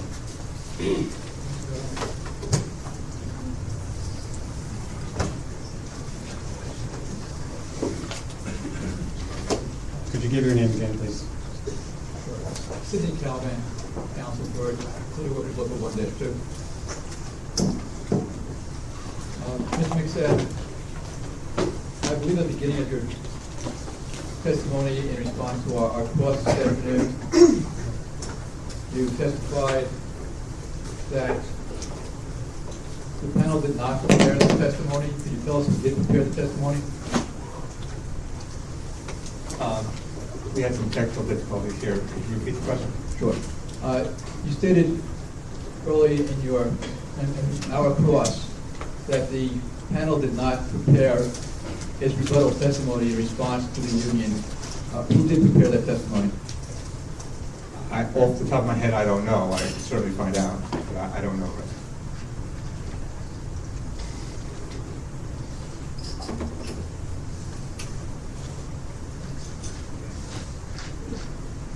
At page 120 of that testimony, lines 4 to 7. Direct testimony?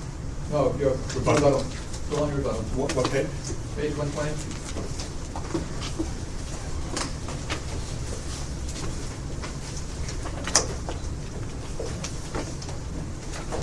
At lines 4 to 7, you know that the Brooklyn Queens operating area had the highest attrition rate in 2012. You see that? Yes. How much higher was that attrition rate than in other parts of the company system? I don't know off the top of my head. I don't think it was orders of magnitude. I think it was somewhat higher. I could certainly get a better number for you. Okay, if we leave a blank in the transcript, you'll do that for us? Yeah, we could do that. What is Con Ed doing to replace these workers who are lost by attrition? What we're doing is hiring. And how many people have you been hiring in electric ops? I don't have the numbers at my fingertips, but we could also provide that. We've had a number of hires and classes for those hires, and we've gone through at least 3 classes already, and that continues. And in what positions are you hiring them? The GUW position, general utility worker. That's the lowest rung on the ladder? Yeah, entry level.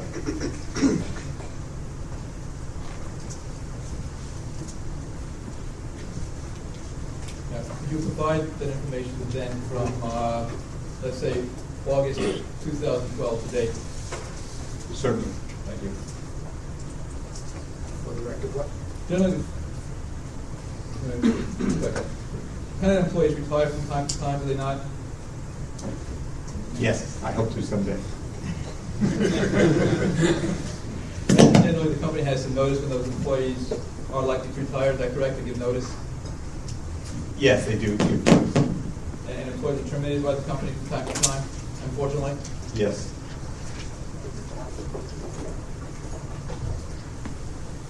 Does the company do workforce planning to ensure that when people retire, there are qualified people in the pipeline to step up and assume there's greater and often skilled responsibilities? Yes, we do. And is that included in the planning that you discussed earlier today?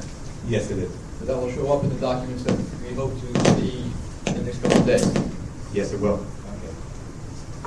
And do those planning efforts include Brooklyn and Queens? Yes, it does. Is there a breakdown as to how many people will be going to Brooklyn, Queens, how many people will be going to Manhattan, et cetera? I am not 100% sure if it, I'm not sure if it's by title or if it goes further to break down by region. I know it has it by title. I'm not sure if we further delineate by region.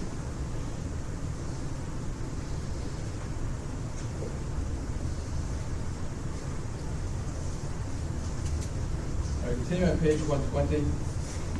In that same area, lines 5 to 7, you state that the company is proposing to hire more employees in Brooklyn, Queens, as compared to the other operating areas. You see that? Yes, I do. Can you tell us how many employees you plan to hire at the Brooklyn, Queens? Not off the top of my head, but we could get that for you. And those, again, going to be GUWs? That's correct.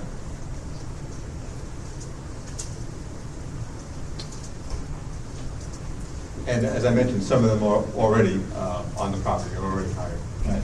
And is Brooklyn, Queens Electric continuing to hire at this point, or has it stopped due to budget overruns caused by overtime and use of contractors? No, I think that's continuing. I think there's a plan for additional hires and additional classes through the year.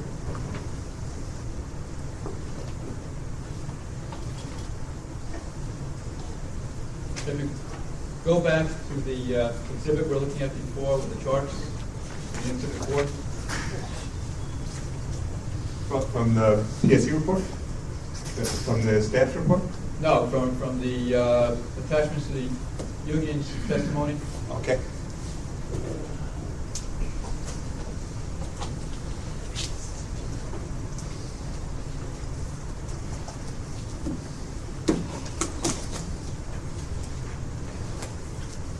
If you look at the data for year end 2011,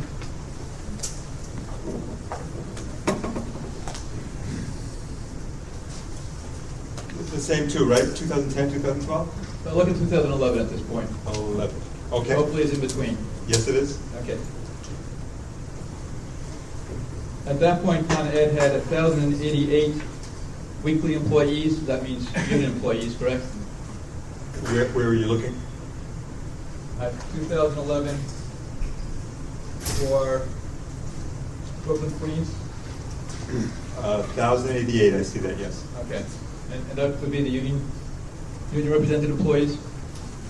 That's correct. And that's 150 more of those weekly employees that it had at year-end 2012, is that correct?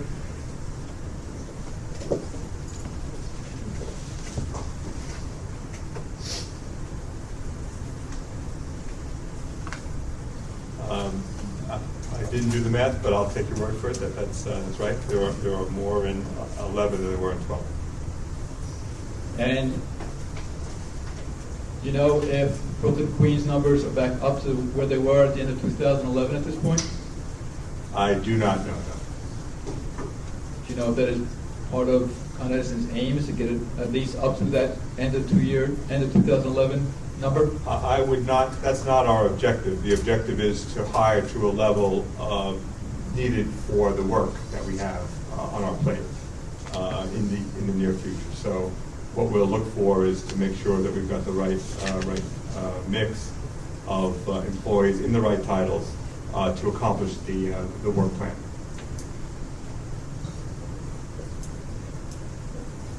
There's more on their plate now, today, as we sit here, than there were at year-end 2011, isn't there? I don't have the capital numbers. I mean, we've had significant capital investment now for 6, 7, 8 years. We've been up at $1.2 billion on the capital side. So there's been I would say ambitious and aggressive programs for the last 6 or 7 years. I don't know. I will say prior to Sandy, the forecast for capital was to decline through a lot of the discussion we've had today, including demand response, DG, DSM, and other initiatives, including smart grid technology. And what we're seeing now is we're talking about adding the hardening element. So that certainly does change the projection going forward. But where that is in relation to where we were in 2011, I don't have it. I don't have that comparison at my fingertips. Was a plan before Sandy to reduce the number of Con Ed employees and replace them with contractor employees? No, not specifically. Again, it's to size the workforce to the level required, and to have a mix of those resources that is optimal for the operation and for our stakeholders, including customers.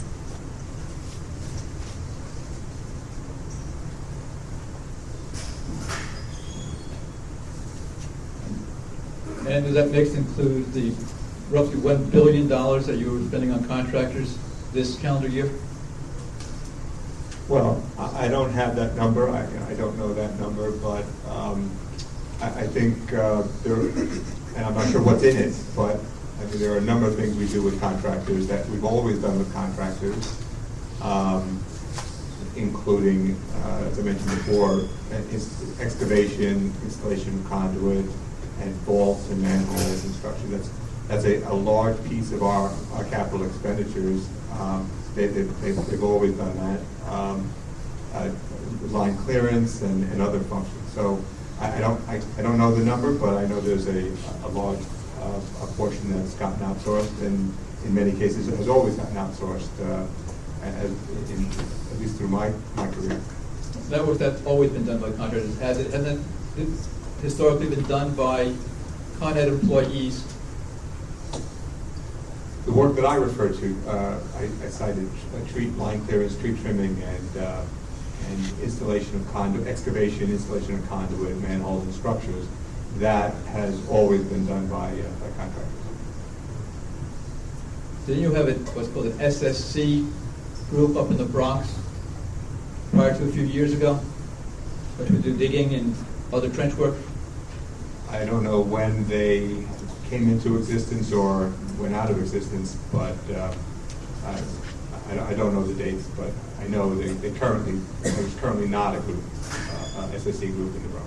And that's work is being done solely by contractors today, isn't it? Yes, it is. And have you done any cost comparison as to how much it costs to do with a Con Ed SSC crew and how much it's costing you in contractors?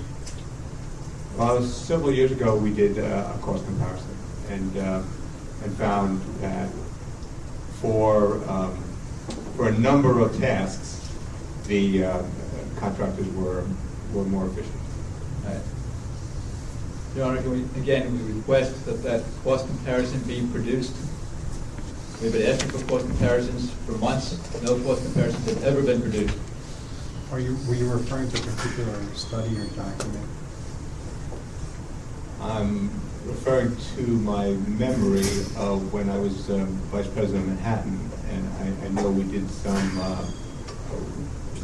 analysis that resulted in a document. This is going back now, probably 6 or 7 years ago, but that showed that those results that I mentioned. Is that a document the company would likely still have in its possession? I haven't seen it for some time. Okay. So I don't know.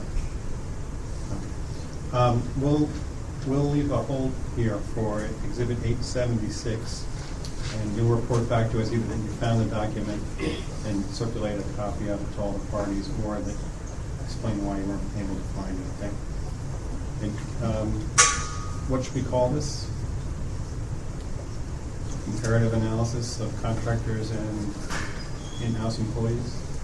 In particular for the subsurface construction area.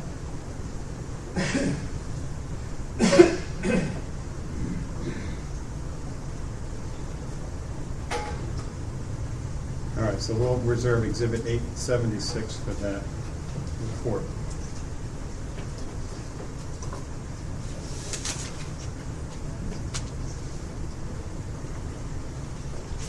I believe earlier in your testimony you talked about a program to replace paper insulated cable. Yes. And do you view that removal program as a success? Yes, we do. Now, why is Con Ed said removing the paper insulated cable? A couple of reasons, a couple of benefits we get from that program. There's a reliability benefit. In particular, not so much the paper cable per se, as the connection points or splices between those sections of cable and the what we call solid dielectric cable. Those we have found those splices have shown to have somewhat elevated levels of failure, in particular during the heat. So certainly there's a reliability aspect of that program. There is also an environmental benefit that we realize because the paper cable has lead and oil in it, and the new cable that we replace it with does not. But just to clarify, the cable itself has proven over a very long period of time to be very reliable. And when we target those sections, it really is around those interconnection points as opposed to the paper cable itself. How long has this replacement program been going on?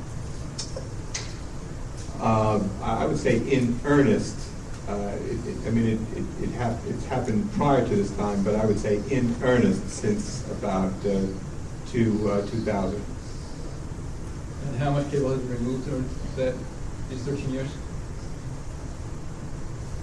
I think we have it in the testimony. My memory is saying 5,000 miles. Is that right? And that since 2000, or is that since earlier than that? I believe that refers to since 2000, the full-blown program. That's what, about 300 miles per year? That sounds right.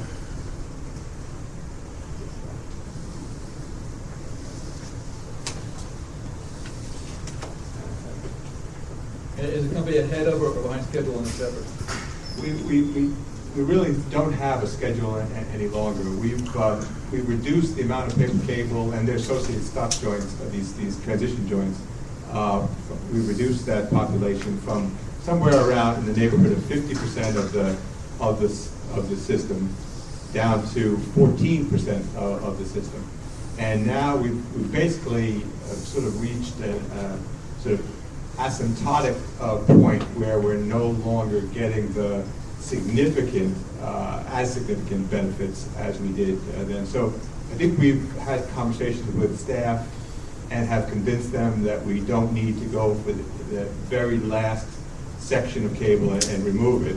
We are basically now replacing it upon failure, still doing some targeting, but we're not necessarily going after as aggressively every last section of paper cable because we have other reliability programs that have shown to give us a better bang for the buck.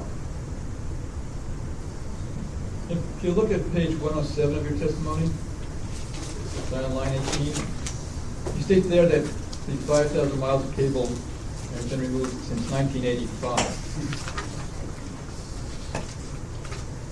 So is that accurate? Yeah, yeah, that is, I'm sure it is. And I just want to say that, you know, when I talked about the program where we actually went after aggressively, that, to my recollection anyway, started in earnest around 2000, something like that.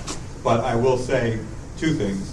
One is when paper cable, just like any other cable, fails, we're changing it out with this state-of-the-art cable. So we've been changing as long as we've had cable. When it fails, we're changing out with the latest standard. So that happens regardless of whether there was a program or not. And secondly, I do think that there were some smaller efforts prior to 2000, whether or not 1985 is some milestone year or not, I don't know. But I think the folks who do this sort of thing just did the math and picked a point in '85 and said, from that time we've taken out that much cable. So nonetheless, as I said, we've driven down the percentage of the population on the system down to 14%, relatively low percentage. And we are seeing, as a result of this program and the other programs that we have in our arsenal, year over year improved distribution feeder performance, and that's reflected in a number of ways. Not the least of which is the reduction in summer open autos that we've been talked about in this testimony. I believe you testified earlier that there is a conduit that runs along with the paper insulated cable that carries oil. Is that right? No, and I think we may just have a terminology issue here. The paper cable itself, PILC stands for paper insulated lead covered cable. So you've got a lead sheath, and then under that you've got basically papers, thus the P, that are soaked in oil. That provides the insulating capability for that cable. So the oil is actually in the cable itself, not in the conduit. What we call the conduit is the structure that houses the cable. We will pull the cable through the conduit. So there's no oil flow, it's just the oil that's on the paper? That's correct. There's no flow, no pumps, no anything. It basically sits and resides in the cable. Would that oil dry out over time? I've already said that the paper cable is was a marvelous product, and there are, not only is it still in use in our system, there are a number of utilities that have not undertaken a replacement program, and in fact are still even installing it. So it is it's not inherently bad. What we found to be inherently a problem were the transition interconnections with other cables, and that's what we really targeted with our program.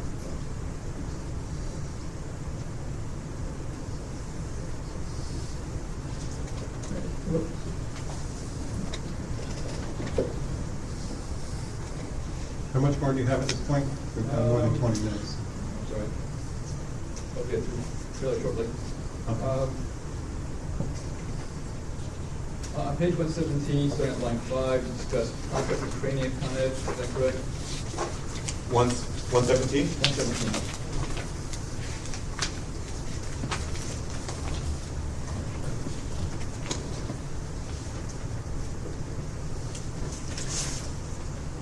Yes. And you say at line 12, the union has expressed concern that contractors receive less training at the Con Ed learning centers than Con Ed employees. You see that? Yes, I do. And that statement is correct, isn't it? When you say the statement is correct, that the union has expressed concern? No, that the union Your statement is correct, isn't it, that you provide less training at the Learning Center for contract employees than you do for Con Ed employees?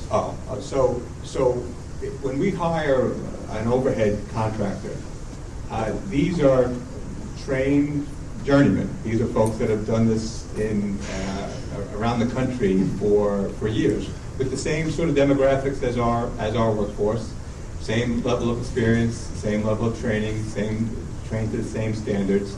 When they come into the Con Ed system, we just give them a much shorter, to your point, training orientation on our system, our safety practices, our work methods, and that is what they receive. But they've already received all of their professional training from their employer. How many of these contractors have employees who are trained working on an underground system like they have at Con Ed? Say that again? How many of these contractor employees have training on an underground system such as you have at Con Ed? I don't know the number, but I mean, we're not alone in the underground distribution business. Every major urban center has underground systems, and there's usually a market for those forces, just like there are on the overhead side. The Con Ed system is larger than anybody else's, isn't it? That's true. And it has both network and radio systems, which do not exist elsewhere. Is that correct? No, that's not true. As you say, Consolidated has the largest network system in the country, but there are mixed systems throughout the country.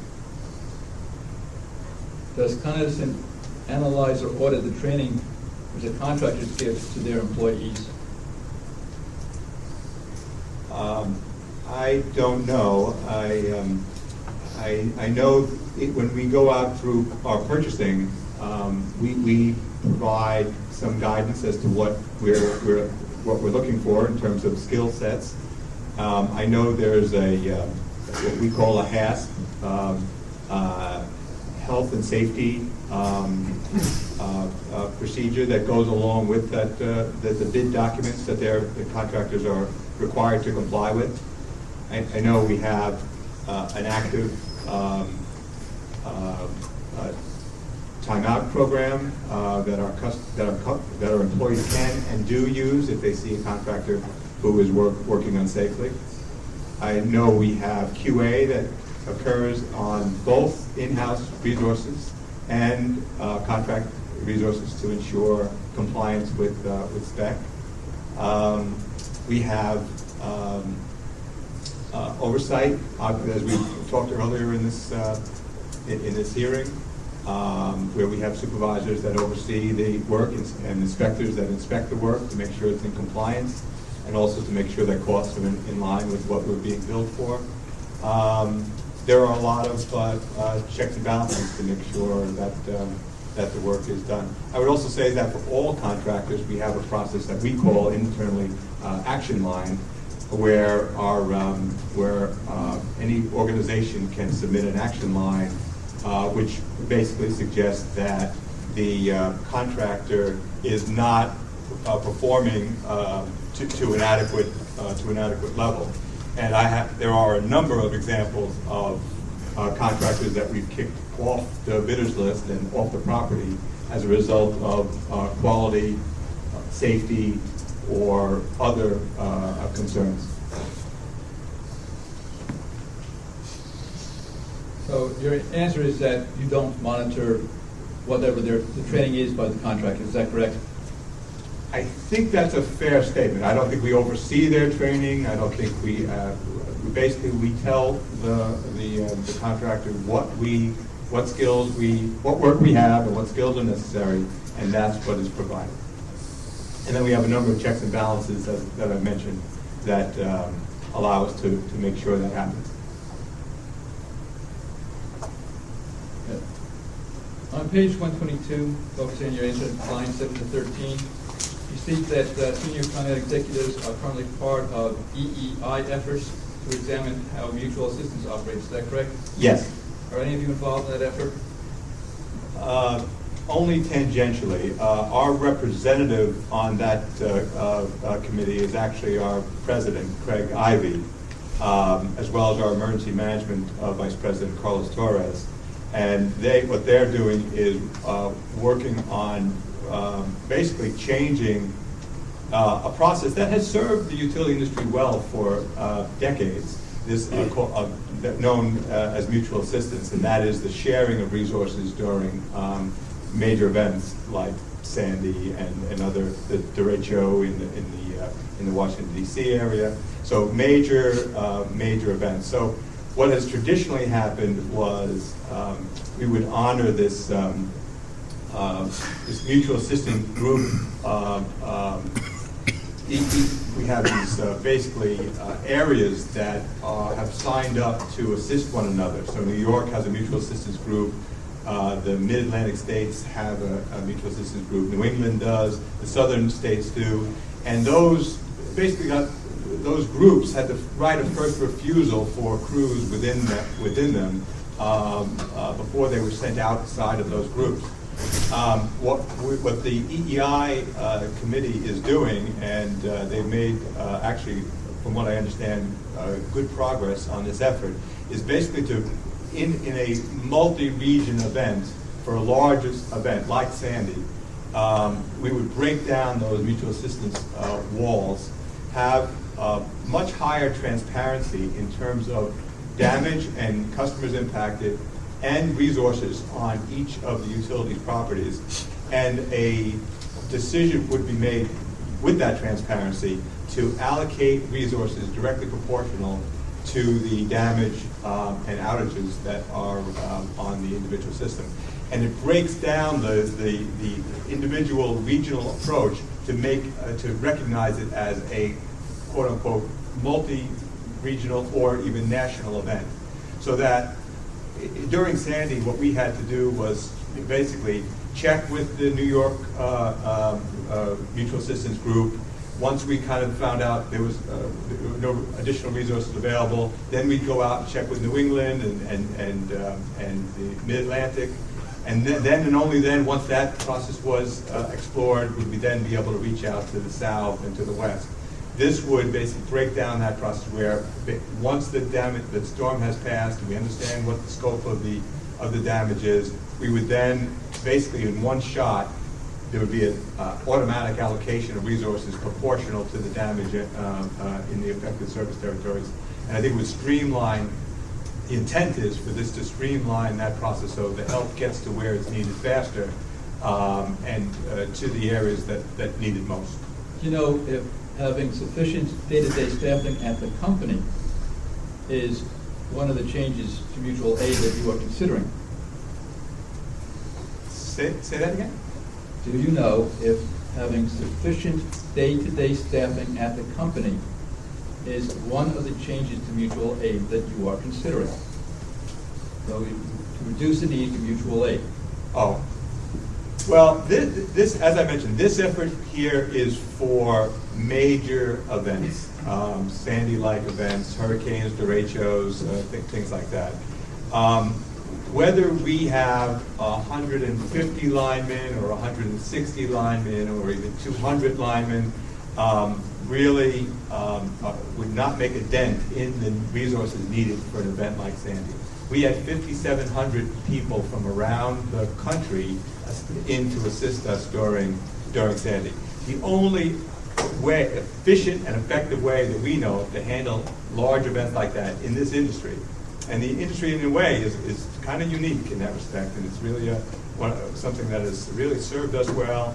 It allows us to get the qualified, trained resources on the property when they're needed, and only for the period of when they're needed, and then they go off back to their home base after the event is over. And that has served, that's mutually beneficial. Our crews have gone out to help others, and we've certainly been the recipient of that help. When did the last post-Sandy mutual aid people leave the Con Ed property? I don't have that date off the top of my head, but we could certainly find it. Dan, can we leave the space? Will you fill it in, please? Okay. Are you ready to wrap up now? Yeah, turn to page 120. Is this your last question? That's what I'm asking. Well, like this is the last group. Well, I may have one other group of questions after this, Your Honor. Can you wrap up by 4:30? Yes. Okay, at exactly 4:30, if you're not done, we're going to go to the next. Okay, turn to page 120, lines 14 to 16. You state that union employees and contractors have the same record-keeping requirements during normal conditions. Is that correct?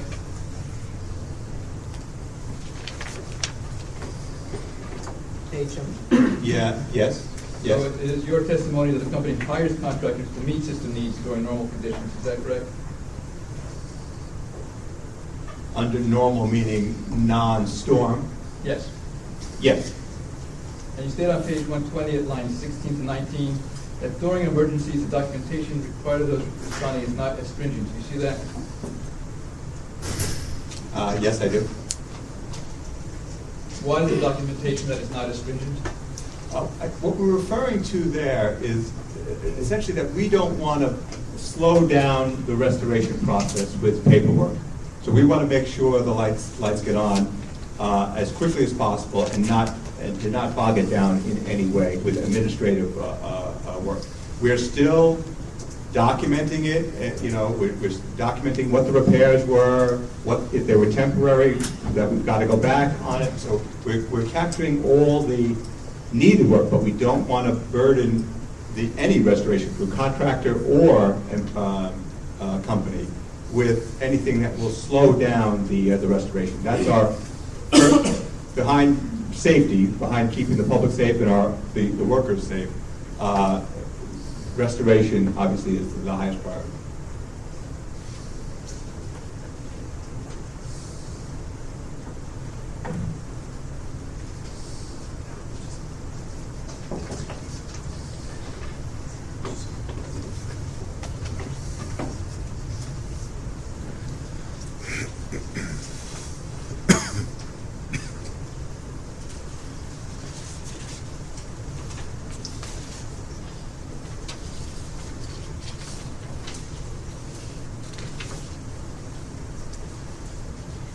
Your Honor, while Mr. Coda is passing that out, since Mr. Gard is here and his cross is shorter, he's going to go before. Okay. He'll start at 4:30. You see the photograph? Yes, I do. You see the red tape that's on these various meters? I do. This is an indication that each of these meters has been designated for replacement. Is that correct? I'm not 100% sure that that's the methodology, but you have folks that indicate that.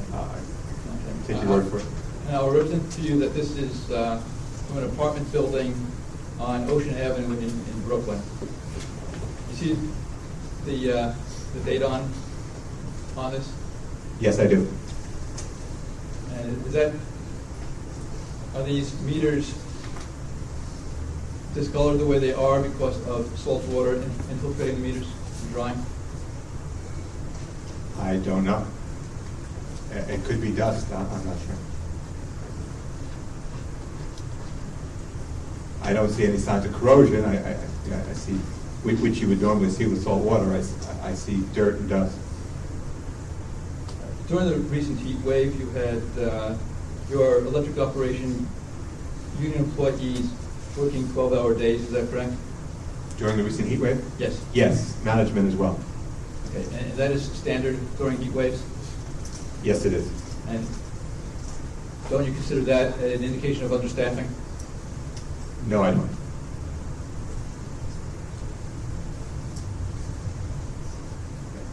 Earlier this month, you used contractors to do bridging work following a storm. Is that correct? I don't know that for a fact, but I believe you. Okay, can you explain what bridging work is? Bridging is when we have a service to a customer where one phase or leg of the service has failed, and what we do is we'll go into the customer to make a temporary repair to give the customer basically some level of full power by bridging one side, the other live phase, the live service leg, over to the one that's out of service, in order to provide, basically to restore half of the customers of facilities. You paid over $1,600 for a contracted crew to handle a single bridging job at night, is that correct? I have no idea. You know how long it would take to do that job? A bridge job? Yeah. It's a relatively short job. And you know whether or not $1,600 would exceed the cost of a Con Ed crew doing that work at night? It seems to me it would, yes. And thank you. I have no further questions. Thank you. We're now going to go to Columbia. Thank you. May I sit up there? Sure.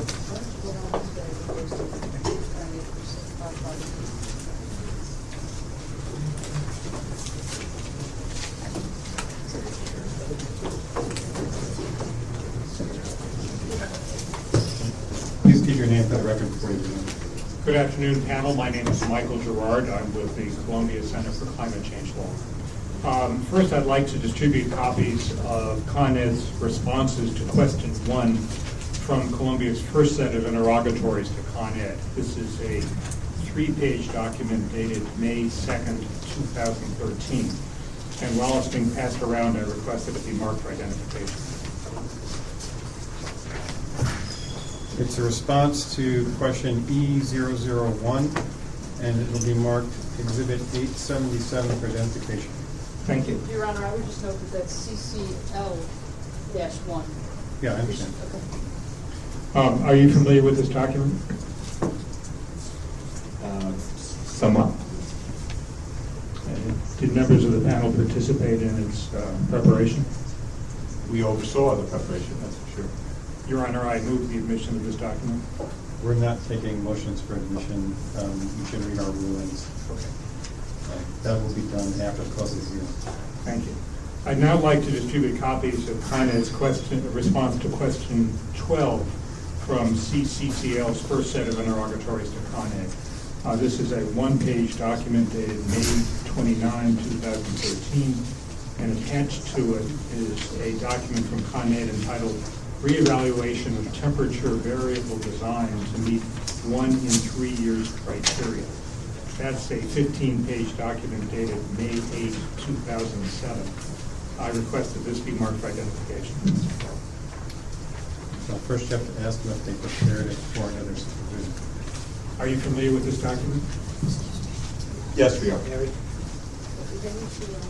Did the panel prepare this document? Well, we didn't prepare it.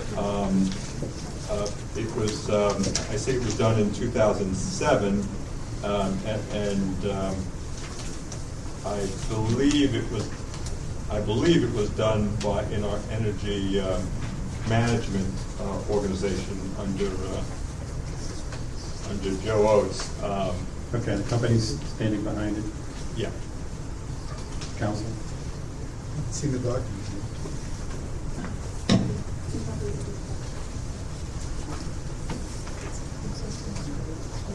Your Honor, what was the number for the first document? The one before this was 877.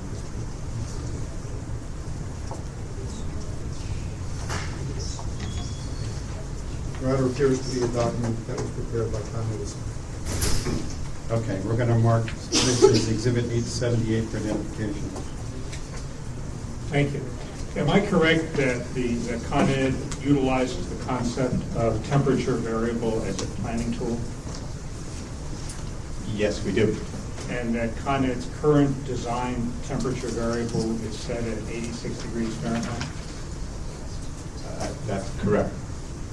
What bearing does the temperature variable have on the rating of the equipment that Con Ed purchases? Specifically, if the temperature variable is higher, do you need equipment with a higher rating? If the temperature variable is higher, as a planning tool, if the temperature variable is higher, the the calculation for demand would also be higher. And as a result, we would then need more capacity, which would generally mean either higher rated equipment or more equipment. Can you explain what rating means in this context? Rating in this context means the capability of a device to carry an amount of power. And is one factor in a piece of equipment's rating its ability to dissipate heat? Yes, it is. When the heat outside is much higher, does that reduce the ability of equipment to dissipate heat?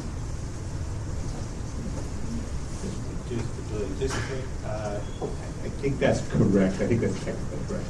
And so, so one consequence of it being much higher outside is that equipment would have less ability to dissipate heat, and therefore you might need equipment with a higher rating. Is that right?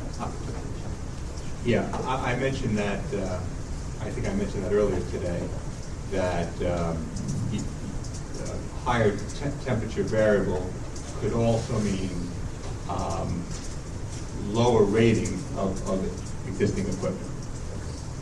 Is the rating of transformers affected by the temperature variable?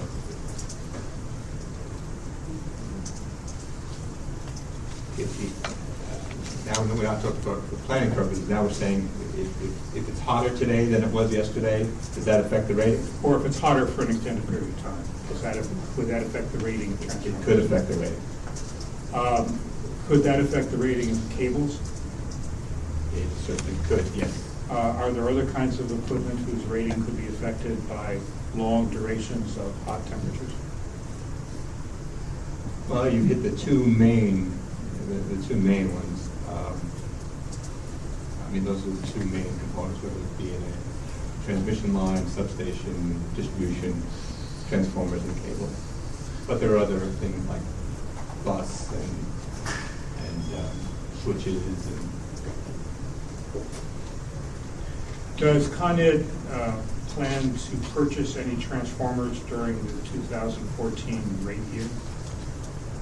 Yes, we do. For the transformers that Con Ed plans to purchase during the 2014 rate year, is it already under contract to do so, or any of the purchasing decisions still to be made? I believe we are in the middle of a long-term contract with our suppliers that was probably let, thinking a year to 2 years ago. I think it was a year or two ago where we awarded that contract to our transformer suppliers. Right. How long-term is it? Yeah, I'm not sure. It would be a guess on my part. I'm thinking 3 to 5 years, but I'm not 100% sure. Will there be discretionary decisions that Con Ed makes in 2014 with respect to the purchase of transformers? Either the number or the type or the rating or anything of that sort? Sure. We have a number of what we call line items, ranging in small capacity up to large capacity. So we have discretion on how many in any individual line we can purchase. What is the useful life of the transformer? It depends. We mentioned transformers on a number of levels of our system: transmission, substation, and distribution, overhead, underground. I don't know if anyone has published a one number. I think is the general understanding is that it's one of the main factors is how you operate the transformer, how you maintain it. So there is no one number, to my knowledge, in the industry. What's the upper end of the range? But how old are your oldest transformers? Oh, we have transformers that are 50 years old. So a transformer that you obtain in 2014 might still be in operation into the 2060s? Using that math, that's correct. And will the transformers that you purchase in 2014 be able to cope with the temperature conditions that will exist in the 2060s? Well, yeah, what we envision happening, and obviously there's a number of other things that will be discussed in the collaborative, but what will happen is what has happened traditionally. We have load growth. We, obviously that's dependent on temperature, economy, other factors. And we will then look at the ways to meet that demand. We've already talked about ways on the customer side, demand response, energy efficiency, DG, and others, changing customer behavior, and then we have supply side alternatives. And we will look at once we've explored all of the demand side solutions, we look at the supply side solutions, find the low cost option, which is generally one of a couple of ways, depending on what level of the system we're talking about. If it's, for example, at an area substation level, what we will do is say, well, can we add capacitors to add capability? That's generally low cost alternative. Can we move some of the demand, some of that load, a piece of the network off to another substation that has reserve capacity? That generally is a low, not as low as capacitors, but a lower type of quote-unquote reinforcement, balancing supply and demand throughout the system, optimizing that increasing utilization throughout the system, and avoiding the overload. And then we can move toward installing a new transformer, adding capacity into an existing area station. And once an area station is completely built out and cannot be expanded any further, then and only then would we explore the options of building a new station, which is certainly an expensive way, but it also gives a large increase in the capability to the system to meet future needs. We are also using, and I've already mentioned this once, where we're looking at things that we've not done in the past, where we have the ability to switch customers off a particular network onto another, and to move that demand, not just on a one-shot basis, but as system conditions change. So there are a number of options in the portfolio. We're always looking for the lowest cost alternative. So as a result of a higher TV, all that would generally do is those things would be the same. What would happen, it would potentially accelerate some of the reinforcement needs. If you predicted now that temperatures in the 2050s or the 2060s would be several degrees on average warmer than they are today, and that therefore the TV should go up, would that have any effect on the purchasing or installation decisions that you make in the next year or two, either in terms of the number of transformers you buy or the rating or other kinds of equipment? We would potentially. I mean, we'd have to look at it. As you said, I mean, we're getting toward the end of the life of the equipment that we buy today in the time frame you're talking about. So certainly, it would be we'd be changing that out then, and if the temperatures were different, we'd be looking at that at that time. If the temperatures were changing at a faster rate, we would certainly need to look at it then. But my understanding is that's part of what the collaborative will be discussing, and will be informed by the experts in this area as to when that is anticipated, and talk about options and, importantly, costs to deal with those options. So I think that's all part of the mix of what we're talking about when in the collaborative, which includes obviously the flood, which I think sounds like we've come to some level of agreement on the tides. It's now a matter of discussing heat and perhaps wind. If you knew now that the conditions in the 2050s or the 2060s would be significantly warmer than they are now. Would that cause you to advance some of your load relief projects? We probably wouldn't be accelerating them in the short term. We generally do just-in-time solutions. We wouldn't, for example, do a reinforcement work now in anticipation of a need in 2040. We would want that in place no later than 2040, but not much sooner. So we try to postpone a capital investment as long as we can in order to meet the demand. Obviously, without going beyond that demand. Looking at the document that has been marked for identification as 878, that's the 2006 document, the attachment to our interrogatory. The 2007 document. 2007 document. Yes. And if you look at page 7 of that report, there is a table presenting the findings of the 2006 TV validation analysis. Do you see that? Yes. Has Con Ed conducted a validation analysis for its TV since 2006? Not that I'm aware of. Does it have any current plans to do so? Yes, it does. When does it plan to do that? I don't know if there's a time frame, but I know that's part of what we think is the mission of the collaborative. And is it planned that that validation analysis will exclusively look at historical temperatures, or will it also look at projected temperatures and future conditions? Right. Well, we're certainly not the experts in making those projections, but we would be informed by folks who study and are expert in those matters. Okay, so you will be considering those? Absolutely.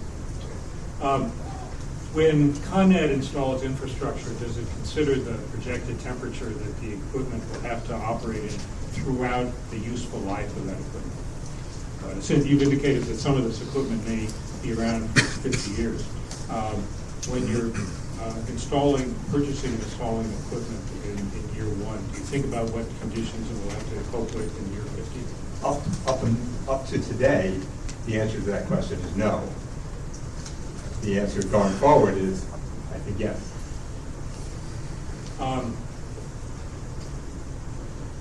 Has Con Ed so far conducted any studies on the cost of adapting its infrastructure to higher temperature conditions in the future? I mean, are you talking about this report, Matt? I mean, it certainly does it in this report. Well, the report you're referring to is just talking about was done in 2006 based on historical numbers. Is that right? Well, if I'm recalling this, at page 11 talks about just if we were to raise the temperature variable, design temperature variable, half a degree from 86 degrees to 86.5, it shows by generation, area station, and distribution what the impact would be to the capital budget. So that's what I was referring to when I said there was at least one cost estimate. So would this table on page 11 of Exhibit 878 for identification be a useful guide today to ascertaining the capital costs of a higher temperature variable? I think it would have to be updated, and this was done specific for one specific temperature variable. So depending on what we were looking at, certainly it could be 86.5, 87, 88, 89. That would determine the cost, and as the TV goes up, so does the price tag. I've been concentrating on transformers. Would your answers be similar for cables? Yes. And so if you predicted now that temperatures let me back up. What is the useful life of cable? Is there some cable that is still around for 50 years? Yes, but my answer is similar to what I said for transformers. It's influenced by operating practices, operating performance, history, as well as maintenance. How old is the oldest cable you have currently in service? We will shoot a guess at 60 years.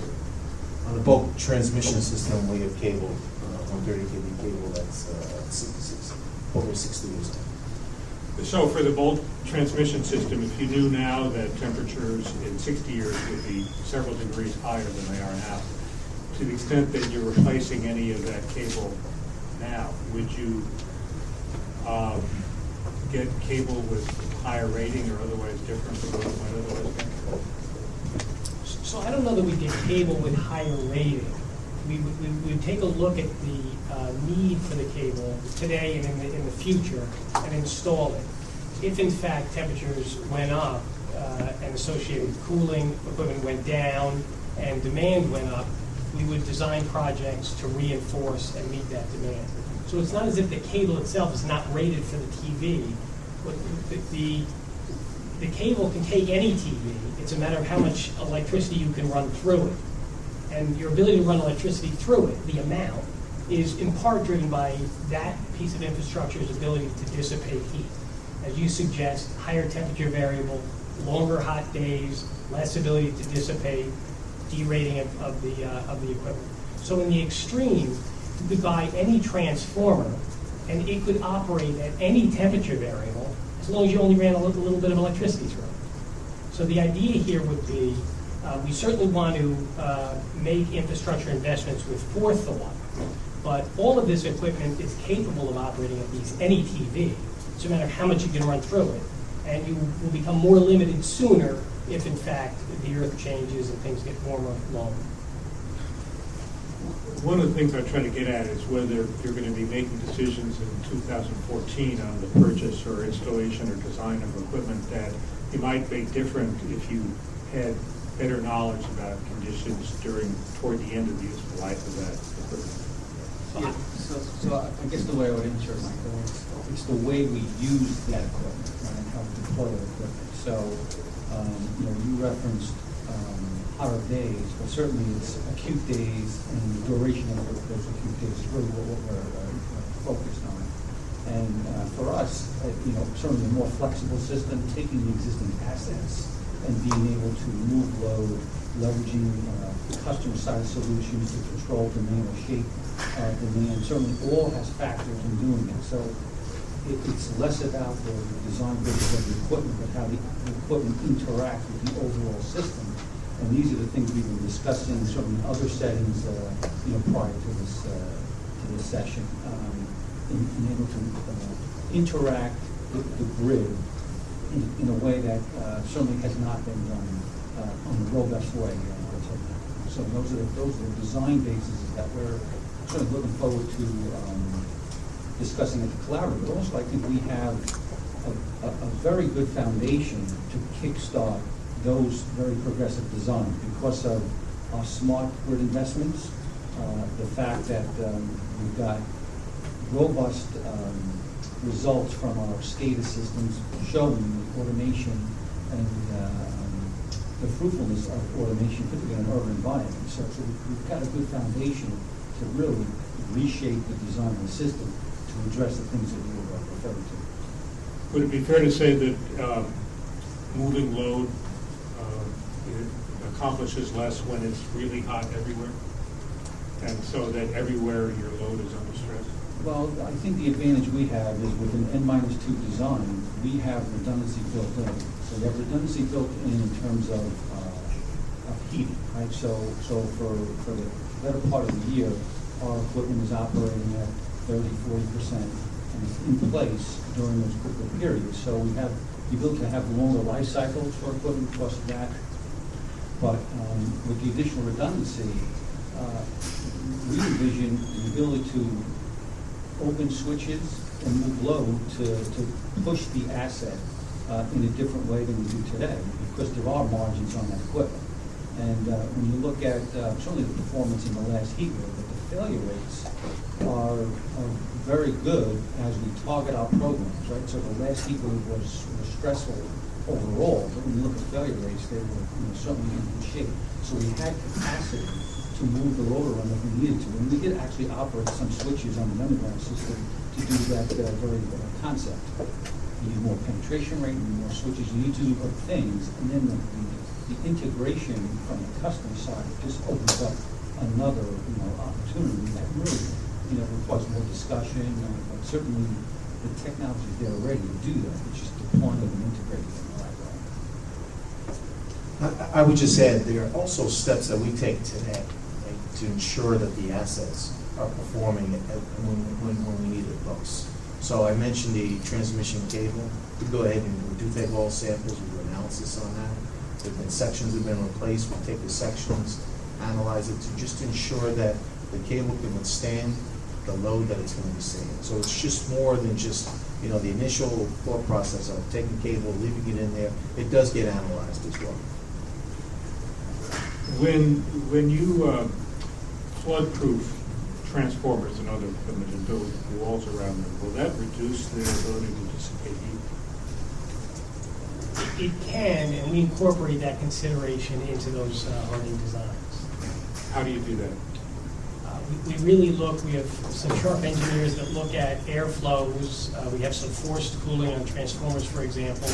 We look at the air exchanges and how and if the generation of a hardening wall would restrict that.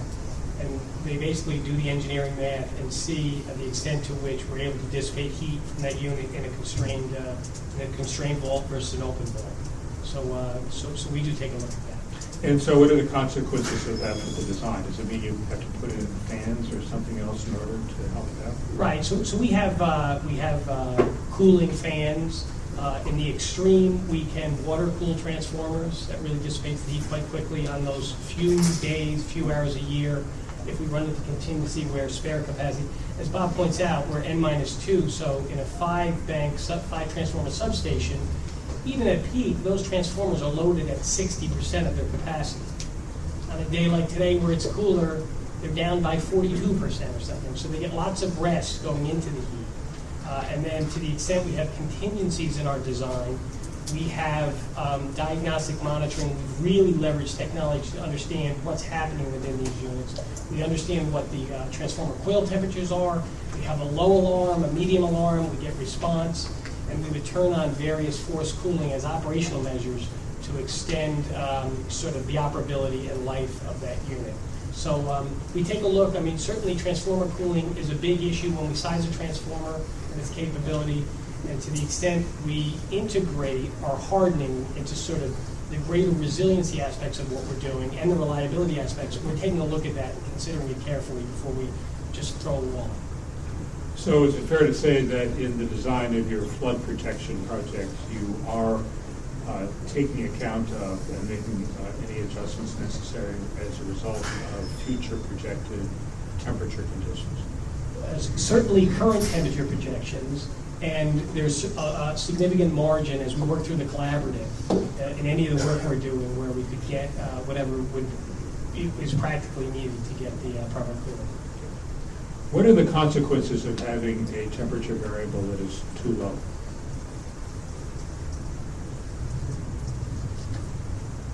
So, I guess for planning purposes, I guess theoretically, our forecasts will be low versus the actual, and forecast of future demand based on that design temperature would be lower than otherwise, and that we could see if the temperatures were to come in higher than forecasted, we would see the things we talked about before, and the need to accelerate the reinforcement faster, ultimately some derating, but these things are, my understanding of them is they're not going to happen overnight. They're gradual things, so we would have some data, some evidence to show, hey, something is changing, and then we could respond. And we generally don't need 40 years to respond. With all of the measures I spoke about, those are things that we can do sometimes in a 1 year cycle, worst case of the things we talked about, we're talking about a 3, 4, 5 year cycle. Thank you, that's all I have. New York City.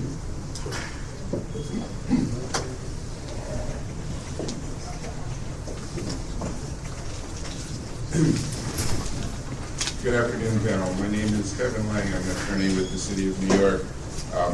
Appreciate you guys sticking out for so long today.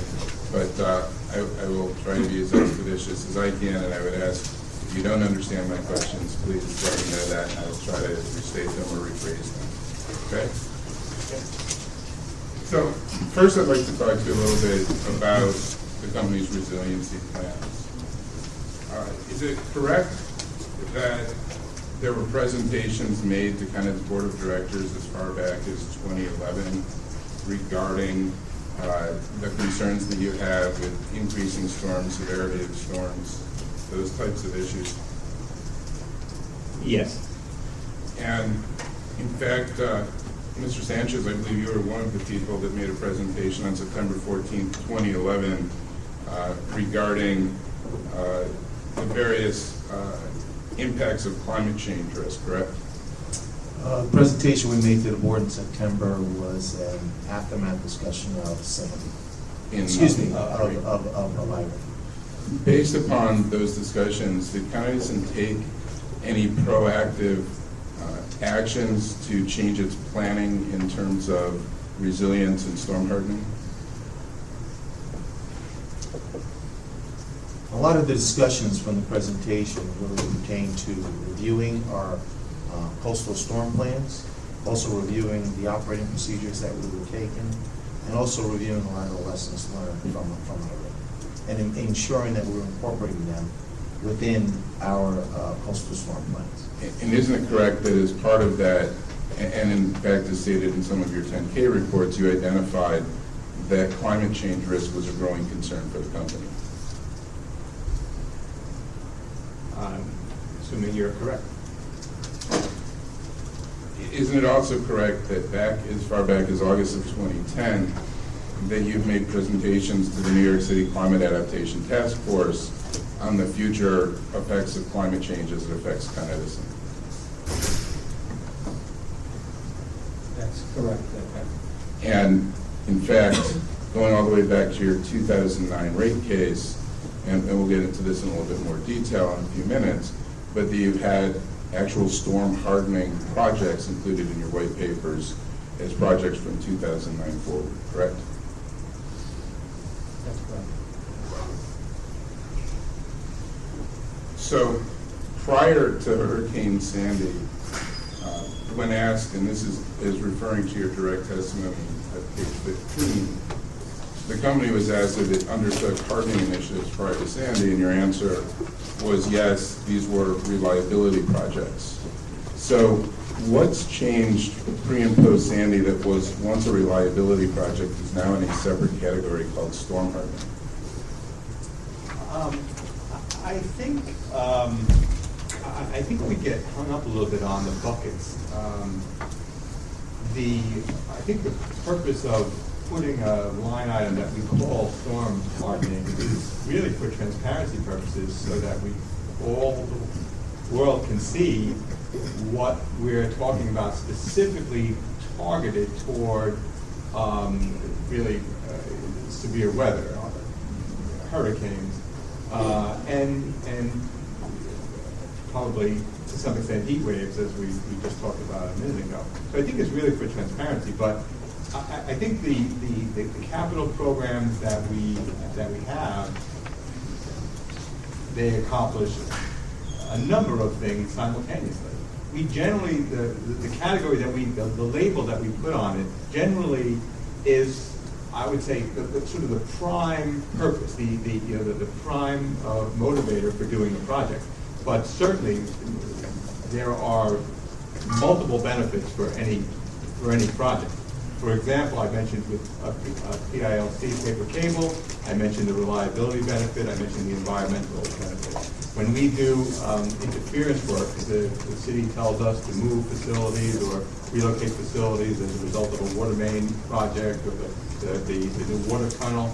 We're moving the facility to get out of the way of that important project, but we're also putting in new facilities that give us a reliability benefit or a public safety benefit in reduction of stray voltage as a result of new secondary cables. So I think we bucket these things, based on their prime purpose, but there is cross benefit across line items, and I don't think we should get too hung up on it. So I think the same is true for what we're now calling storm hardening.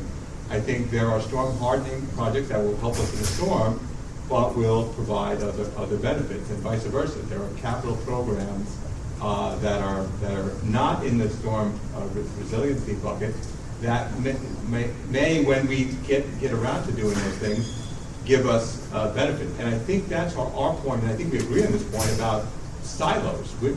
The silos are sort of this artificial barrier, whereas we're saying, no, when we do a capital job, any capital job, we're going to have in mind whatever hardening resilience standard that we either have developed or we come to as a result of this collaborative.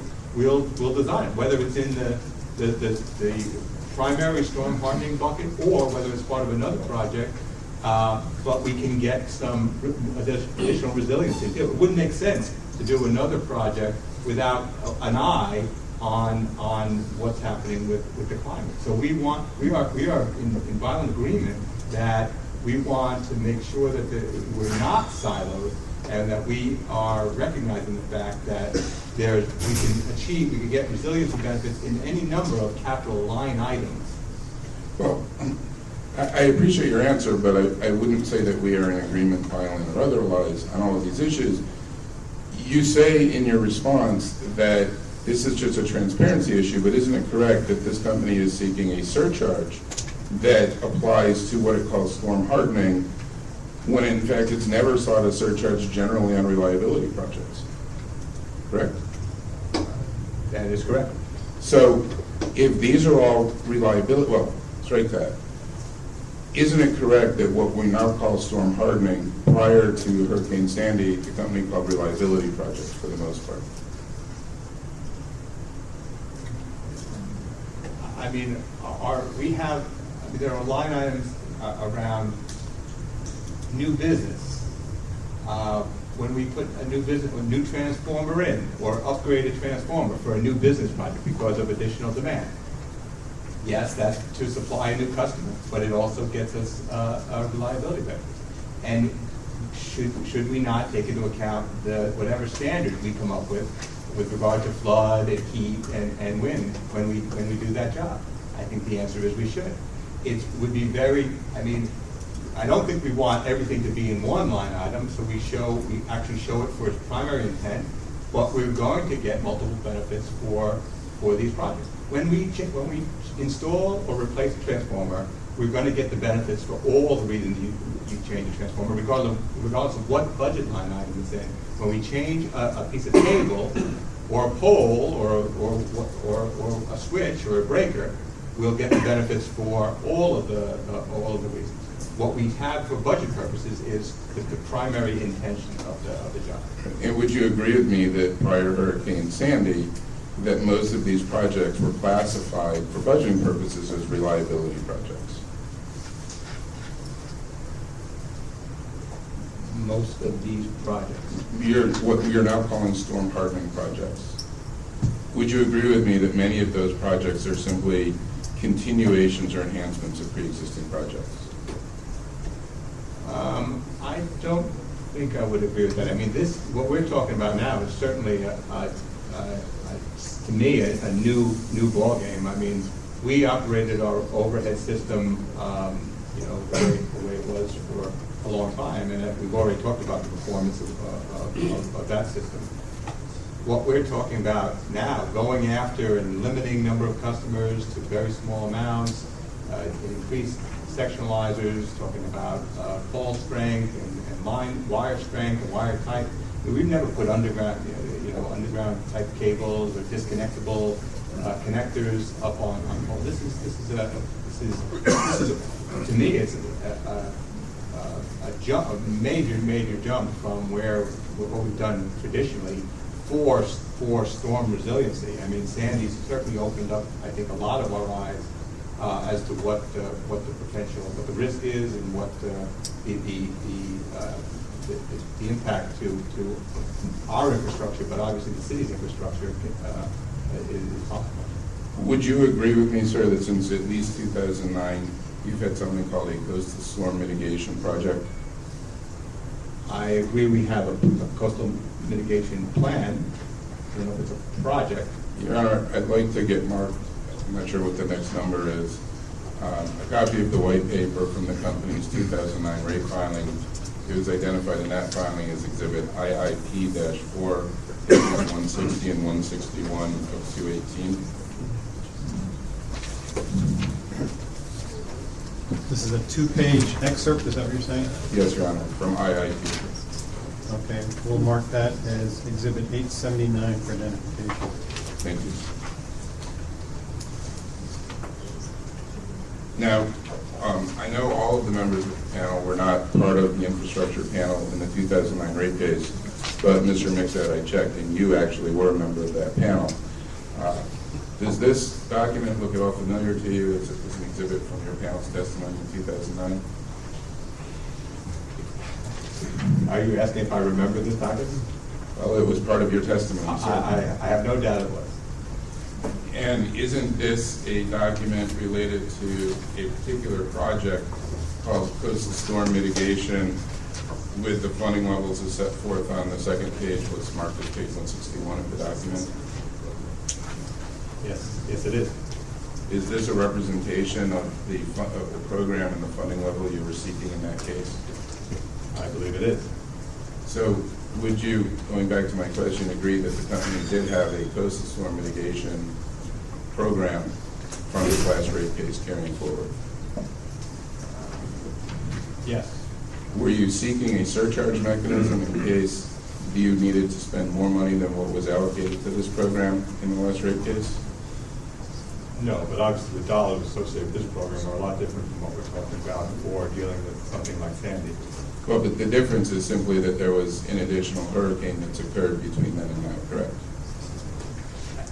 Yeah, you could say an additional hurricane, yeah. And in fact, isn't it also true that the company had an underground sectionalization program prior to 2013? Yes, we did. And did the company have a surcharge mechanism associated with that program? We did not.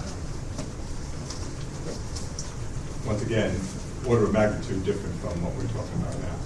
But it's true, isn't it, sir, that prior to October of 2012, that this company was doing at least some planning for severe weather events? Yes. And it was doing so without the requirement of a surcharge mechanism, correct? That is true. And as you just stated, Sandy apparently, for the first time, opened your eyes to the potential magnitude of that severe weather, correct? Yeah, well, we had certainly indications in 1991 with the nor'easter that we experienced that year. We were down helping Entergy in 2005 with Hurricane Katrina. We saw and learned from that experience. So that informed a number of these programs, but certainly 14-foot tides were certainly not in anyone's forecast, including ours. Is it also true that because of the storm hardening work that you've done or are doing in 2013, that you've deferred a number of projects? Yes, that's true.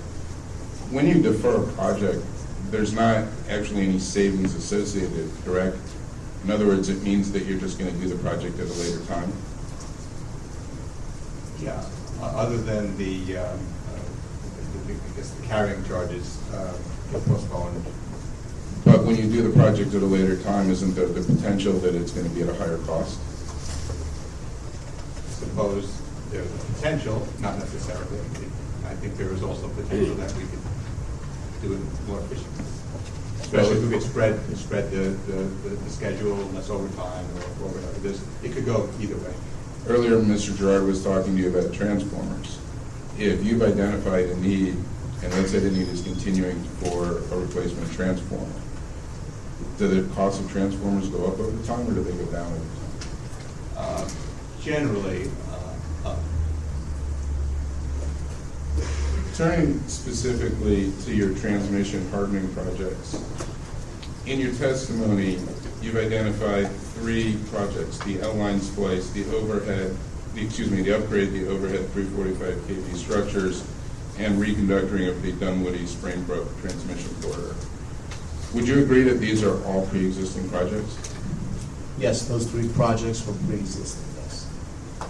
And I don't remember who was talking about it earlier, but when you were cross-examined earlier, you talked about, I believe it was the Dunwoody and the upgrade the overhead project, that reconductoring is going to occur at a later date.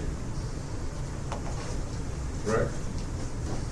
It's not a reconductoring, right? It's the replacement of the, or should I say, an upgrade of the inline splices and also dead-end assemblies associated with feeders 999, 41, and 42. So you're not doing future reconductoring? But you do need to We're not going to be doing a future reconductoring of those 2 feeders.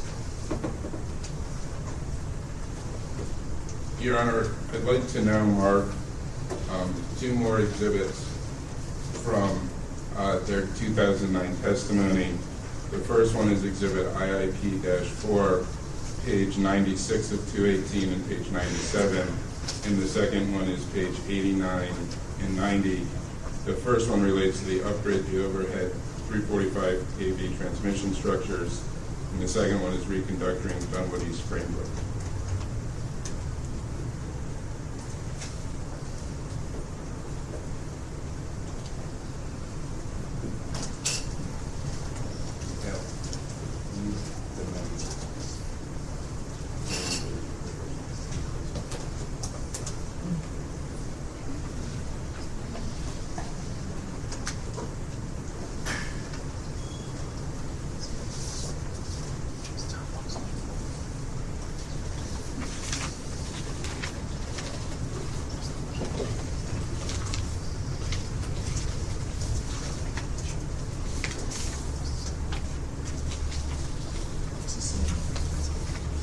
Okay, the 2-page exhibit that says page 96 of 218 on the first page, we'll mark that as Exhibit 880 for identification.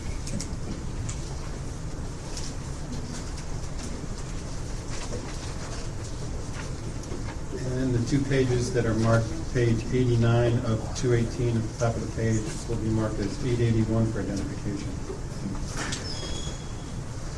Mr. Mixad, I need to, direct this one to you because you're a member of the panel.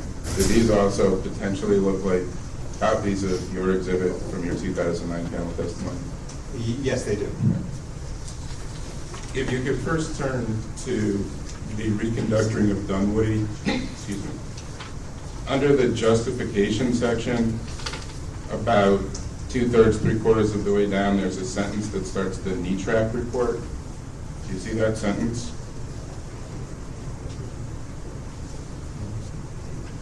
Yes, we do.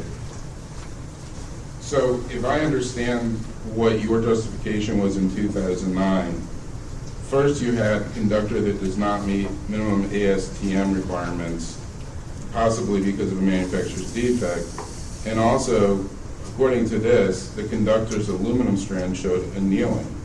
Could you please explain what annealing is?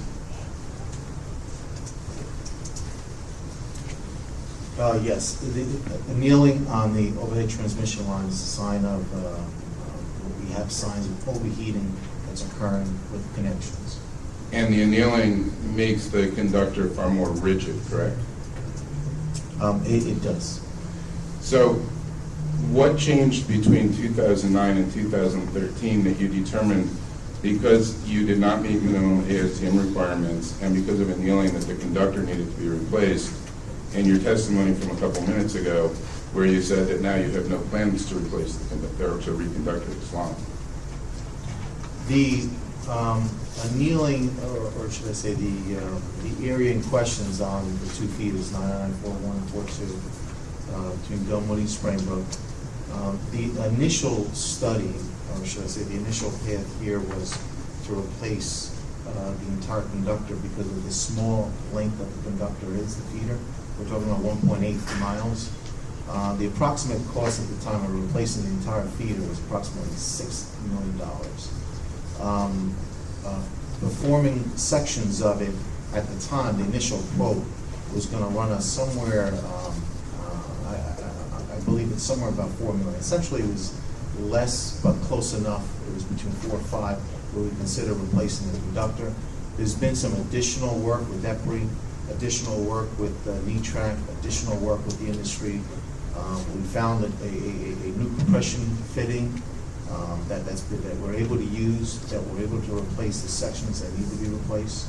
The cost is less, and this request, this is updated with new work scope that includes order of magnitude cost between 1 to 2 million. So, I understand your compression fittings, but are you replacing the portions of conductor that have annealed, or are you not replacing them? We are, yes, we are. So that's still going forward? It is going forward. The scope of work has changed, but yes, we are going forward. And your scope of work, if I understand, you've reduced your scope of work from what you described in 2009, correct? That's correct. So what else changed that in 2009, this was part of a system and component performance work plan, and now it's a storm hardening work plan if it's the same project but a smaller scope?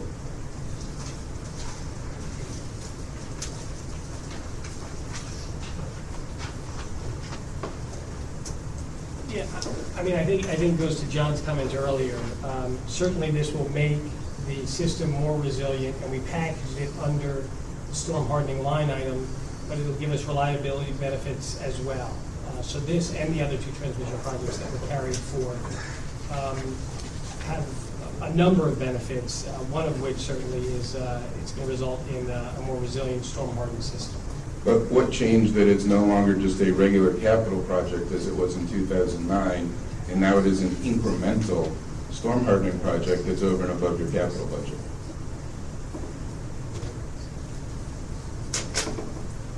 The addition of reinforced dead ends is one piece.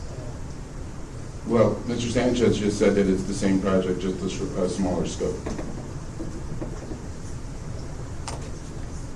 It's a project that has changed. The original project was to replace the entire run of the feeder. Well, let me ask the question this way, and this goes back to what Mr. Mixat said earlier about transparency. Is it fair to say that really what this company is looking for is a $2.2 million capital budget as opposed to a $1.4 billion capital budget plus an incremental $800 million? I mean, if it's just about transparency, then isn't that really all you're looking for? Well, the surcharge, how we reconcile it is, between the folks on the rate side. I mean, we're talking about the work. We're talking about the need for the work. This is an example, I think, of a good story where we've actually reduced the cost that's going to be passed on to customers. It also goes to the point that we talked about earlier, where you said, well, transformer prices generally go up over time. Here's a job that we waited a little bit, came up with some innovation to reduce the costs over time. I mean, I think it's a good story, but which bucket you put it in, I mean, well, that's semantics to me.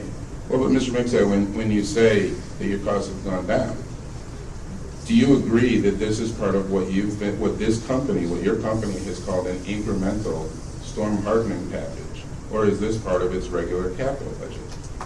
It accomplishes both. No, that wasn't the question. This company put in a rate case in which it saw $1.4 million of capital expense, and then the company touted a $1 billion incremental program over and above its regular rate case. And from what I can tell from your filing, these 2 projects are now part of your incremental budget, which is over and above your normal capital budget. And what we're struggling to understand here is what's really incremental when it's projects that you are already planning on doing. So I understand your issue of semantics. Our concern is trying to understand what you're actually seeking. So I'll go back to my initial question is it fair to say from your perspective as the engineers, as the people operating the system, that you're simply looking for a $2.2 billion capital budget? I suppose that's a way of saying it. If you add up all the projects together, that's the number you get. And it accomplishes a number of things that we've traditionally accomplished, plus it gets us to a place where I think we will reduce the risk of the major impact that we experienced during Superstorm Sandy. Excuse me 1 second. If instead of getting a surcharge, you were to get a higher capital budget so that you get all of these projects, is there still a benefit to calling some of them storm hardening and some of them reliability?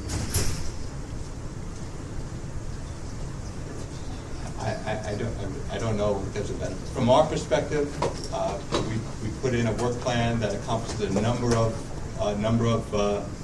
objectives, including hardening the system to a high level that it has not been to before.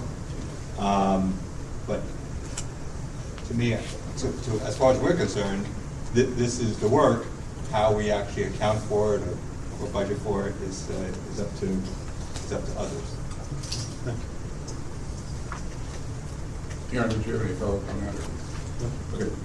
Another one of the projects that you've deferred, or excuse me, one of the projects you've deferred is your high voltage circuit breakers, which you discuss on pages 27 to 28 of IIP. I believe it's IAP 6. Do any of you recall that project that's being deferred? Can you re-point to the reference? And by deferral, you mean deferred from 13? Yes. So maybe just point to the reference. Sure. Actually, if we go to New York ECC 8, which was marked a few minutes ago.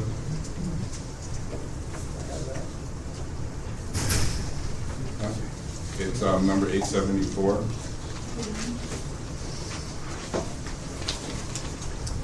If you go to the chart that's attached to 874, do you need another copy? It's coming. You just have to promise to give it back. Yeah, I have it. I have it. John, I have it.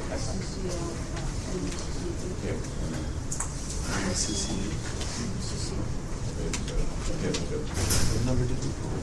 Okay, if you look at the first line, you have SSO 2013 funding cuts for storm hardening. This is in the chart that's attached to it. Yes. You see the, excuse me, the 8V breaker replacement, that you've reduced it by $4.3 million.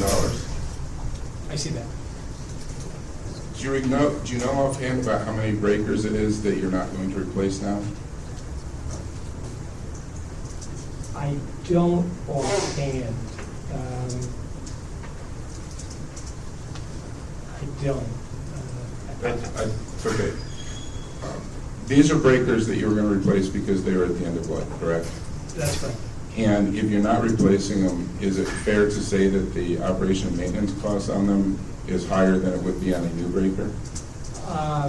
That's one of the reasons, but not particularly over the short haul. When we made decisions through our capital optimization and sweep process on which projects we would delay or defer over the short haul, we considered those kinds of things. And deferral of these high voltage breakers into the 2014 campaign in Capital Works. One of the things we would consider is how much operation and maintenance will it take to get us there. If that was overly burdensome, we would likely go somewhere else for a deferral. In this case, over the short haul, these were deferrals we could live with. Turning to just one other question before I move forward on the transmission hardening. At your rebuttal on page 17, talking about the L-line splice, the upgrade, the overhead 345 kV transmission structures, and the reconductoring and Dunwoody project, you stated in your rebuttal that at the time you did your initial testimony, the scope of those projects, the quantities of materials, the equipment was all unknown, and that the refinements to those projects were those details. How is it possible then, without knowing any of those details, that your dollar amount for those projects remained exactly the same?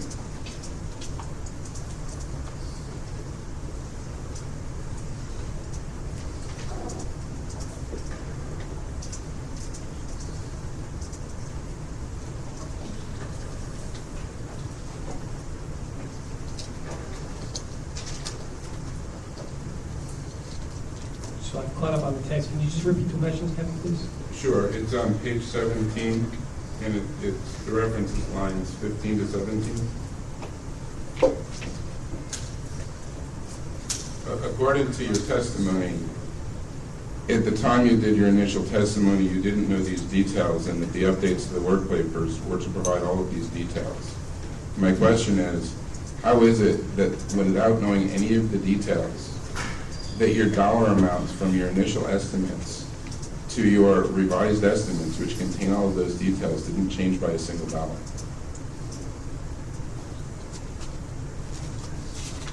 And I'm just trying to ascertain the timeframes between, I'm just trying to catch up. Do you remember when you filed your original testimony? Late January, I believe. And you filed this testimony in June. Okay. So when did you, well, if you know, Mr. Mexad had already said you don't know who did your testimony. Does the panel know when this testimony was even prepared? We do. We didn't prepare the testimony directly, but we certainly were briefed and cognizant of the process that moved forward. With regard to your specific question, you're saying we had an estimate in January, and the estimate held through till the ultimate rebuttal testimony? It held through to this very day, from what I understand from your testimony. And my question is, when you didn't have any of the details, and once you had the details, it seems incredibly surprising that none of those three rather significant projects, that you were that prescient back in December and January, which it really leads to the question of how accurate are these estimates? Yeah, I think the level of accuracy in this case likely didn't change much, nor the level of information, nor the variance on an overhead project of this type. Well, when you say the level of information didn't change, that seems inconsistent with your rebuttal. In what way? Well, in your rebuttal, you say you were providing more information. But I can move on.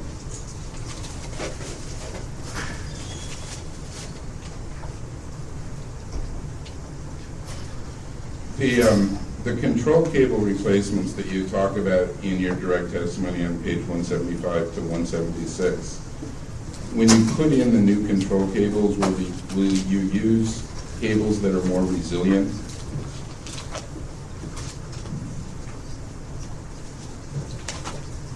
Yeah, in certain instances, we'll use fiber optics. Certainly, any new installation will be more resilient than what we're replacing in the upgrade. In certain instances, we'll go to a fiber application to provide particular resiliency against flooding. Now, is that a capital project or is that a storm hardening project? I think it, sort of to go back to John's testimony, it will serve both purposes. In certain instances, for example, at East 13th Street, we're engaging in a wholesale change-out to an HMI system, really as driven by the flood threat. We have consistently had a process to change out control cables for reasons of reliability of the system. Were any members of this panel involved in the company's effort to develop this incremental billion-dollar program that was announced back in January with this filing? Yeah, you're right. So how did you determine what was a regular capital project and what was an incremental capital project? I think, as I mentioned before, I think the primary driver was the the primary intent, primary purpose. Are there crossover benefits?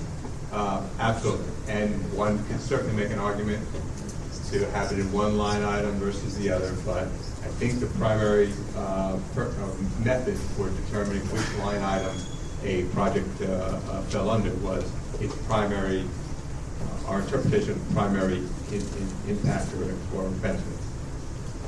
With respect to the relay house canopies, which is at page 192 of your direct, you indicated that they were not weather tight in need of replacement. Have you been replacing those canopies annually as you identify the lack of weather tightness?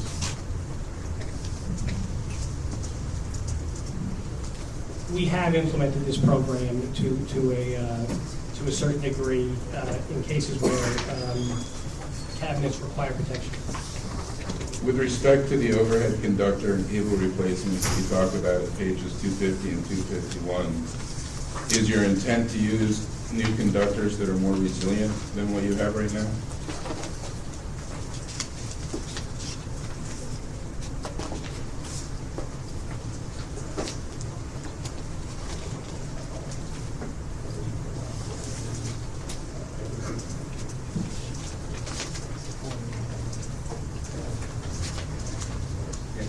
So some of the designs were deploying aerial cable, different methodology. So for the auto loop systems, we're dividing those auto loop systems into two systems to reduce customer impact. And the express run for the feeder tie would be aerial cable, so that'd be more resilient storm hardened cable to provide certainly more resiliency during these storm conditions.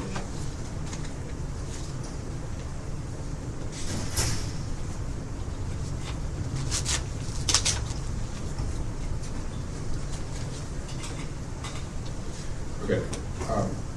Now, this panel has stated that the improvement in reliability that you expect, at least on your overhead system, is 10%.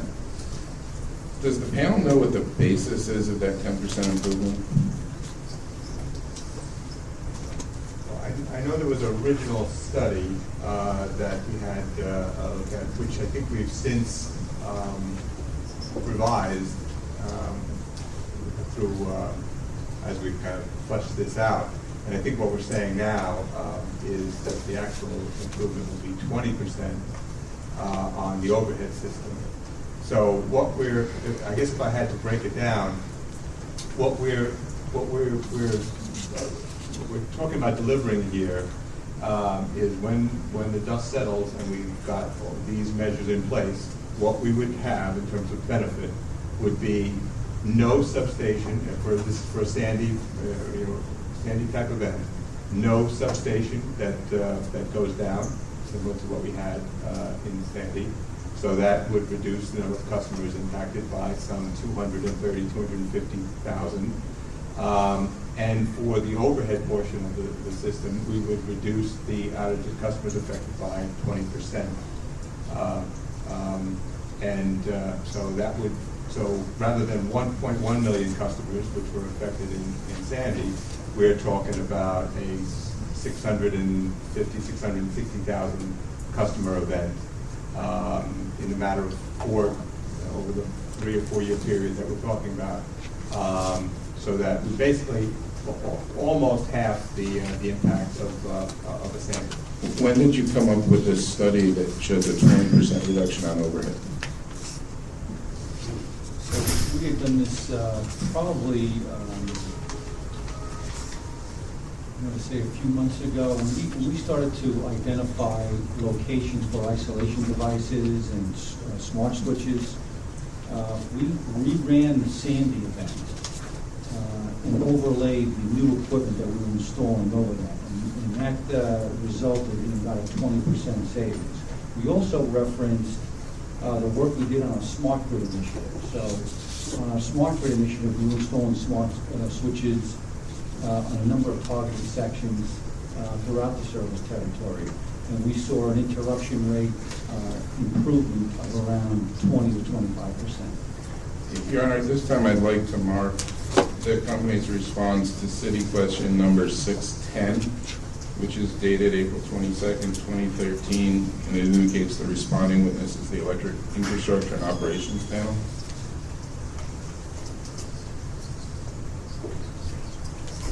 It's a one-page document.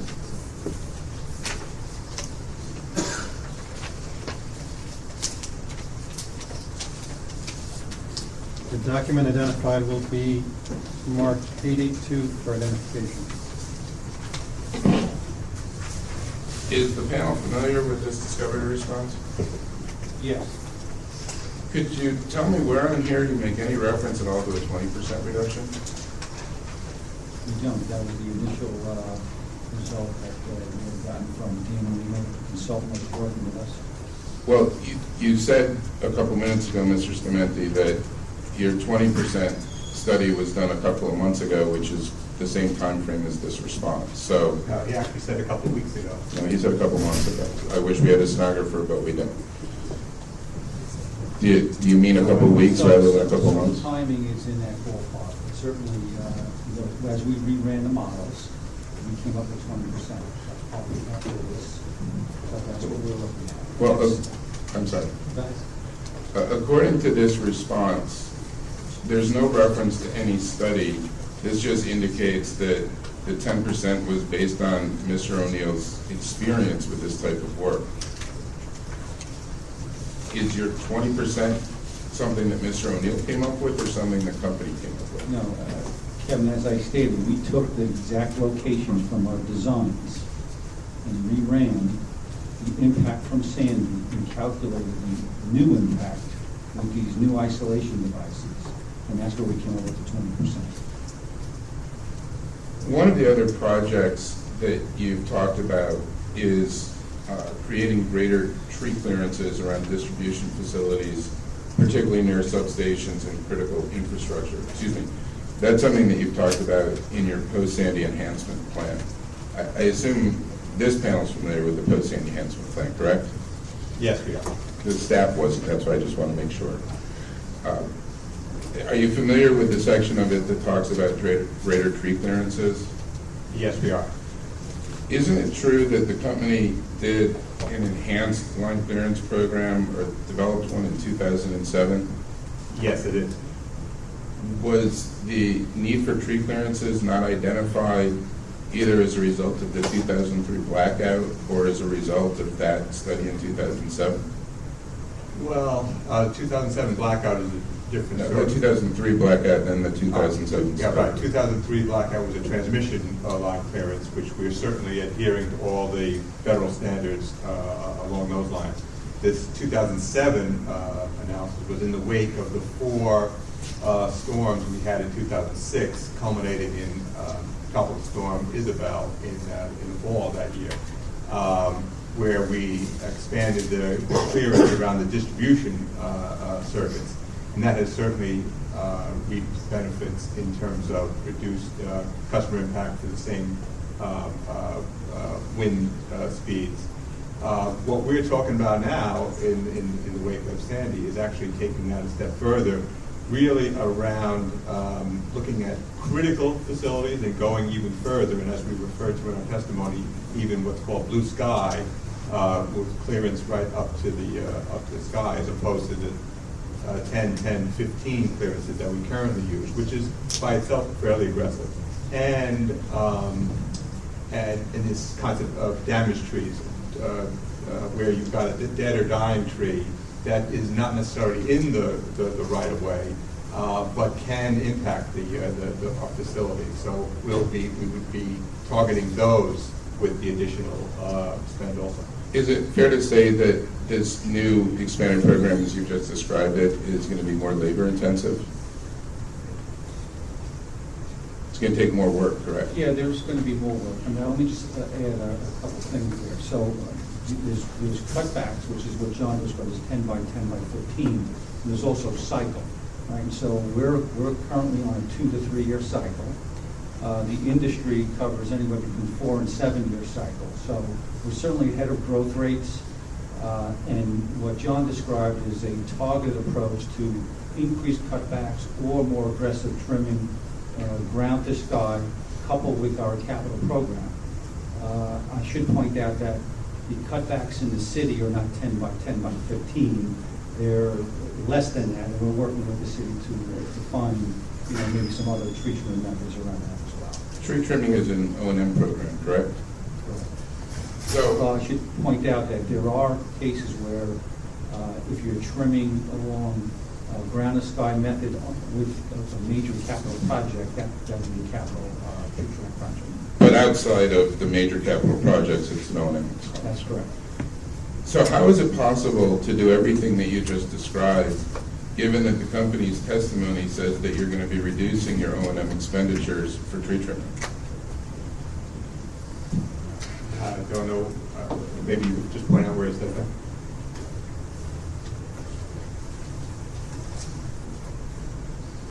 Our understanding is we're going up by about 5 million or about 20, 25%.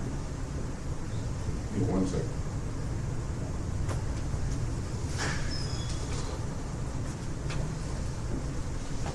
Let me move forward and I'll come back to that in a second. With respect to your isolation switches, there's a white paper in your update rebuttal testimony from June that indicates you're going to spend $70 million to isolate 9 networks in Manhattan. Are you familiar with that project? Yes, we are. Is there a reason why there's absolutely no mention of it in either your initial testimony or your rebuttal testimony or your update testimony?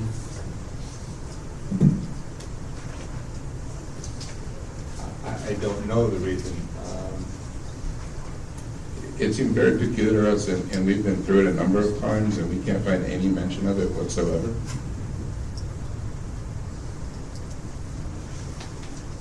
I don't know. Do you know how many people will be isolated from this project? How many customers? Yes. Not off the top of my head, no. Do you know how much quicker the restoration of those isolated customers will be with the $70 million project? Yeah, so one of the things we are factoring into our designs is not just the mitigation of impact to customers, but it's recovery. And so with the network reconfiguration project, Bowling Green, Fulton, and the other networks that you just described, we're looking at recovery within 24 hours. So recovery means that our grid will be ready and energized, and will facilitate the process of pumping, traffic control, and some other things. And certainly the inhibitor there is the impact to the building stock, and the issues around that. But certainly the response around Sandy, the duration of the network response really was centered around the isolation of the grid to customer infrastructure. So the isolation switches actually changes that response dramatically. I will steal one of Dr. Johnson's questions, but has the company done a cost-benefit analysis that would demonstrate what the benefits of this project are compared to the $70 million cost? Yeah, so what we did, Kevin, is we looked at the population, both residential, commercial, and critical infrastructure. And so, for example, Bowling Green and Fulton, there's a residential population of around 7,000 customers, 7,000 people.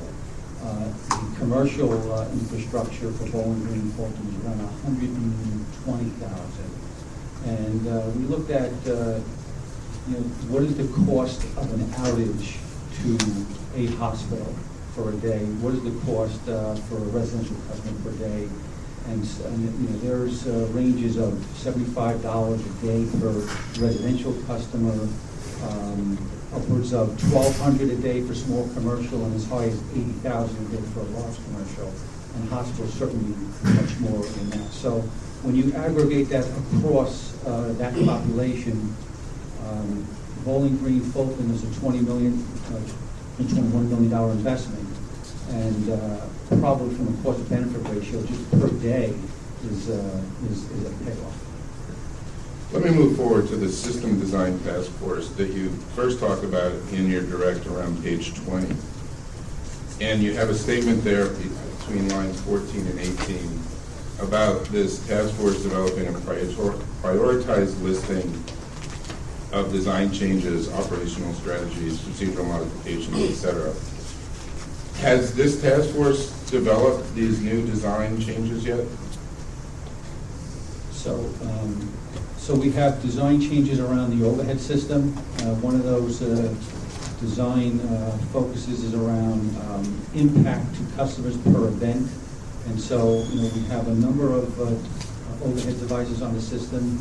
Our average number of customer between devices ranges anywhere between 700 to 1,200, largest being around 4,000 customers. And so over the 4-year period, we're looking to get down to a customer segment of about 500 between devices. So what that means in general is if a tree comes down between one of those segments, we're going to go from, say, 1,200 to 500.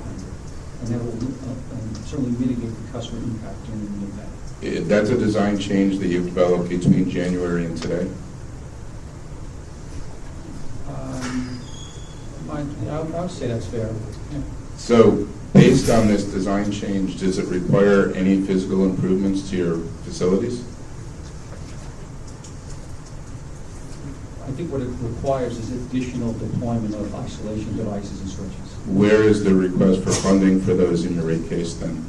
Because according to your initial testimony, your rebuttal testimony, and the company's update from March 25th, other than certain very specifically identified items, of which this is not one, there were no changes to your initial testimony. So where's your funding request based on this design change? I'm not sure. I know from the work plan, we have 4,000 isolation devices being planned, 3,000 of which will be done this year, and probably around 300 smart switches deployed. Do you know those were included in your funding request in this rate case?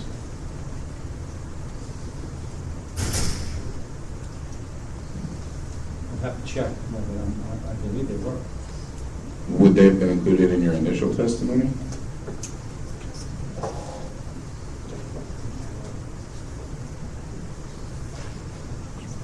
Maybe not in the initials, I'll have to check. If you could please do so, because I didn't see that in here and it's not referenced.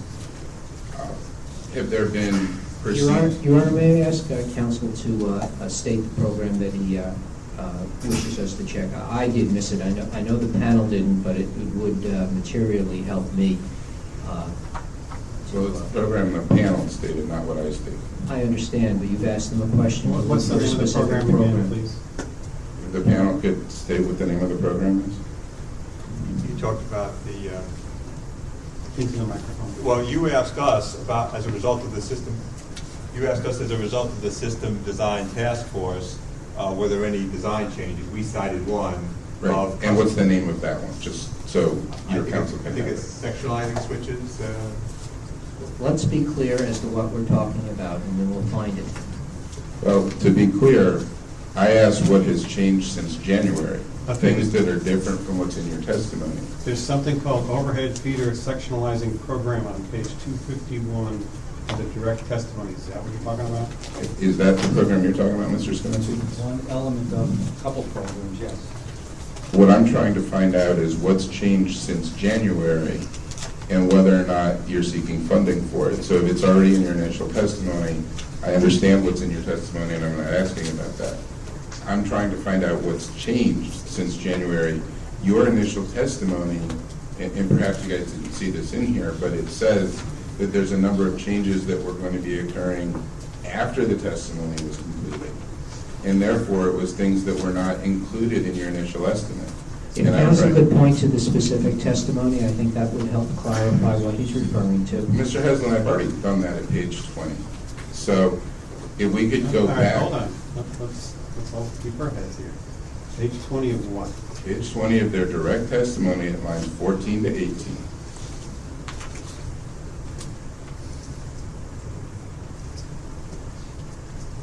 that testimony speaks in the future tense of what this task force is going to be doing. So I can tell from reading your testimony what you had already done as of the time this testimony was filed. I'm trying to find out what you've done since January when this testimony was filed. Because I read your March update where you've said other than 3 very specific projects which have nothing to do with what we're talking about, there have not been any changes. And in your rebuttal testimony, you didn't identify any changes either. So I'm trying to understand whether this task force has actually done anything since January. Now, Mr. Scamenti, you've said that there were design changes since January. So what design changes have occurred since January that result in incremental or new projects? Okay, so let me clarify. Since January, the design changes haven't changed. Right? So our circuit segment issue was in the original testimony, and that stayed the same. There are 3 programs that we added as a result of technology enhancements. Those are clearly additions, and you're aware of that. There are no other changes since January. Has the task force done anything since January? When you say done anything? Well, let me rephrase it then. Has the task force identified procedural modifications since January?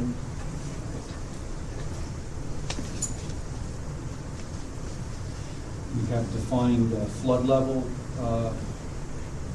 enhancements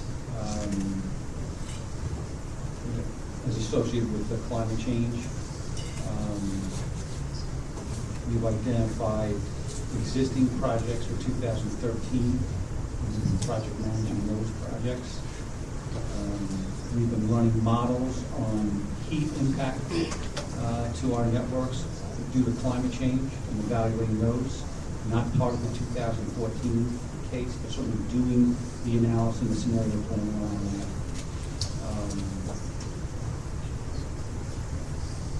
And certainly looking at microgrid deployments and some other things around things that are going to happen certainly in the near term. I just would add to that. Sure. There were a number of teams created to sort of report to the task force, and I do have a number of the results that they've developed, which are as much process changes, I think, which is also referred to in here, as design. But so with regard to site safety, the folks who watch down wires, protect the public, there's certainly changes to the staffing levels for those that came out of the team. Additional communication so that we keep those folks informed through mobile technology. We've actually moved to a pod methodology where groups will come together in blocks of 50 and be self-managed with leaders that can handle the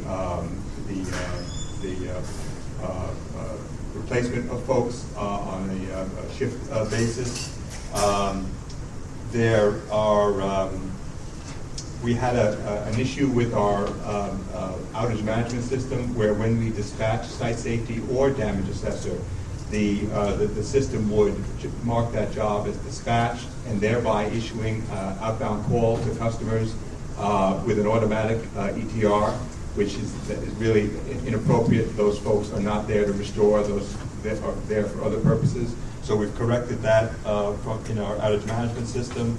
With regard to damage assessment, we have got tablets deployed to our damage assessors now, which replaces the manual process they were using, which was either basically a combination of pads and maps, where they mark up the feeder print to indicate where the damage was. Now, when they were at location, they can take a picture of the damage and fill out the form electronically and immediately send that information back to folks who are creating jobs for faster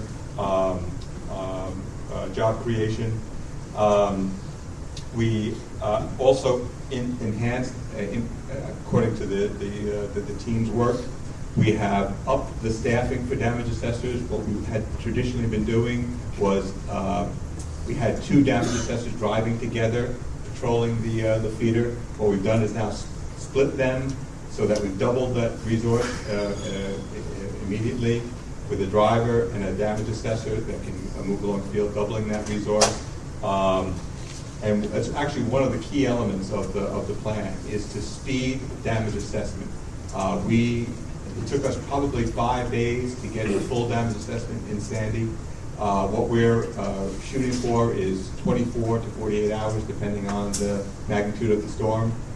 And that's huge in building a plan that's going to allow us to create a restoration plan, and as importantly, once that plan is created, we can then provide to customers the result of that plan in terms of an estimated time for restoration. To our knowledge, no utility in the country has done this to date. We're leading the way in that undertaking.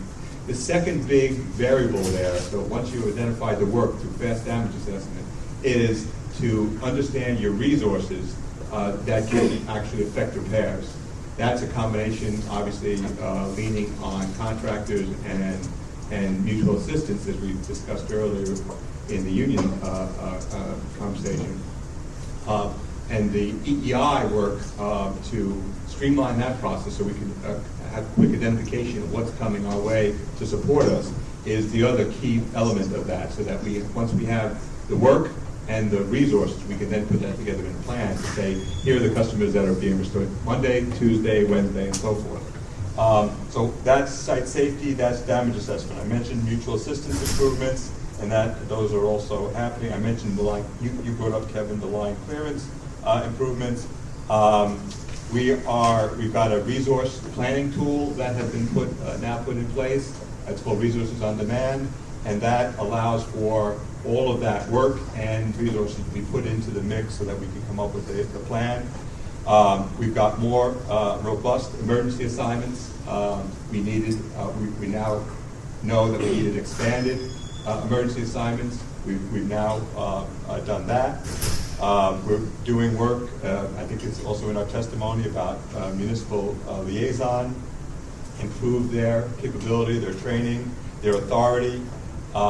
We've met with the munis in Westchester County, the 39 munis, provided maps of our feeder prints to all of them so they can see that in many cases a crew may be in another town but restoring customers in their town, so they have a better understanding of the way their area is supplied.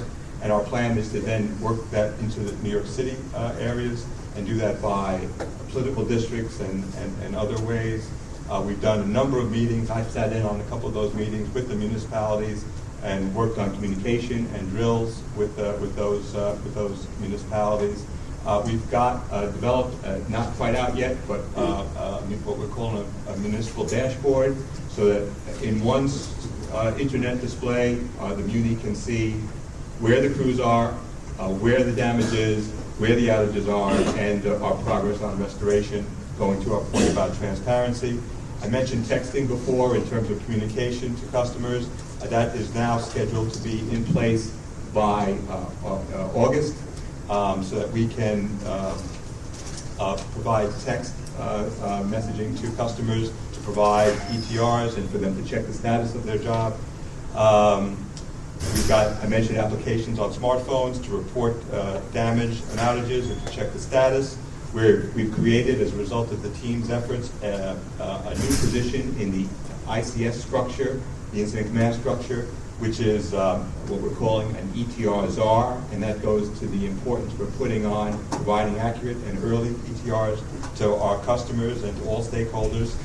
So we have a group that's in charge and managing that effort. So all of that is underway. In addition to the hardening and preventive stuff, this is all around managing the storms better. That all came out of the task force. Yeah. Well, Mr. Mixed, that was all in your testimony, correct? I don't know if all of it was, but it's unfortunate that was. Without, just as a yes or no, with all of the things that you're doing, that your task force has done since January, Are there increased costs associated with those changes? Yeah, you can tell we're struggling with timing, so certainly we don't know the timing of when things change versus, we could certainly get folks who are more familiar with that, but, when things occurred, it's been quite a lot of activity going on between January and not to mention the heat event last week. I appreciate the difficulty that you're having, except that this is your testimony and not somebody else's testimony. I can answer this. Okay. So in January for the substation storm hardening, the plan basically that we laid out in January was to harden those sandy impacted stations, depending on how you count, about 9 substation facilities that were impacted by Sandy, to the best of 3 levels, right? FEMA +2, the Sandy experience, or /10. That's sort of where we jumped in on. And the plan, and we executed on that ahead of the June sort of hurricane season. And the plan at that time would have been to continue at those sites and introduce permanent hardening measures. So when we did the immediate hardening at those sites, we had in mind the fact that we were going to come back. I think those, so the program has since evolved from January to date. A few things have happened. We have a collaborative process that's been established. We have, as recently as within the last 10 days or so, a stipulation that begins to point toward a design flood height. We also, while we recognized right out of the box in December, January for the testimony for the 9 sandy impacted sites, we recognized at that point that we would have to broaden our approach because a different storm track would yield damage to stations that were not immediately impacted by Sandy. So while we understood that from the get-go, our plan has now evolved to address hardening efforts at those stations earlier. So we're firming up designs based in part on a new design criteria through the stipulation, or at least some consensus around that level for now. We're integrating those into our designs. We're expanding the breadth of the sites that will impact. All of our critical low-lying substations will be addressed in the near term. The original plan would have had us close shop on the first 9 and then move on. We've sort of adjusted that plan based on a lot of input from a lot of folks and some of the risk assessment we've done. So we've taken a look at costs. All of our estimates are more refined. We have more confidence in them for a few reasons. We went through a 4-month period where we did immediate storm hardening. Much of what we'll do in a longer term relies on that, so we have some actual experience how bids come in for different things. As we refine our scopes, we're going out to material manufacturers and saying how much for a cubicle for this, how much for an HMI system. So we're starting to input real quotes into our scenarios. It's our belief at this time that we laid out a cost over 3 years to do hardening at each of these stations. And I discussed earlier, our thought is that really all of them, we can't sacrifice any of them in a storm event. We'll protect them all. Now we look to how do we optimally protect them. And based on our analysis and some forethought in our immediate hardening, virtually none of the costs that we experience in immediate hardening will go to waste, if you will. We'll be able to build on it for virtually no marginal cost. So getting there in 2 stages is virtually the same as getting there in 1. And there are a few exceptions to that. And the other thing we're looking at is in our initial testimony in January, in the 2016 dollars, we included sort of an allowance or an allocation in anticipation of the event that some consensus over a higher hardening threshold would be achieved. So we put about $20 million in those original estimates earmarked for a delta in consensus around the height. That $20 million, it's our belief, and we're still cutting through it. As I said, the stipulation was signed about 10 days ago or so.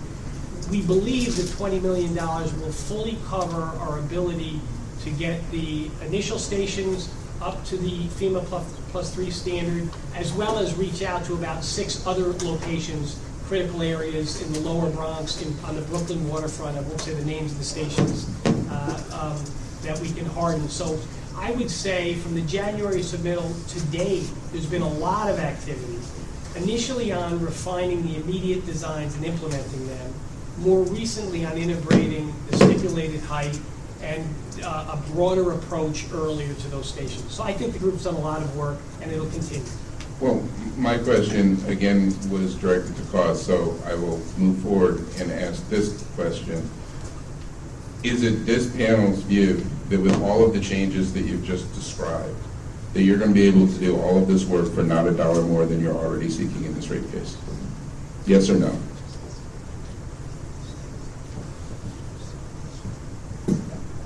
Yes.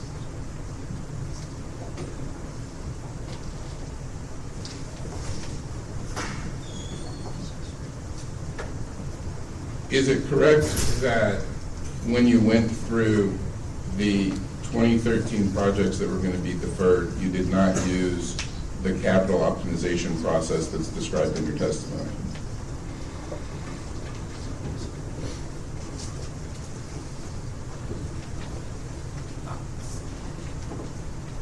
I don't believe we reran the whole process, but certainly the decisions were based on the strategic weights of those projects, consultation with operations and engineering. For example, we talked about high voltage breakers.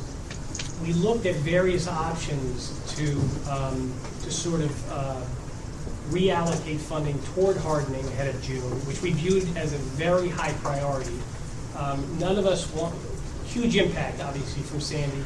None of us wanted a repeat, both in the company. We take that very seriously. So we were able to reprioritize what was a robust list of projects and a fully vetted set of projects.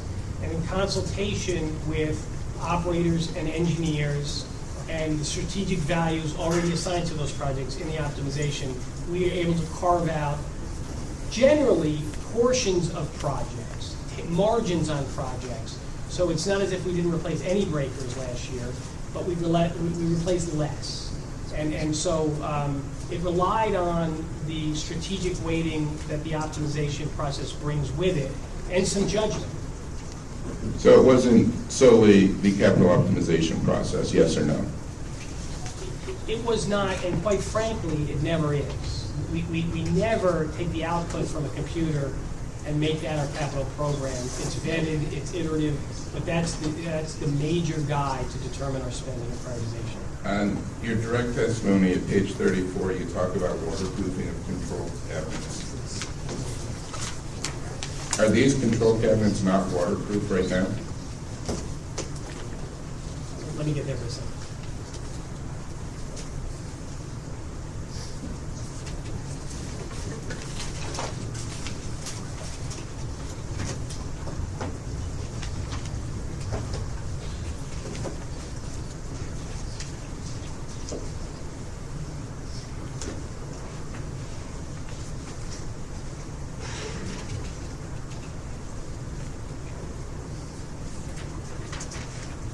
You see that at line 23? Are you on the rebuttal? Or Your direct testimony at page 34. Oh, I was getting it. Very bottom of the page, line 23.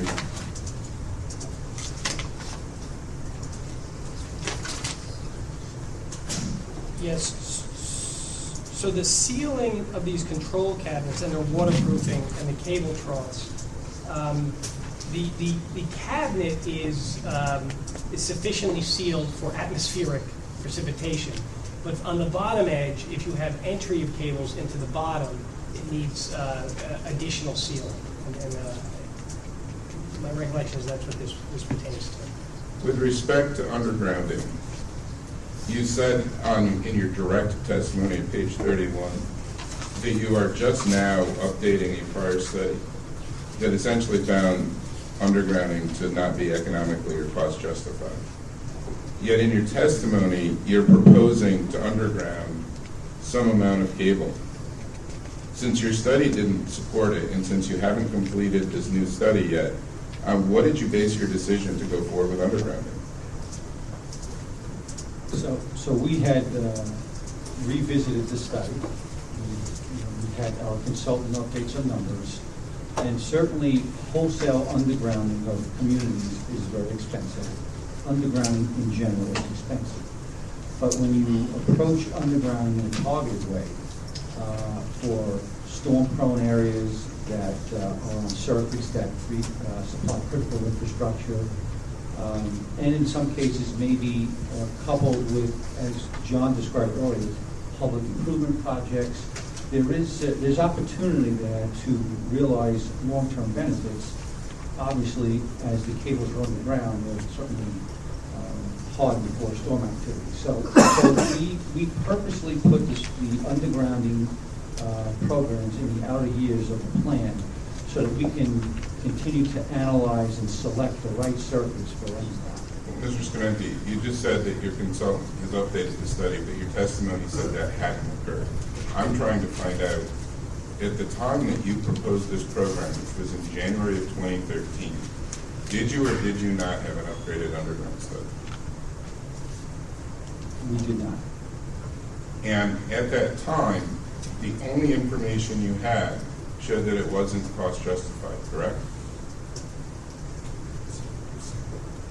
It was not cost justified for wholesale deployment of underground. But you decided nevertheless to go forward with undergrounding, correct? Can I just a yes or no question? Let me just go back to The witnesses should not be confined to answering yes or no. We've established that. The witnesses are not confined to answering yes or no. We already know that. You didn't go forward with wholesale undergrounding, right? Right. Correct. Okay, so you targeted some places where there may be some synergies and maybe you can do some underground. Right. And I just want to characterize the 2006, I believe, original undergrounding study. It was not a cost benefit, as you kind of described it, Kevin. It was more, it estimated the cost, certainly, as something like, depending on whether all utilities on poles go underground, including telephone and cable, whether it's just the electric, it would range from $40 to $60 billion. It was, that was really the purpose of the study, to get an understanding of the full magnitude of costs. It didn't try to economically justify, nor could it. It was just the cost, the bill impact was astronomical. We really dismissed it. It was really for the sake of others, so they could understand how expensive that price tag was. But as Bob said, for selective circuits with critical infrastructure on it, there may be it may be warranted. So it's we're only talking about a very targeted approach, very few circuits, as opposed to that $60 billion price tag from the original study. And at the time someone did your testimony back in December and January. Somebody said that it would be 10 miles, and only 10 miles. So without any study, how did this panel, which has adopted that direct testimony, know that 10 miles was the appropriate length for undergrounding?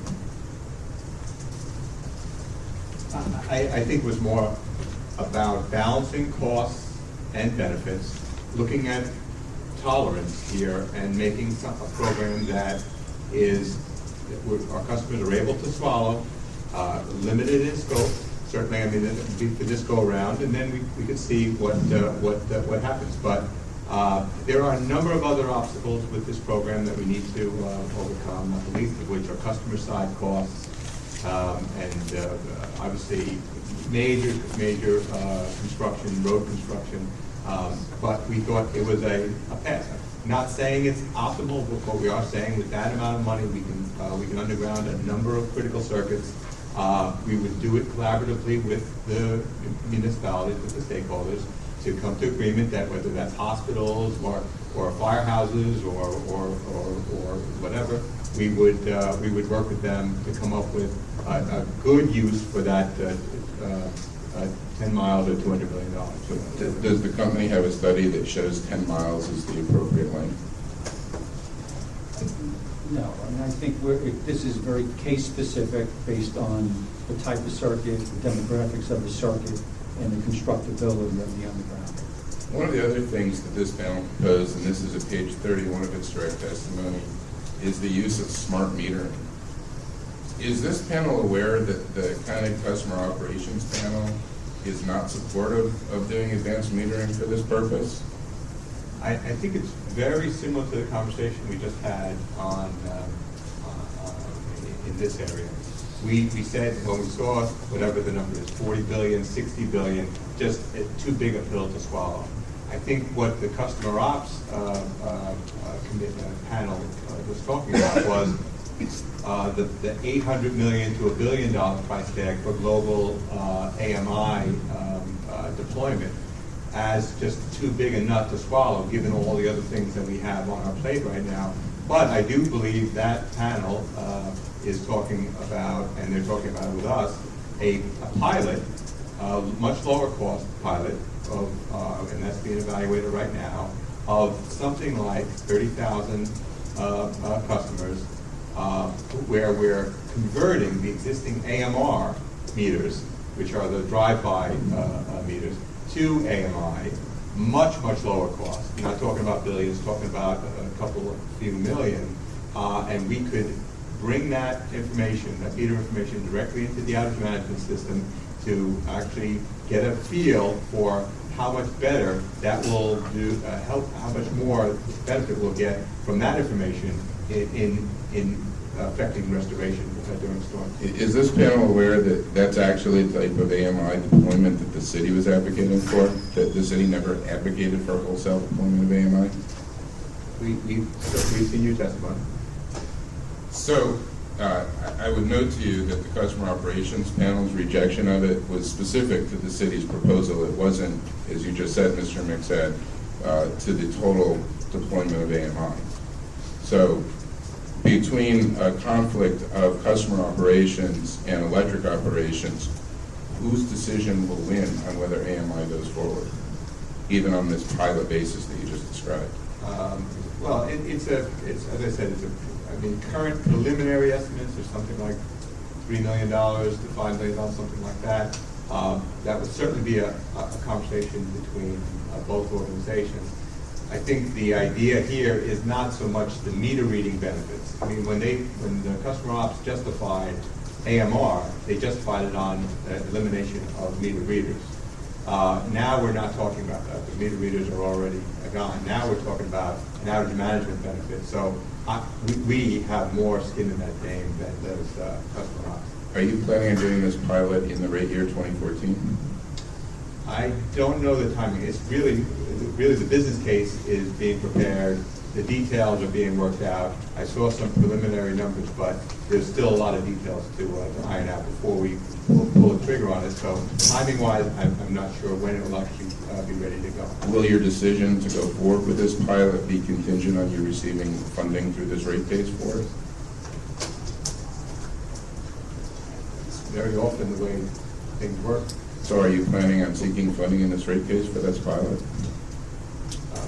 When you say rate case, you mean the 2014 or the 3-year period? The rate case is January 1st to December 31st, 2014. Yeah, I don't know if it's planned, if it's in there, or if we plan on getting in there. I don't know if it'll be ready to go in 2014. If it's ready, are you willing to make a commitment to the city, the PSC, and the other parties that you'll go forward with the pilot under any circumstances? No. In the rate year? No, I don't think so.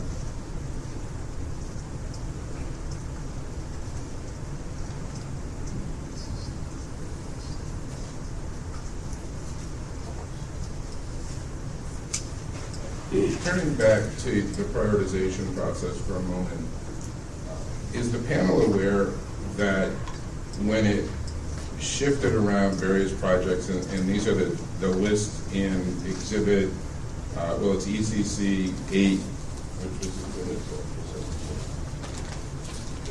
874, that it shows some of the highest priority projects to reallocate for 2013?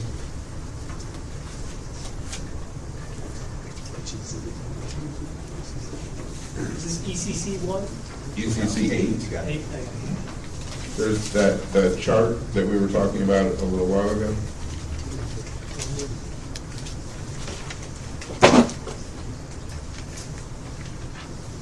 Yeah. So within the prioritization, some of these projects or programs may land and rank high, and they've been sort of vetted through that strategic weighting process. When it came down to determining which projects to defer, We looked at the individual circumstances surrounding them. And in many cases, we didn't just out the full line item. We progressed to a certain extent on a project and said, for example, for the high voltage breakers, if this 35-year asset has got to hang around for 6 more months, we don't expect material operating performance or material costs to be associated with it, we may make that decision. These are tough choices. You know, we understood that when we made hardening a priority, and we think that was the right one, we had to make difficult choices and balance the work we did, even though these are fine programs to pursue, with customer bill and overall spend, and we endeavored to do that. As I understand your prioritization process, something that has a rank of 5 has higher priority than a rank of 50, correct?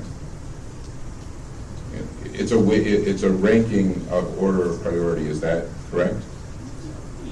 Yeah. Based on strategic value, that's correct. So something that has a rank of 5 would have more strategic value and be a more important project than something that has a rank of 50, correct?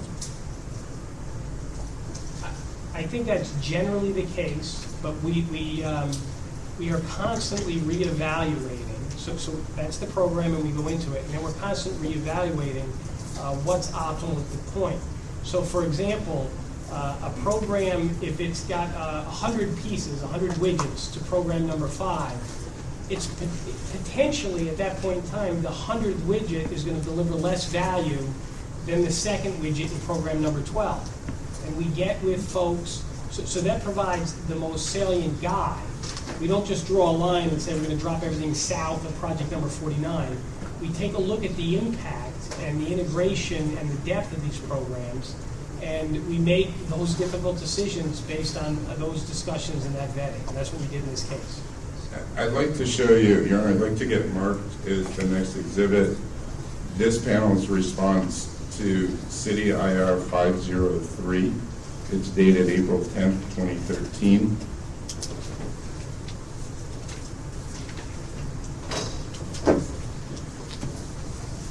And this is a 1-page response with a 3-page attachment.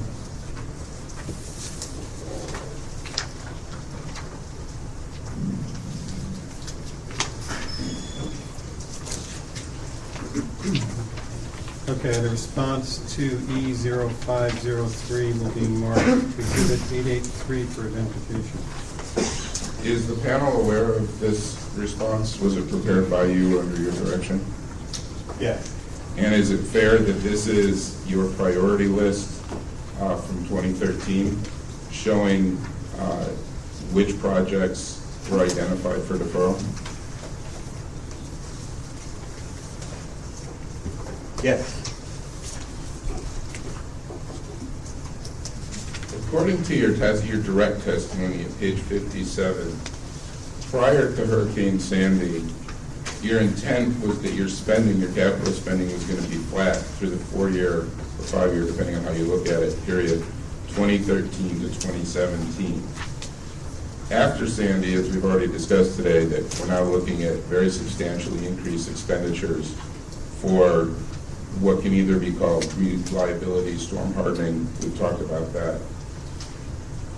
Did Hurricane Katrina, Hurricane Irene, the various nor'easters that this company has been hit with, or that New York City's been hit with, and its participation in the Climate Adaptation Task Force, based on all of those events, is it correct that this company determined that there was no additional incremental work that they should be doing of the type that you're now planning on doing in response to Sandy?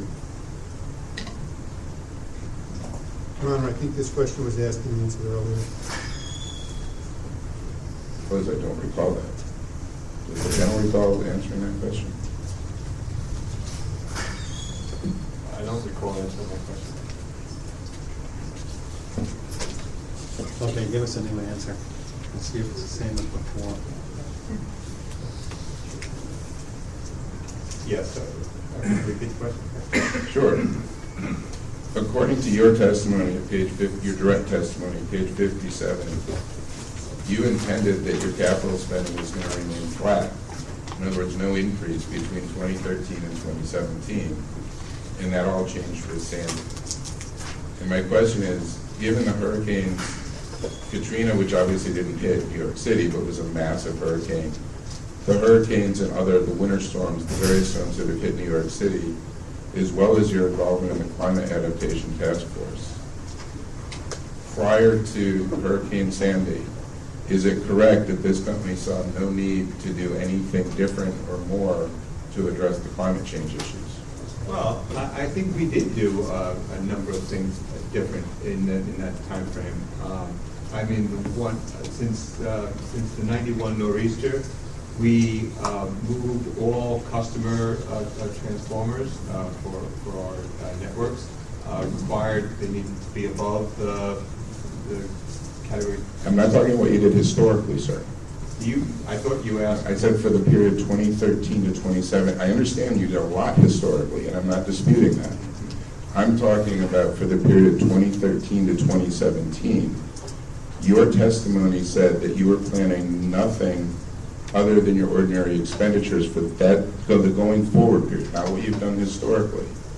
And my question is, based on your experience with all of these events, prior to Sandy, is it correct that you saw no reason to be putting more money into what you now call storm hardening?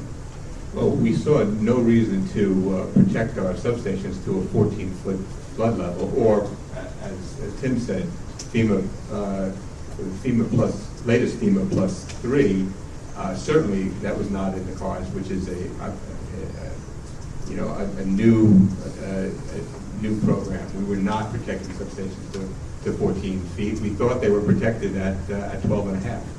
And I'm remembering that they did answer a similar question, if not the same question earlier, and said that by sending crews to some of those other storms, they kind of opened their eyes a little bit and realized that maybe things were changing. Except they didn't change anything with their, but I'll move forward. According to your testimony, your direct testimony at page 60, you say that the company is now proceeding on a probabilistic approach, which you've discussed at length in other forums, and I don't need an explanation of what that is. But is that correct that you now proceed on a probabilistic approach? In many aspects of our system, it is probabilistic. And a probabilistic approach is different than a deterministic approach, correct? That's correct. So, with respect, and we're talking about reliability programs. It's still deterministic, for example, with the load relief, the system reinforcement. We have a design criteria that says here's the demand, here's the capability. If demand exceeds capability, we reinforce the system deterministically. So that's why I said with certain aspects of our program, in particular network reliability, for example, and that's being expanded to other aspects of the system in reliability, it is a probabilistic method, which is less sort of chasing the last event and more predicting likelihood in order to mitigate the risk at optimal cost. wouldn't you agree then that the point of doing your storm hardening investment should be protecting for future events as opposed to events that have already occurred? Yes, and that is that's why we agreed to collaborate. Your Honor, at this point, I'd like to mark the next exhibit, which is the company's response to City IR 512. This is dated 4/15/2013. It's a one-page document, according to this, prepared by the Electric Infrastructure and Operations Panel.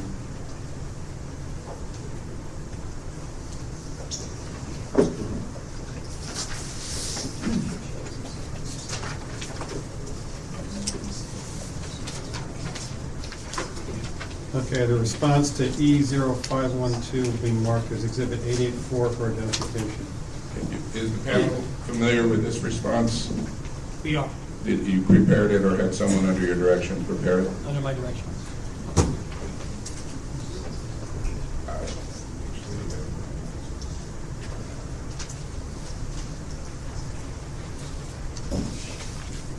With respect to the category of secondary open mains, this is discussed in your rebuttal testimony at page 35. It has nothing to do with this discovery response. I'm moving on from there based on your prior answers. So just wanted to get that marked. You'll read it. Understood. The topic of secondary open mains, which is a different category. The department staff made a downward adjustment to the recommendation that was contained in your initial testimony. And that this panel was critical of that on the basis that this is a priority project. Are you familiar with that testimony? Yes, we are. Isn't it correct that you made a downward adjustment to your secondary open mains in 2013 in order to accommodate storm hardening? Yes, that's right. And isn't it also correct that you reserve the ability at all times to adjust your spending based on changing circumstances and priorities? This is, I'm not trying to hide anything, this is something you discussed on page 68 of your rebuttal. But yes. So, in other words, in the future, you could do exactly what you did with secondary open mains. In other words, you could adjust downward, upward, do whatever you wanted. That's the flexibility you're reserving, correct? Yes, but we do prioritize and make sure that we handle the highest priority. And as was discussed earlier in the union testimony, in the Union Cross, we are looking at aluminum cable and some other programs, which could certainly add to this program if we embark on it. Now, in your rebuttal on page 38, you also criticized the staff adjustment, arguing that the reduced funding could impact public safety and reliability. If that's true in 2014, why isn't it equally true in 2013 when you decided to reduce your funding for this? I think what we're talking about here is the rationale that staff used to make that cut. It was not based on engineering analysis that we used. It's purely based on the fact that spending was lower in 2013. So that's not a good enough justification. So we're saying if you have an engineering reason for doing that or an operational reason, that's fine, but don't do an accounting change just because spend, which was reduced in 2013 because of all of the Sandy reinforcement, the inspection work, the rebuild that we did. So we had a 1-year reason to do it. Again, mitigating risk through prioritization, but not just because spend in 1 year was one thing, and therefore the next year should be that. We're not looking to compound this just because of an accounting correction. Well, but Mr. Minkside, what your testimony here actually says is increasing the backlog from 2,000 open mains to 2,485. That increase in the backlog, and these are your words, such a substantial increase in the backlog due to the proposed reductions would have a significant negative impact on the integrity of the secondary network system. So you were specifically focused there on the size of the backlog, not on an accounting adjustment, on the size of the backlog, correct? Yeah, and I think their recommendation would bring, if I'm not mistaken, that backlog to near or at all-time high level. Well, it would bring it from 2,000 to 2,485, according to your testimony. Right. So is it your view that having a backlog of 2,000 open mains doesn't pose any impact on the integrity of the system, but adding an additional 485 would? What we had was that backlog temporarily, which we've now worked down to much more manageable levels. I don't know if we're 12 or 1,300 at this point. That's 1,200 on 550,000 names. So we have now managed it down to what we believe are levels that are appropriate, levels that are in line with where we've been over the recent history, and levels that we feel allow us to manage this work. Is it true that from the period 2009 to 2012 you underspent your capital budget? When you say you mean T&D? Yes. If it was an underspend, it was maybe a 1% underspend. I mean, it's very close to budget. Well, extremely close, I would say. That's rounding error. Well, according to staff testimony, there was rather significant underspends. Are you familiar with the staff testimony in this case? I think they pointed to specific line items, but that's the beauty of the sweep process, where we move money, direct money, to where it's most needed. Well, if this was a priority project and you weren't fully spending your budget in the years 2009 to 2012, why didn't you take steps at that point to eliminate the backlog that then existed? We did overspend in this line item in most, if not all, of those years. But money you just said was fungible and you can move it around. So if you had a total underspend, why not put the money where, as you've noted, it has direct impacts on public safety and reliability? We're never trying to get that number down to zero, Kevin. I mean, what we're talking about is keeping it within manageable levels, realizing that every winter we're going to have an influx, and depending on the severity of the winter will determine how many come in. So managing that level around the year prepares and puts us in a position to deal with that influx that comes in when the snow and salt hit the streets. Moving on to another topic, the Queensboro Bridge. In your direct testimony at page 84, you talked about the replacement of the 69 kV feeders, which was deferred. Are you familiar with the Queensboro Bridge project? Yes, There's a number of them, right? There are two. We'll try to get through them serially. Starting with the 69 kV feeders. This was originally a project that you were going to do some years ago, correct? That is correct. Originally, we were going to replace two 69 kV feeders on the bridge. And that was a project that I believe you were going to do in 2009, perhaps? Is that correct? I'm not sure on a time frame, but that was part of the scope of the work was to upgrade the 69 kV feeders to, which were nitrogen filled, to two 138 kV solid dielectric feeders permanently. And when is that project now scheduled to occur? The scope of work of that project has changed. The original scope, as I mentioned, was it was going to be upgraded to 138 as part of a long-term plan of upgrading Queensbridge from 69 kV transformers to 138. That project is not proceeding. But what we do have to do on the 69 kV feeders and the 138 kV feeders that are on that are on the bridges, we do have an extensive project that we need to secure, add some additional anchors to the cables that are underneath the bridge, the 138 and 69 to the bridge, and also to replace some existing rollers that are defective. And those are laid out in your white papers, correct? Yes, they are. Now, is it also true that every leak that you have on these feeders has a high repair cost? The leaks on these feeders do have, I would consider above normal repair costs, yes. Is it also true that some leaks remain unrepairable or unrepaired? Some leaks we've gone to address multiple times. We've not been successful in making those repairs. Part of the scope of work that we're doing when we're going underneath the bridge to secure 10 feeders underneath there, the 5 that are 69 kV, the 5 that are 138, includes making permanent repairs to the leaks. Is it also true that there's extensive corrosion of the pipes that these feeders run in, or the conduits, I think would be the correct name? This is not conduit, this is pipe. This is pipe, okay. Yeah, pipe. Is it correct that there's extensive corrosion of that pipe? I'm not aware of extensive corrosion on the pipe.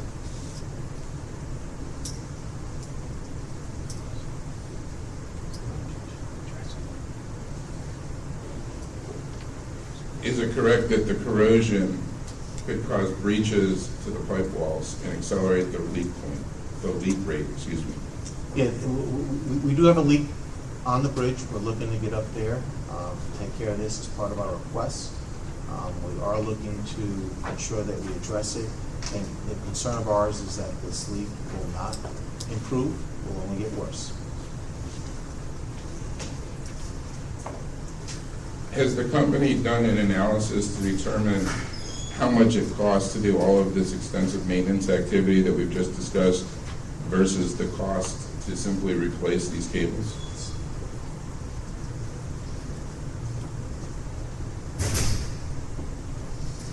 I do know that we took a look at the price of the cable to replace it. I just don't have that figure in front of me. But the proposal that's being submitted is for the repair of the leaks that are on the bridge and also securing all of the feeders that are on the bridge as well. This could help. Your Honor, I'd like to get marked at this point with the next exhibit. This is pages 83, this is just page 83 of IIP-4 from the 2009 rate case.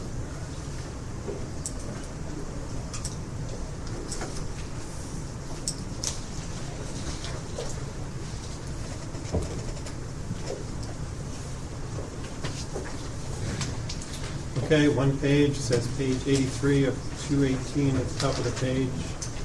It'll be marked Exhibit 885 for identification.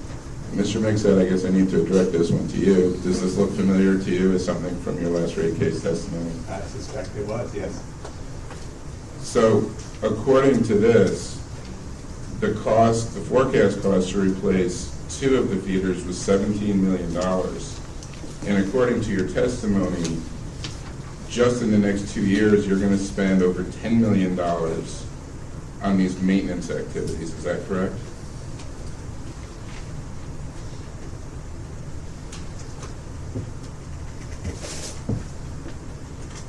Just give me 1 second to review the document. Thank you. Sure.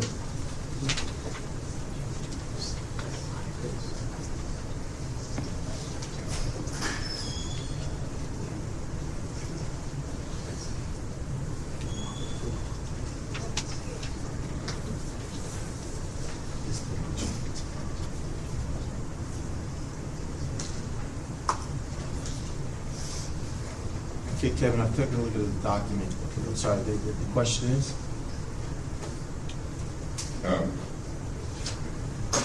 Well, my question was, according to your estimate for the last case, the replacement cost for 2 feeders was $17 million. And according to your testimony in this case, and this comes from IIP 6 revised pages 21A and B and 20 and 21, you plan on spending more than $10 million over the next 2 years just on these maintenance type activities. And my question is, do I still have my numbers correct? Kevin, the document that we have, which is Exhibit 885, if you take a look at the estimated completion date, the estimated completion date is 2015. I just saw that myself. So the funds on the document only refer to the funds on 2012 and 2013 for $17 million. The difference would be what the remaining cost would be either flowed out 14 and 15 in order to get the work done. The original plan to replace these feeders was really quite extensive. It was going to be long-term. As a matter of fact, the repairs that we have on schedule is a multi-year plan to make those repairs. But you don't have a sense of what those repair costs are versus the cost to actually replace the feeders, which would eliminate all these repairs, correct? This addresses 2 of the feeders. I just want to make sure it's important to note that when we were underneath the bridge making, obviously taking a look at scope of work associated with this, we have an issue with all of the feeders that are underneath the bridge. The request for the Queensboro Bridge and the transmission work really is to address all of the 69 kV feeders and all of the 138 kV feeders that are underneath the bridge. So the scope of work, the original design or the original scope of work was to just work, or actually to replace 2 feeders, 2 sections of feeders from one end of the bridge to the other. The new scope of work is really to ensure that at the end of the day when we're done, all of the 69 kV and all of the 138 kV feeders have been addressed. Right now, Roosevelt Island, which is in this general vicinity, is served by 13 kV feeders that run from the East 63rd Street substation, correct? Yes. And I assume the company is aware of the city and Cornell and other folks' plans for extensive improvements to facilities, construction of new facilities on Roosevelt Island, correct? Absolutely. And it's my understanding that in order to serve this new load, the company needs to add more feeders of some type, correct? Yeah, as you know, that's a phased project. The capability that we have on the bridge now could certainly supply the complex for a number of years. We don't need that capability right now. But you are, based on the plans that exist, you will need to add new feeders, correct? We do, yes. Has the company considered running, instead of additional 13 kV feeders, a 69 kV feeder directly to the island and providing a much more robust level of service? Well, I don't know what the customer would do with that 69 kV. This is the 13 kV is a standardized voltage level that customer can do with it what it chooses, accepted at high tension levels at 13 kV, step it down and use a 460 supply, but it's a convention that's used for distribution level. I don't think Cornell would want or would know what to do with the 69 kV supply. And I would just say that the plan here is that we're going to, as outlined in the testimony, we're going to take those existing feeders, there are 6 of them, initially make 8 of them, give them diversity so they don't have single point failure modes, house them in conduit so they're not out exposed to the elements like they currently are.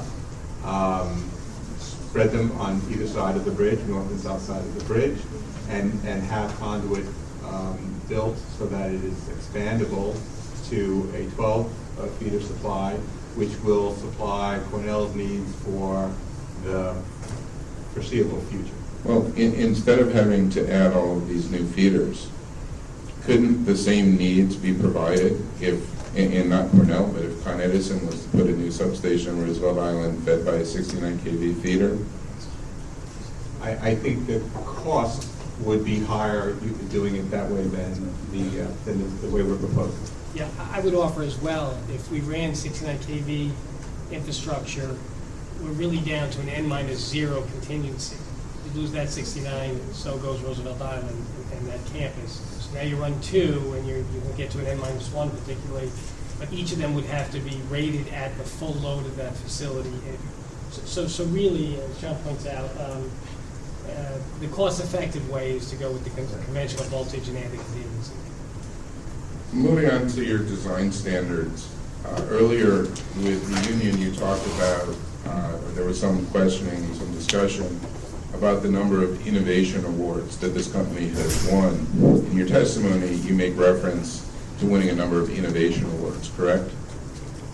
Yes, I believe we do. And that's an indication of this company being very innovative, correct? I think that's the intent. Yet, in your rebuttal on page 65, when we're talking about what you did for 2013, the company claims that once it started doing work in 2013, it could not adapt to new information, such as the ABFE maps or the preliminary firm's information related to flood heights. So how is it an indication of a very innovative company that it couldn't adapt to new information? So I'll offer my thoughts on that. I think it has to do less with an innovative approach than one that is practically applicable over the short haul. We thought that hardening this critical infrastructure as a start for those standing impacted stations would make sense. And as we moved right out of restoration and normalization into the short haul of hardening, there's a point at which you have to say, this is what we're going to build to, let's procure the resources and build it. We don't have the option to continue to move forward and in April or May determine new levels and still execute the program. That being said, the immediate hardening projects that were implemented had, I believe, great flexibility built in terms of new information and heights that would be brought in, so that those immediate efforts were flexible enough that they could adapt to any changing levels. Foundations were poured at very, very minimal marginal cost to accommodate greater heights that we now see in the stipulated agreement, and maybe we refine even further in the collaborative. So I think some of those innovations in the design were implemented, blended with this practical thought that between January and June, it was our intent to design, procure, and build. It's 20 some odd weeks. You've got to go at some point, and if we did so, I think with a somewhat innovative approach of allowing for flexibility in those designs. Are you aware that the ABFE maps were released in December of 2012? I am. The preliminary maps were, and then there have been a series of sort of re-releases and firming up of those various maps. And as I said, 10 days ago or so, and I may be wrong with that, there's some general consensus around the latest firm maps plus 3 feet. So we're aware of it. In our request in this rate case, we recognized the distinct reality that that level may change, and we put funding in for it in the rate case to the tune of $20 million on the substation level in any case. But I think it has less to do with innovation and more to do with if we're going to execute something prior to this hurricane season, we need to go. But when you say that there was a number of maps, there's the ABFE maps and there's the preliminary firms, or excuse me, the preliminary work maps. The firms haven't even been issued yet. Are you aware of any other maps besides the ABFE maps and the preliminary work maps that were issued? No, I mean, there's been some reference to the slosh maps for inundation levels. Okay, I'm talking about FEMA maps. Fair enough. No, those were there, and again, I think we built in some flexibility and resiliency. We recently ended up with the most recent FEMA maps plus 3 feet. Well, I'm talking about what you did in January and what you're looking for recovery of in this rate case. And you've stated that you understood that the ABFE maps were released in December 2012. Were you aware that FEMA put out guidance that said that this is the best available information, and for all projects undertaken, that governments and private individuals should be using those maps as their new design standards once they were released? Are you aware of that? I am, and it really, Kevin, comes down to timing and executability issue. We come out of Sandy a few weeks into November, we normalize and we begin to design, recognizing that those designs are going to need to be flexible moving forward. And did you have all your designs? Let us finish his response, please. I don't know as we sit here today. I mean, I think a portion of the collaborative work that we're looking to be informed and participating in is what the ultimate height will be, and we're in July. Well, I'm not looking at the ultimate height. I'm looking at what you've done and what you're seeking recovery of in this rate case, which is separate from what the collaborative is going to look at. So are you saying that all of your design work was completed by December of 2012? I'm certain it was not all completed, but it was well in the works. And are you saying that there was no possibility after December of 2012 to make any adjustments? I think there's always a possibility. We made a determination that to sort of plan the work and work the plan, we established it and moved forward. If we changed it 3 times in a 26-week period, we would unlikely have been able to execute the project. Well, no one's asking for let me just add that one many thing changes. too. You know, Kevin, you mentioned at the collaborative that kind of needs to lead and be in front of this. There is no other entity in the city that, coming out of Sandy and before hurricane season, can harden their infrastructure for a Sandy-like event. We'll have discussions about levels, and we'll do all that. And we're going to do that at the collaborative, and the stipulation kind of indicates our agreement to link climate change and all these things. But there is nobody in the city that can say that when Sandy hits again, if it happened this year, that outages will be prevented. So, I mean, we embarked on a very aggressive design process and construction process for the June 1st date, and that's what we completed. Are you aware that the mayor by executive order changed the New York City building code on January 31st of this year to require the use of the ABFE maps? Yes. And going back, Mr. Cawley, to what you were saying earlier about the flexibility, would you agree with me that if you had to go back and rebuild those walls, that there's a at a minimum, there's a mobilization and demobilization cost that would not have been incurred if you had simply built the higher walls from the outset? Yeah, in some cases, we did build the higher walls at the outset, where we saw the marginal cost was very low in anticipation. For example, at our East River Station, a significant cost, so there was about a 4-foot wall. A significant cost in that project to raise the wall was to remove the existing chain link fence with screening. Once we had it removed and we had folks laying the additional cinder to raise the wall and reinforce it, we kept going to a higher level. So there'll be no more there at very little marginal cost. In other cases, there'll be small mobilization costs, I'll give you that, but on balance, affecting hardening for this hurricane season relative to the minor mobilizations, we thought that was the appropriate trade-off. At the Gethel substation, isn't it correct that you built a temporary wall that will be entirely removed when you build your permanent wall? No, that's not correct. Are you going to be removing part of the temporary wall? We are not. At Gothel's, our intent is to surround the entire station with a driven wall into the silty sediment, around 25 feet down through vibration. That'll be the perimeter wall. It'll serve more than one purpose. It'll certainly hold back the water. It'll be a positive for security. It'll be a positive for our oil containment from the large oil-containing transformers there. We also hardened around critical infrastructure. We poured walls around things like control rooms and critical relay cabinets. They'll stay in place and really act as a second level of defense to the overall ringing of the Gothel substation. So it's defense in depth. Should any water get past or be breached by the large external wall, those initial pours on the immediate hardening will still serve a vital purpose. Moving forward onto another topic, excess distribution charges, which you discuss in your rebuttal testimony at page 103. Is this panel aware that the company witness Musilla is proposing a cost of capital in this case of 7.59%?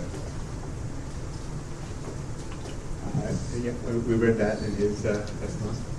Does this panel believe that it's fair and in customers' interest then for excess distribution charges to fix the cost of capital 2.5% higher than that at 10%? It's really not our area.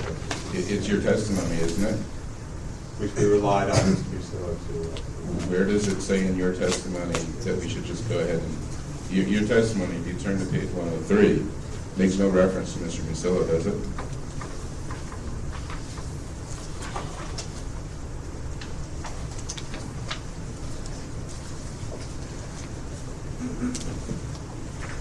No, doesn't seem like it does. So why are you saying, well, strike that. Let me go back to my question. Do you believe that it's fair to customers for excess distribution charges to use the cost of capital that's 2.5% higher than what you're seeking in this case? We wouldn't have suggested it if we didn't think it was fair. So you, on this page, this panel also cites to a 1997 order. Do you see that? Yes. How were you aware of that 1997 order?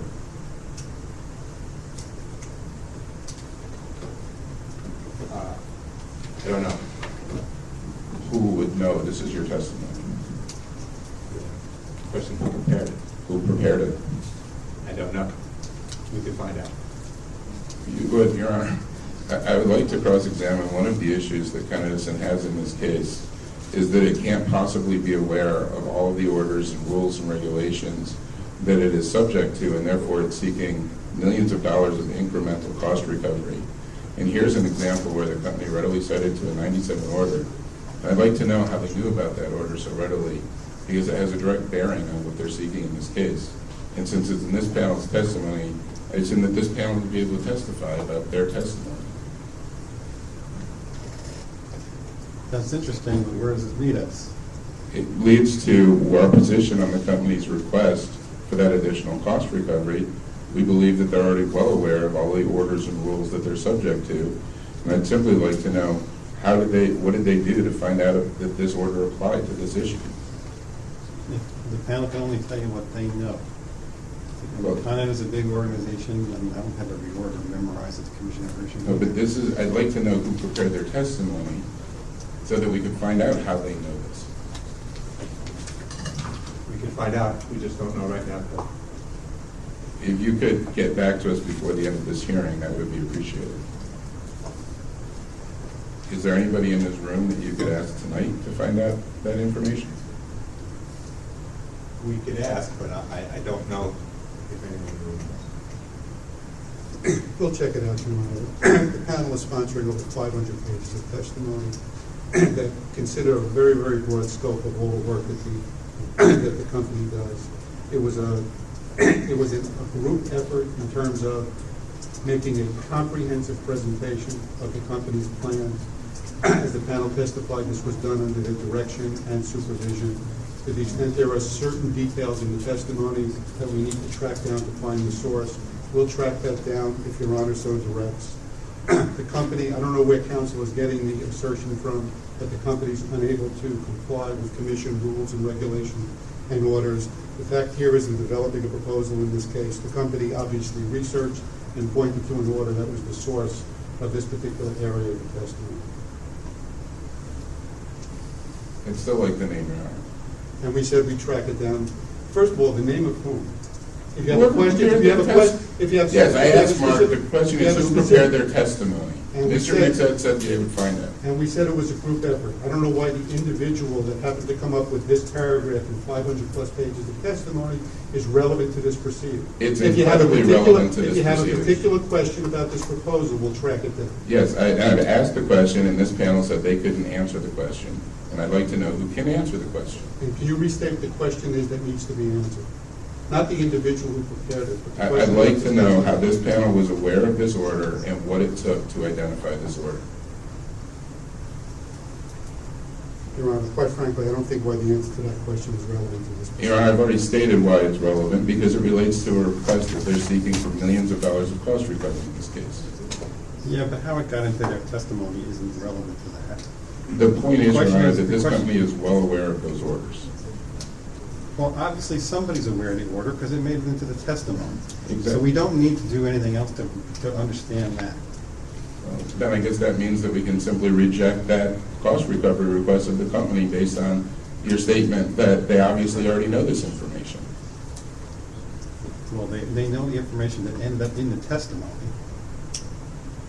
Well, Your Honor, I think Somebody I'm typed it in entitled there. on the record to understand what's in their testimony and where it came from. And what you've shown is that the panel doesn't know where it came from. And, Your Honor, this panel swore to tell the truth, and it swore that this was their testimony. No, they adopted the testimony as their own sworn testimony. Okay, they adopted it as their own testimony, and yet they don't know the substance of this. So I should be entitled to examine the person that actually knows the substance of the testimony. Well, you don't have an automatic right to drag in every person who contributed to a piece of testimony. I have a right to And you cross-examine haven't- the testimony. Well, but you haven't really raised an issue that is of concern to me yet.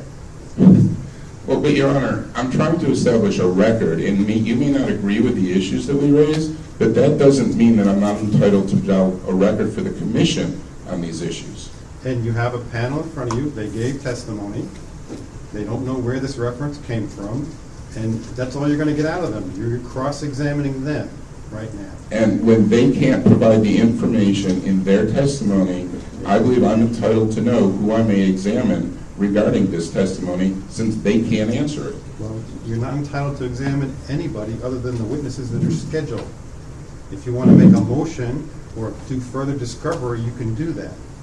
Well, I would make a motion that kind of be compelled to produce the witness that actually prepared this testimony and can discuss these issues. If you want to make that motion, you can make it in writing, or we'll deal with it. I'm not allowed anymore, Your Honor, to make motions on the record, which is permitted by the rules. You're allowed to, and I'm denying it without a motion in writing. Because I haven't heard from you orally a good reason to grant your motion. Your Honor, are you aware that this company is seeking recovery of additional revenues? You're not going to cross me, Kevin. I'm not, Your Honor, but you're saying I haven't established, and I've stated 3 times what the basis is and what the company's cost recovery request is. I understand what you're saying, but this panel can only testify to what it knows. It says it doesn't know who put that piece into their testimony, but that they did adopt the testimony as their own. And you haven't given me a good enough reason to order another witness to be produced. So if you want to pursue that, you're going to have to do that in writing. And then I'll consider whatever argument you come up with. So let's move on. I'd like my objection to your ruling noted, please. No problem. Moving on to another issue, and I won't go back through the contractor issues that you went through with the union, but would this panel agree that it requires less oversight of company employees than you have of contractors? For example, you don't have to do RFPs, you don't have to do contract management oversight, billing and processing oversight of the contractors. Would you agree with that? If the panel understands the question. I think we do. I don't look at purchasing as oversight. I mean, some of the inspection that we talked about is certainly oversight, but we have supervisors that oversee the union workforce, and then obviously we've got all of the benefits that our employees enjoy, health care, pensions that go on, overlay on their efforts. So, I hear you saying there's the purchasing side of it certainly needs to be in play for contractors, but there are other things that are in play for our employee workforce. So is it your testimony then that the costs are exactly the same for unionized workforce oversight and for contractor oversight? I don't know the relative cost. I don't know if one is more than the other. I know there are costs on both sides, different, but I don't know which are greater. Have you studied that issue? We have studied costs of contractors versus our own workforce from time to time in particular areas. Is this panel aware of the management audit that was prepared by Liberty Consulting with Con Edison? Yes, we are. Is the panel aware of the recommendation at page XII-53 of Exhibit 818, which is the management audit, to perform a resource analysis on a quarterly or semi-annual basis? Yes. And is this organization of Con Ed doing that? We are part of that process. There are a number of organizations that are part of that process. Would the panel agree that the unionized workforce has declined by 13% since January of 2008?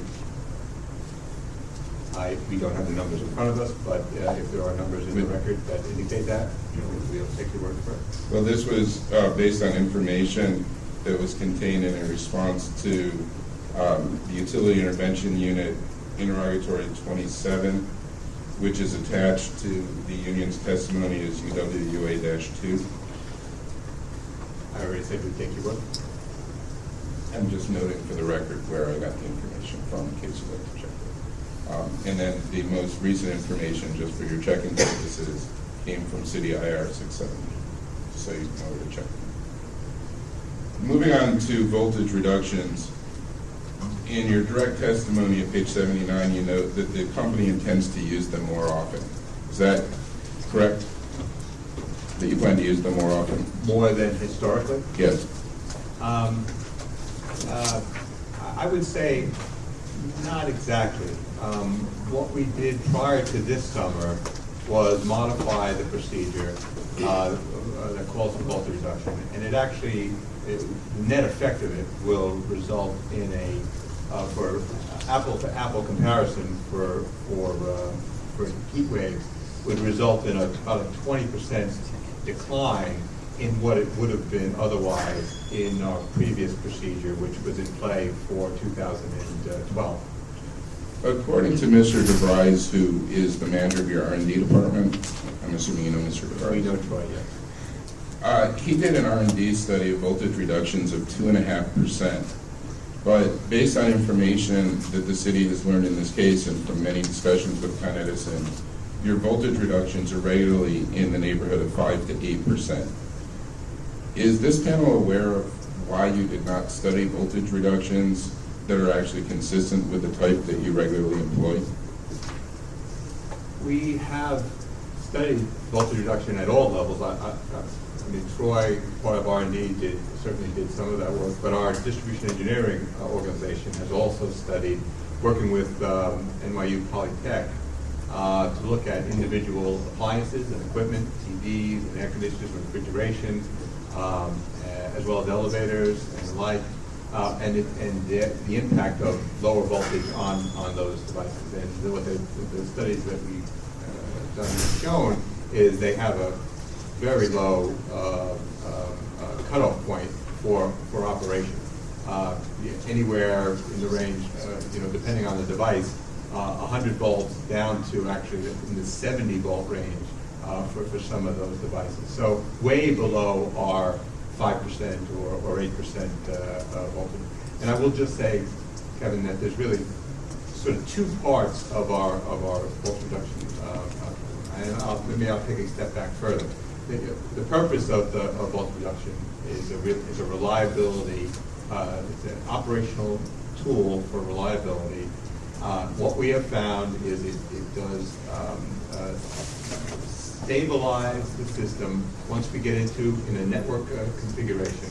Once we get into a contingency situation where we get into second or third contingencies, it has the effect of stabilizing by reducing voltage stresses on the equipment to basically cut down to next to zero the failures in the contingency situation.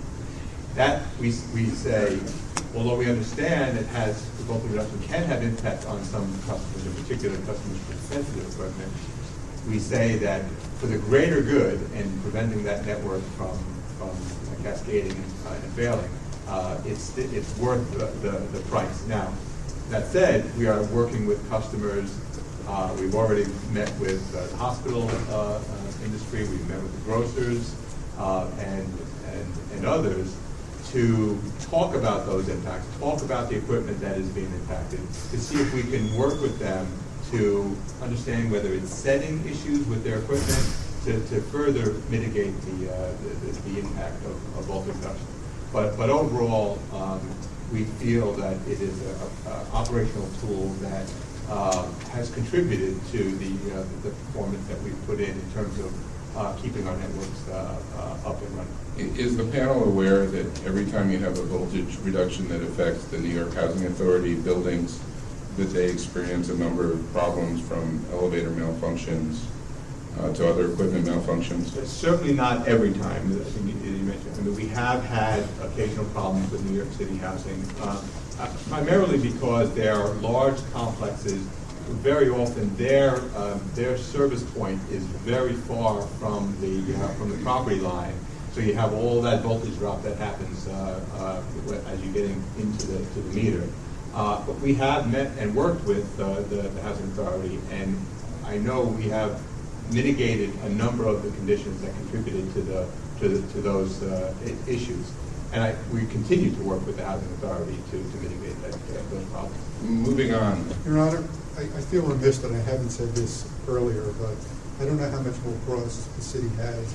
The panel hasn't had a break for, and again, I feel guilty having not at least asked if they needed one earlier than now. But do you want to ask if they need?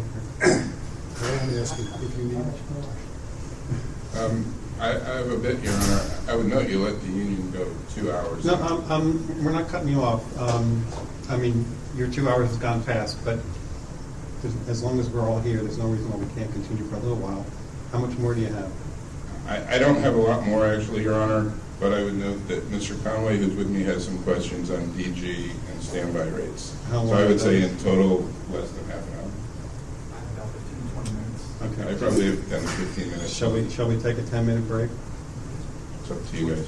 Yes. We're okay. Okay. Was that the wrong answer, Mr. Ruther? I would like to take. All right, let's take a 10. How about five? We'll take off until 7:30, and we'll try and wrap up the city by 8 o'clock, please.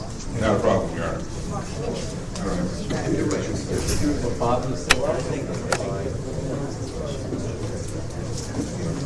Okay, let's reconvene.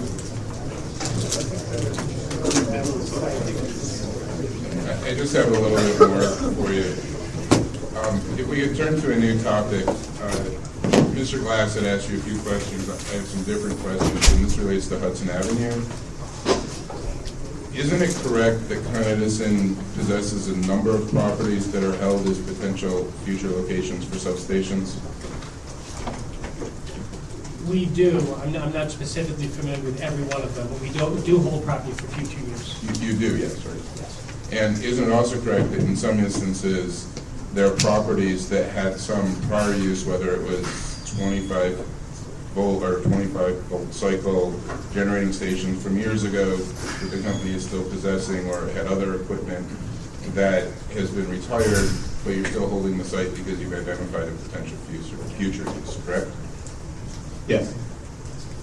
And if you're going to use the site for example, a substation, you would tear down or remediate the site or do whatever is appropriate to prepare it for that future use, correct?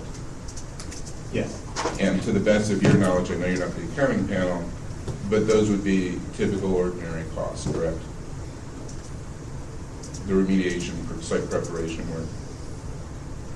Typical ordinary costs? Well, in preparing a site for use for the substation. That would be required to do whatever we want to do with the property. And that would be charged to electric operations, if you know? If you know. I'm not certain. With respect to the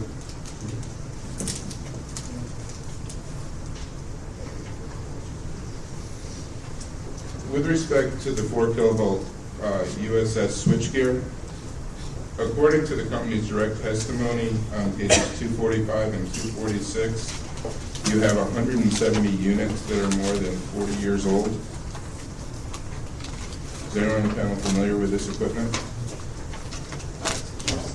Yes, we are. I'll wait for you to get to that page. 245 of your direct.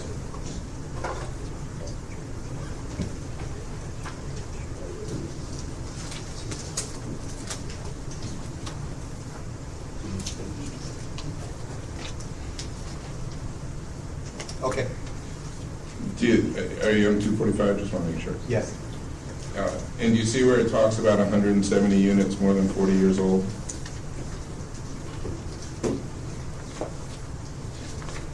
Yes. The company's proposal is to replace 1 per year. So by my math, some of these units, many of them are going to be 150 to 200 years old. Is it the company's view that these plants that are already in bad condition now at the age of 40 are going to make it all the way to 150 to 200 years? So let me clarify that program and the work we're doing around what I would call the 4 kV grid system.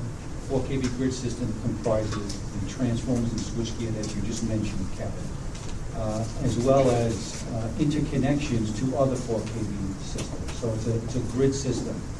We've elected to focus funds on the downstream part of that system first, which is installing smart switches, cable upgrades, and such. We have 2 programs that address the substations themselves.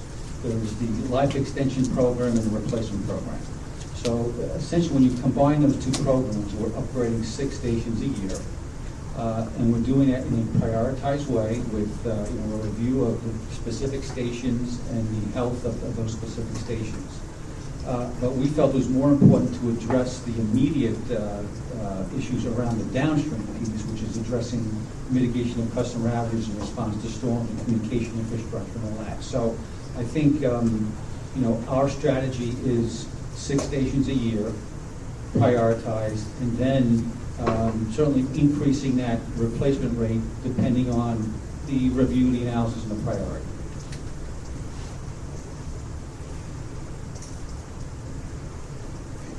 If I understand your testimony, Mr. Scamenti, you're prioritizing both the replacements and the life extensions. Are these the same prioritization?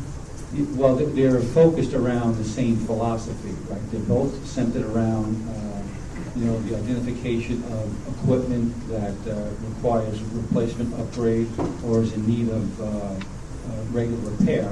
And so we blend the two programs together when we review and analyze that. So if you have the most priority, highest priority projects that are in need of replacement and you do life extension, does that mean they're going to be able to last another 50 to 100 to 150 years? I would not say equipment in this type of framework is going to last 150 years, and technology will change, and we'll probably have something different. And one of the things that could be different is the conversion of these systems to more sophisticated overhead order loop schemes, and we've done that before too. I noticed in going through a number of your exhibits in IIP 3, IIP 6, and even the revised versions of those, that many of them are very incomplete. There's a number of sections of them that could be blank. Is that an indication that you don't have sufficient details, or simply that you didn't fully complete those white papers? Could you just give us what you want to Sure. say? Here's an example. The C-truss replacements at IIP 6, page 147. That's an ongoing program. There's a line item there for a comparison of the prior year's spend versus the budget, which is blank. Oh, 140, page 147 in IIP 6. 147. But if you flip through, you could see it on dozens of the white papers that they're not completed.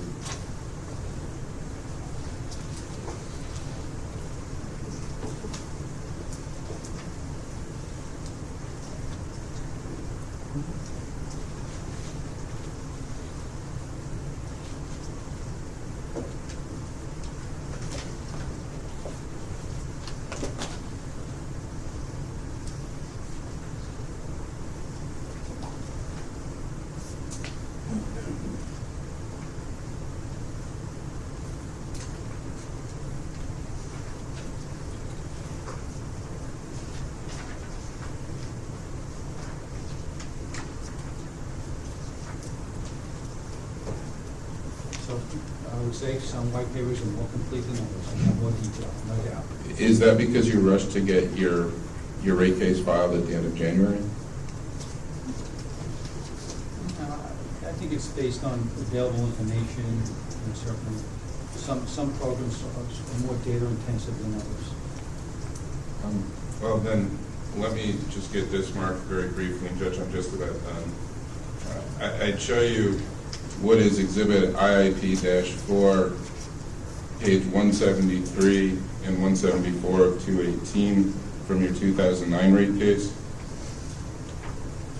which is identified as the C-Trust program.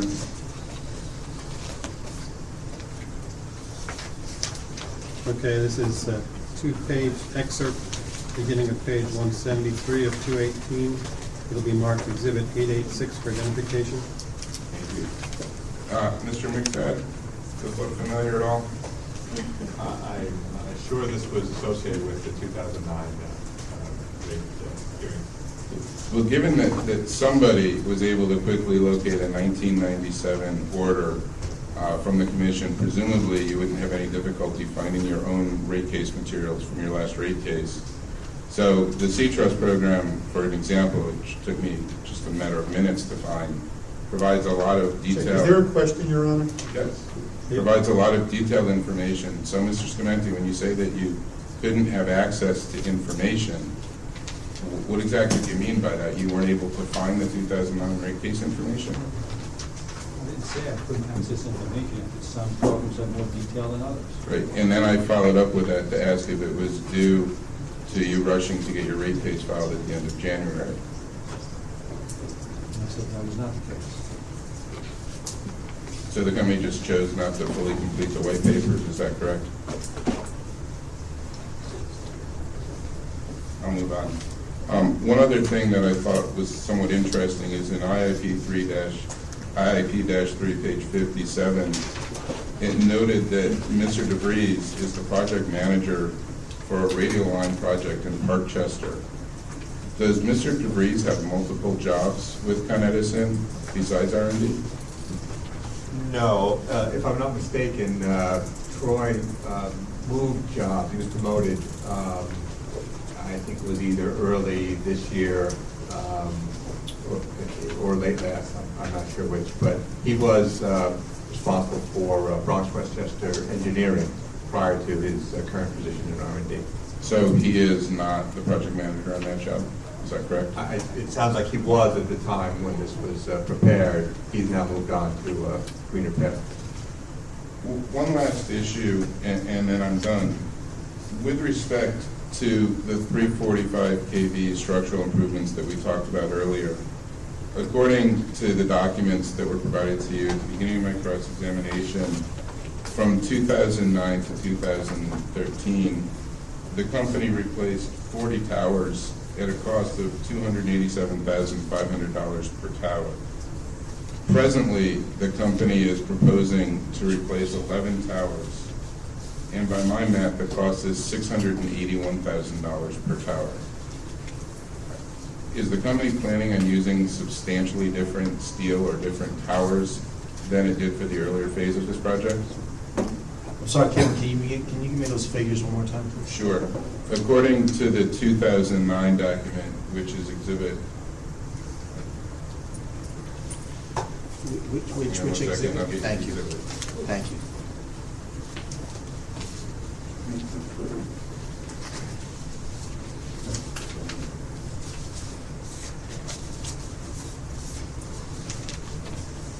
From 880 and 881. Exhibits 880 and exhibits 881. 881, Actually, it's specifically 880, where it says units per year, 40 structures, and then it indicates a budget of $11,500,000.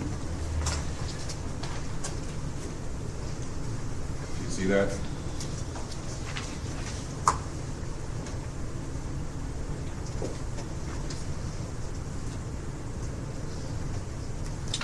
Units per year, 40 structures. I see it. And you have a cost of $11,500,000.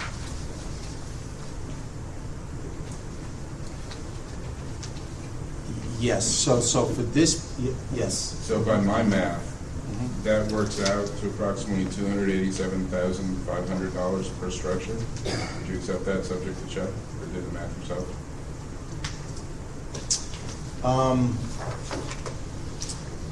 So the units per year, the 40 structures in this particular example was for the 6 lines south of Millwood. And in that example, the 6 lines south of Millwood, the 40 structures in question are for the 6 lines south of Millwood, which ended in 12. I just don't know when it began. Well, but during this period, the period covered by your work paper indicates 40 structures as the units per year. And on the second page of the document, it indicates a funding of $11,500,000.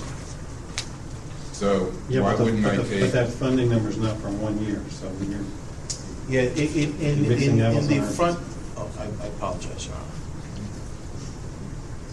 Well, then, Your Honor, I guess it would be an even lower number. Yeah. So it's an even lower number. Well, there's a couple things I'd like to clarify what the issue is here, right? So in the front, where you see the units per year, 40 structures, and then underneath it, you'll see high-level schedule, complete 6 circuits south of Millwood in 2009 and 10, and upgrade the next risk in 11 and 12. That was all done associated with the 6 lines south of Millwood.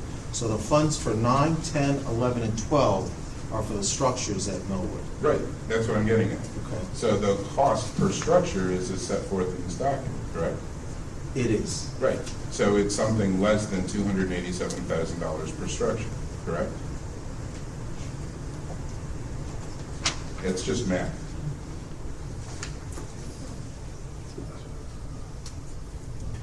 Well, except that your question assumes all the work is only on structures. That's a piece, and if you can point us to the white paper for this submittal, I think you're pointing at higher unit costs in this submittal, Kevin? Well, yeah, in this submittal, you have 11 projects, 11 structures, and, hang on one second, I'll get you the number.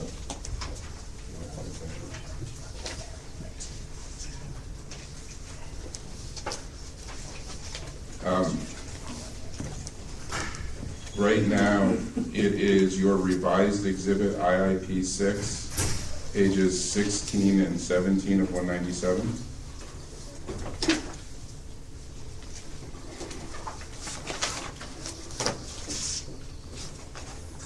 Okay, yes, I have it in front of me. If you look at the first paragraph of the work description, it says this will involve the reinforcement of 11 towers. Do you see that? Yes, those are the 11 towers associated with 99941. Right, no, I understand that. And your cost for those 11 towers is an order of magnitude larger than the 40 structures under the 2009 program. So my question is, are you using a different tower or more steel?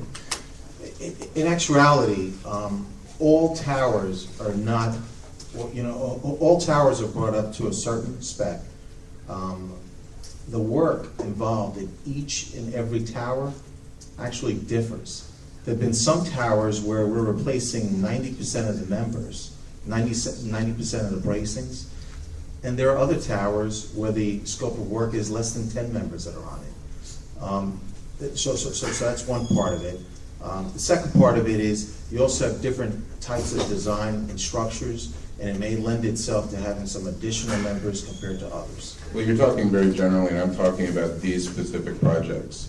So the issues that you just stated, do they apply to this project? The issues that I stated apply to this project. It applied to the 6th line south of Millwood, and it also applies to the work associated with what we're doing on 99941 and 42. So the new projects have substantially greater amounts that are being replaced. That's your testimony? Yes. Your Honor, at this point, I am done with mine. As I said, Mr. Conway has some brief questioning on the DG and standby. Mr. Conway, try to be done by 8 p.m., please.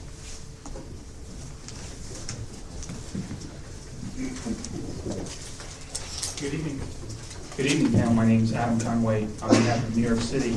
Let me just jump right in here, and I want to start on page 97 of your rebuttal where you discuss electric line losses, and specifically towards the bottom, you cite to a commission report, or a report filed by Con Ed with the commission in case 08E0751, where Con Ed identified losses at 6.64% of net generation and purchase.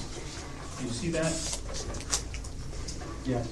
Would you agree that the value of that 6.64% of losses is $446 million in 2007 dollars, as identified in that report? I don't have the report in front of me, but that's what you need. Is council saying that the number is in that report? The number we referenced is in that report? Just so they can check to see if it's there? Sure. I have a copy of it's the September 22nd, 2009 commission order from that case 08E0751. Reactive power cable? Yes. It's in order, so we don't need to mark it. I don't mark it. And it's just page 1 and page 3 of this report. And if you just turn it over to page 3, in the first paragraph under background, the last sentence states Edison, for instance, calculated that total system electric line losses amount to 6.64% at a value of $446 million in 2007 dollars. So would you say that that's the right number? Yes, that's correct. Given the value that's associated with these line losses, would the panel agree that one benefit of reducing line losses would be to save money? what would have to be done to reduce those losses. It could be more expensive to reduce the losses to match that. But if there was a project that was cost-effective, one of the results would be to reduce on. Potentially, yes.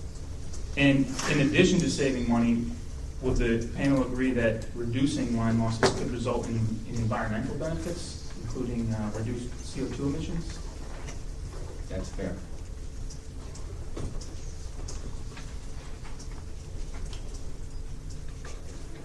Would the panel agree that there are changes in system operations or designs that Con Edison can implement to reduce electric line losses?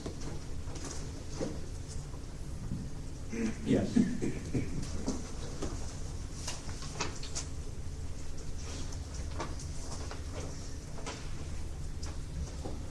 Turning to page 146 of your rebuttal, the company discusses its new guide to distributed generation projects larger than 2 megawatts but less than 20 megawatts.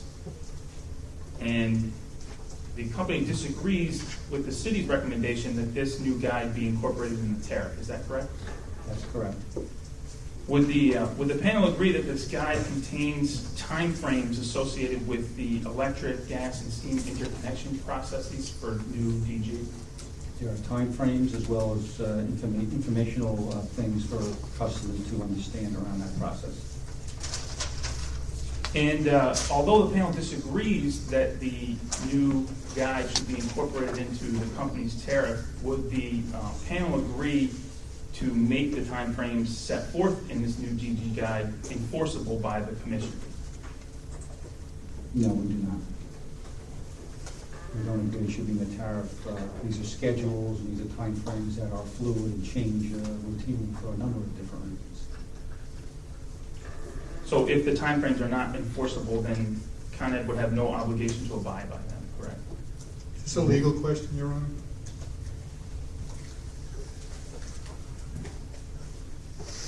I'm not sure it's a necessary question. Okay, could strike it. Move on. Can we turn to page 104 of the rebuttal testimony, please?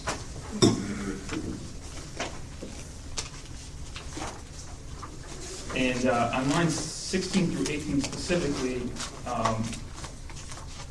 the panel is responding to a concern that the city raised about price quote fluctuation. And Con Edison, in response, states that it's willing to limit the price quote fluctuation for city service entrance work to plus 10% after 6 months and before 1 year for price quotes up to $100,000. Do I have that right? That's correct. Okay. Did the company consult with the city at all about the best way to structure this proposal? I know we had discussions with the city because the city had some concerns around bidding process and projects that go extended, and they were actually coming to us suggesting that their timeframes are extended and our price costs were changing as well. So I think this was an agreement to kind of accommodate that. Okay, can I just ask how the company plans to implement this proposal?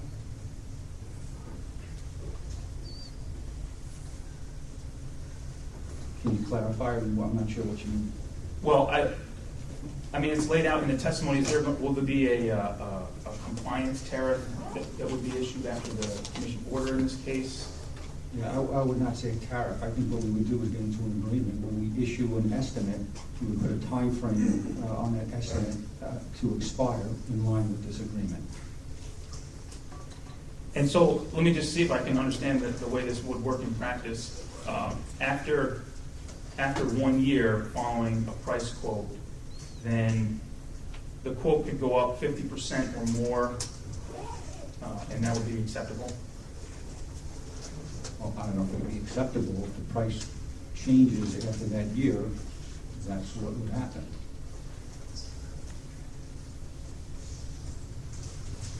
The new price would be based on the then current cost? Current cost, correct. Okay. Okay. I'll move on to some questions I have on standby rates. Starting with the discussion on page 131 of the rebuttal testimony.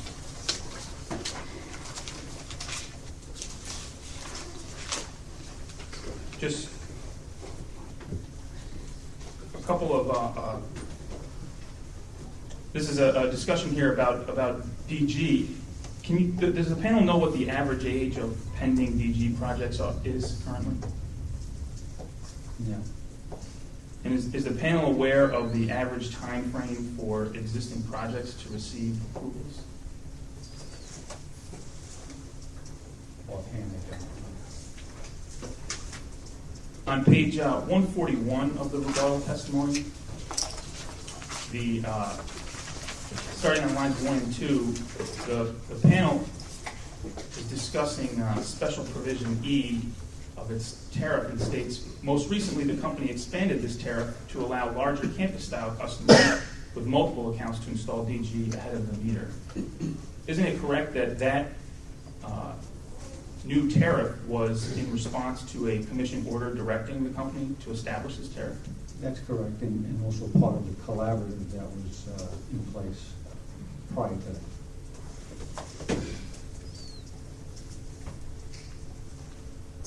Regarding standby rates, the company is proposing to eliminate the customer's option to set its contract demand charge. Is that correct?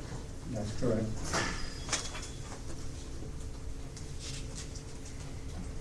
And on page 143, and moving on to page 144 of the rebuttal testimony, the panel responds to the city's position that allowing the company to approve contract demands would take away the customer's incentive to control their operations. And in response, the panel states that it disagrees that the contract demand provides the customer with an incentive to control its operations. Is that correct? Yeah. So the contract demand is actually what is in place to reimburse for the local infrastructure that's installed in front of the DG. And so that is not the incentive for customers to run a more efficient operation. It's really a part of the rate, which is the daily as-used demand, which is really more the upstream costs, and that's the area where a customer can focus their operation to improve. So contract demand is the infrastructure, the transformers, and all the required ancillary equipment to support the load in front of the local DG location.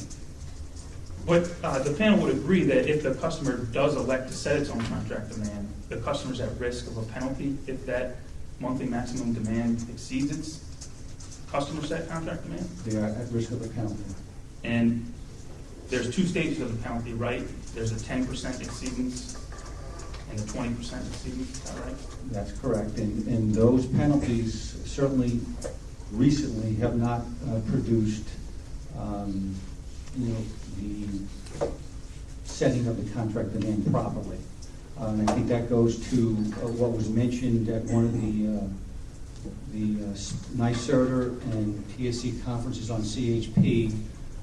One of the developers, and the major takeaway from the session was you need to have a good engineering firm to lay out your CHP and DG operation. And so what happens is if the customer is not advised properly by the engineering team, that contract demand can be set artificially low and then subject the customer with a technical concern after the DG is in operation for penalties and certainly a ratcheting up the contract demand, and certainly change the whole economic model, which I think we're seeing some of those examples currently today. So certainly from the Con Ed perspective, we have many, many decades of experience with customer loads and customer behavior of loads on certain types of buildings. And so we certainly have the ability to provide an accurate contract demand to support the project in the inception to make sure the economic models are correct and that there's no unintended consequences that the customer might bear if there's a technical issue from that operation in the near term. Okay, I just have one final area to cover here. Starting on page 139 of your rebuttal, there's a discussion on microgrids. And it appears here that the panel's equating its networks to microgrids, and if I'm correct, the panel testified earlier that it essentially considers its own networks to be microgrids. Yeah, so what we've been discussing in a number of venues, certainly in the past couple of years, but more aggressively post-Sandy, is this portfolio approach and layering in of multiple opportunities, both infrastructure and customer-sided solutions. And the foundation there certainly is the network itself. The network is a defined geographic boundaries supplied by separate substation with a certain demographic of load, and each solution within that network would be very different. And so we feel that there's an optimal way of addressing each one of those networks with multiple microgrids that can provide a number of different opportunities. Okay. Some of it could be capital deferment, some of it could be customer bill control, resiliency for the customer, and a whole host of other things. Okay, so let me just ask you a question. Do you agree that microgrids are self-sustaining and can operate independently? Well, that's the intent of the microgrid, yes. And would you agree that they would contain a generation source of some type? That's correct. And you would agree that each one of your network doesn't necessarily contain a generation source, correct? Correct. Okay, that's all I have, thank you.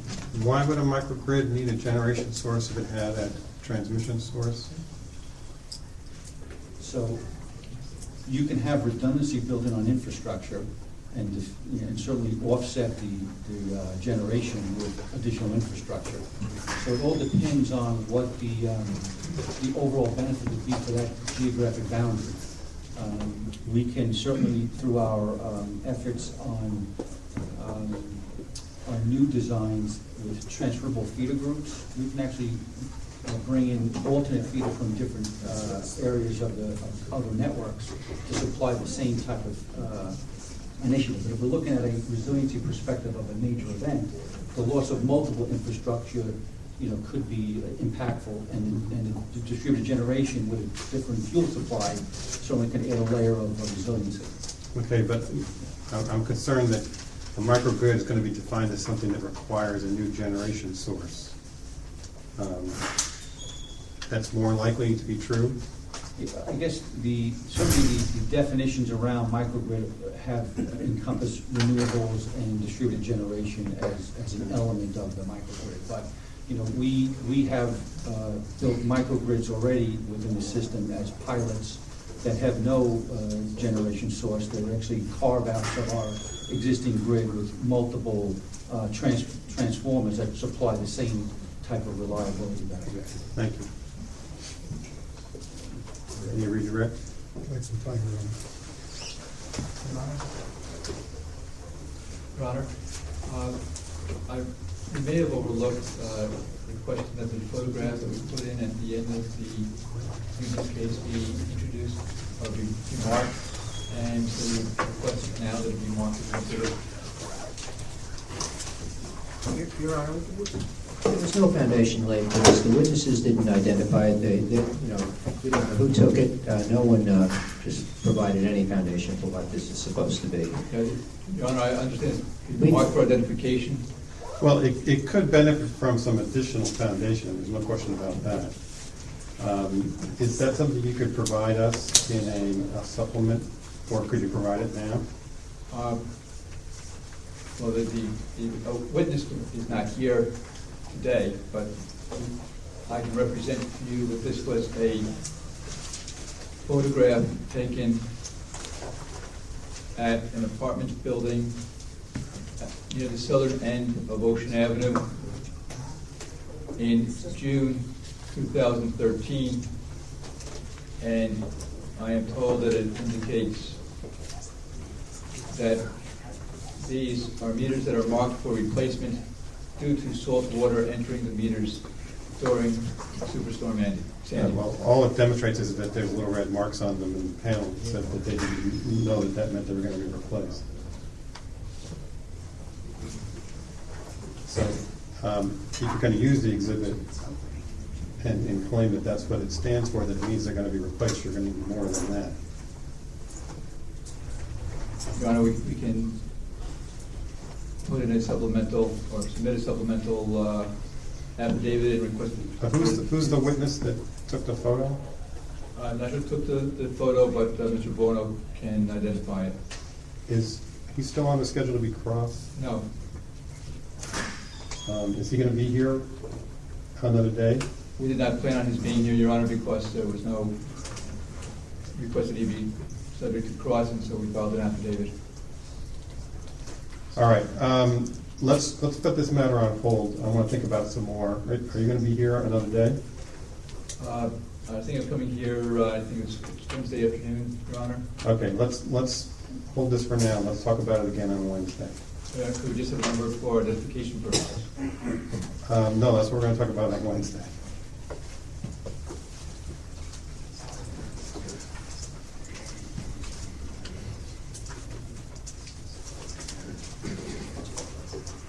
Do you have your conference? I'm just going to brief everybody from the other one here on. Wait for one witness. Okay. Before we get to the redirect, I checked the rules for letting a foundation to admit a photograph, and there are two requirements. The first is that you're able to recognize and identify the object depicted. I think the panel has met that test. They recognize that they were meters. The second is that, and this doesn't have to be by the person who took the photograph, but someone has to identify that the photograph is a fair and accurate representation of the object that's in the photograph. Now, nobody on the panel can do that. Only someone who's actually been to the location and seen what's there and compared it to the photograph can do that. I'm going to give the union the opportunity to submit an affidavit to that effect by someone who was actually compared the photo to the physical location. And if they can provide that affidavit, then I will mark it for identification. The company will then have the opportunity, if it wants to, when we get around to challenges to exhibits. If you want to, you can challenge admission at that point. Does everybody understand what we're going to do? How quickly do you think you can get me such an affidavit? Do you think you can bring it on Wednesday? I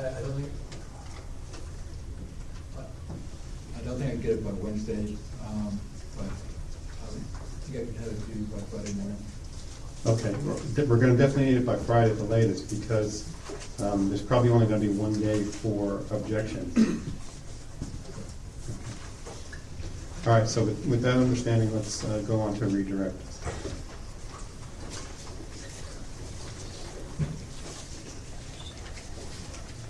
If you would refer to exhibit, referring to exhibit 884, which concerns the company's plans for Farragut substation. Would you state what the company's plans for Farragut substation are during the next 3-year period? Sure. Initially, our plans were to do 9 stations immediately, those impacted by Sandy. And then the plan, as acknowledged in our initial testimony, was to broaden that approach such that substations, including Farragut, would be addressed in the hardening measures.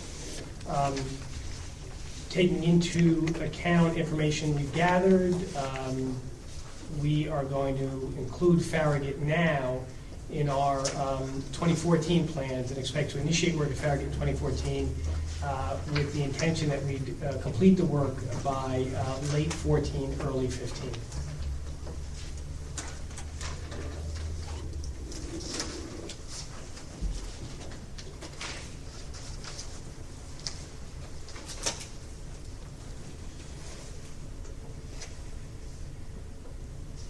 You were asked questions regarding a staff report on company reliability performance.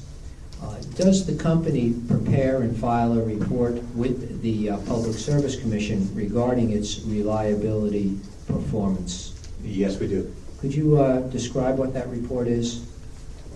It's a annual submission required by all utilities that talks about the individual utilities' reliability performance in all areas that we discussed earlier, overhead as well as underground, interruption rates, durations, and whatnot. Does that report address the company's reliability performance mechanism? Yes, it does. Okay. Your Honor, I would like to hold a place in the record to have that, the last annual report filed, that was filed by the company with the commission, marked as an exhibit for identification. We do not have it here. The issue has come up on cross-examination. We think it's warranted to put that document in the record. We'll make that exhibit 887 for identification. This is, do we know what the latest year is?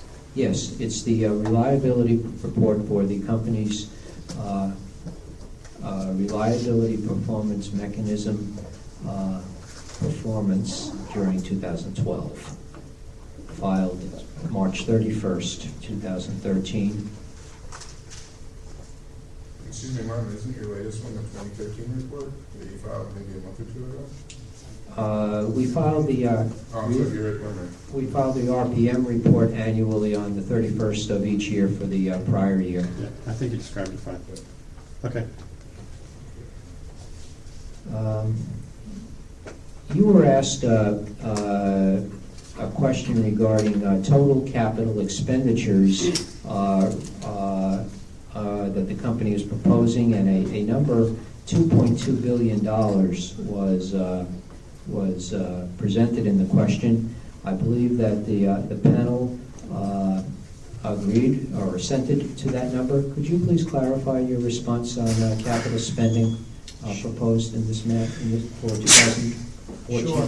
So in 2014, the total capital request is $1.27 billion.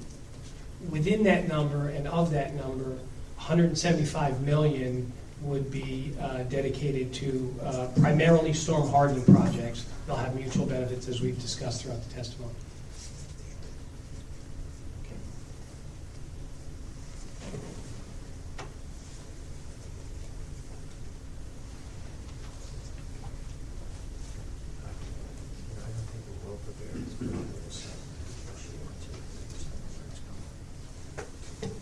Mr. Cawley, you're referring to the T&D budget, is that correct? I am the T&D capital budget for 2014.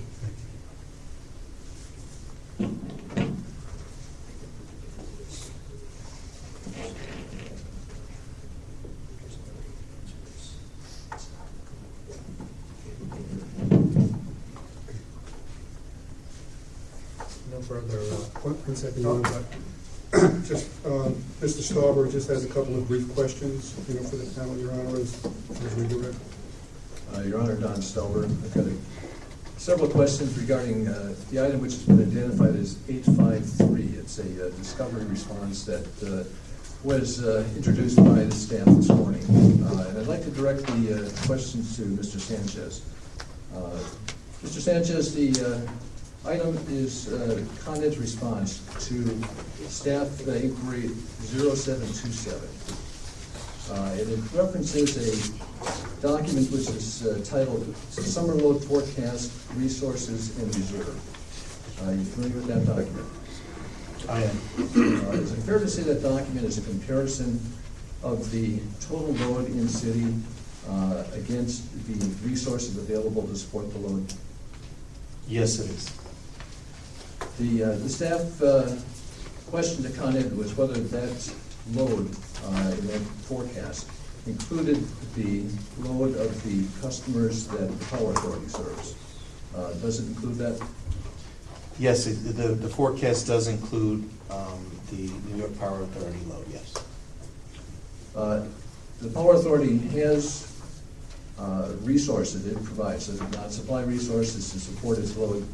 And are those resources reflected in the forecast? All of the resources are that supply Zone J, which includes the NIPA resources, are included in that forecast. Would you agree that the inclusion of those resources in the forecast offsets the load of the number of customers that was also stated in the forecast? Yes, it does. Your Honor, that's all I have. Thank you. Thank you.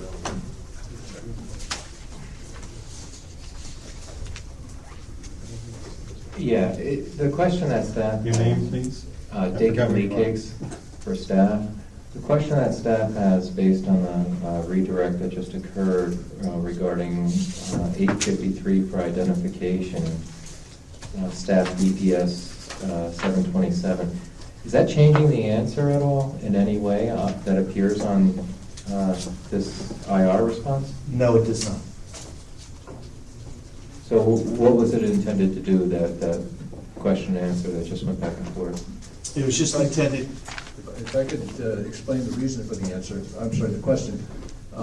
Staff did serve several discovery demands on Con Edison with respect to the cost of the PJ ambulance service. And staff included most, but not all, of Con Edison's responses to that. And the purpose of the redirect was to clarify the several answers that were omitted.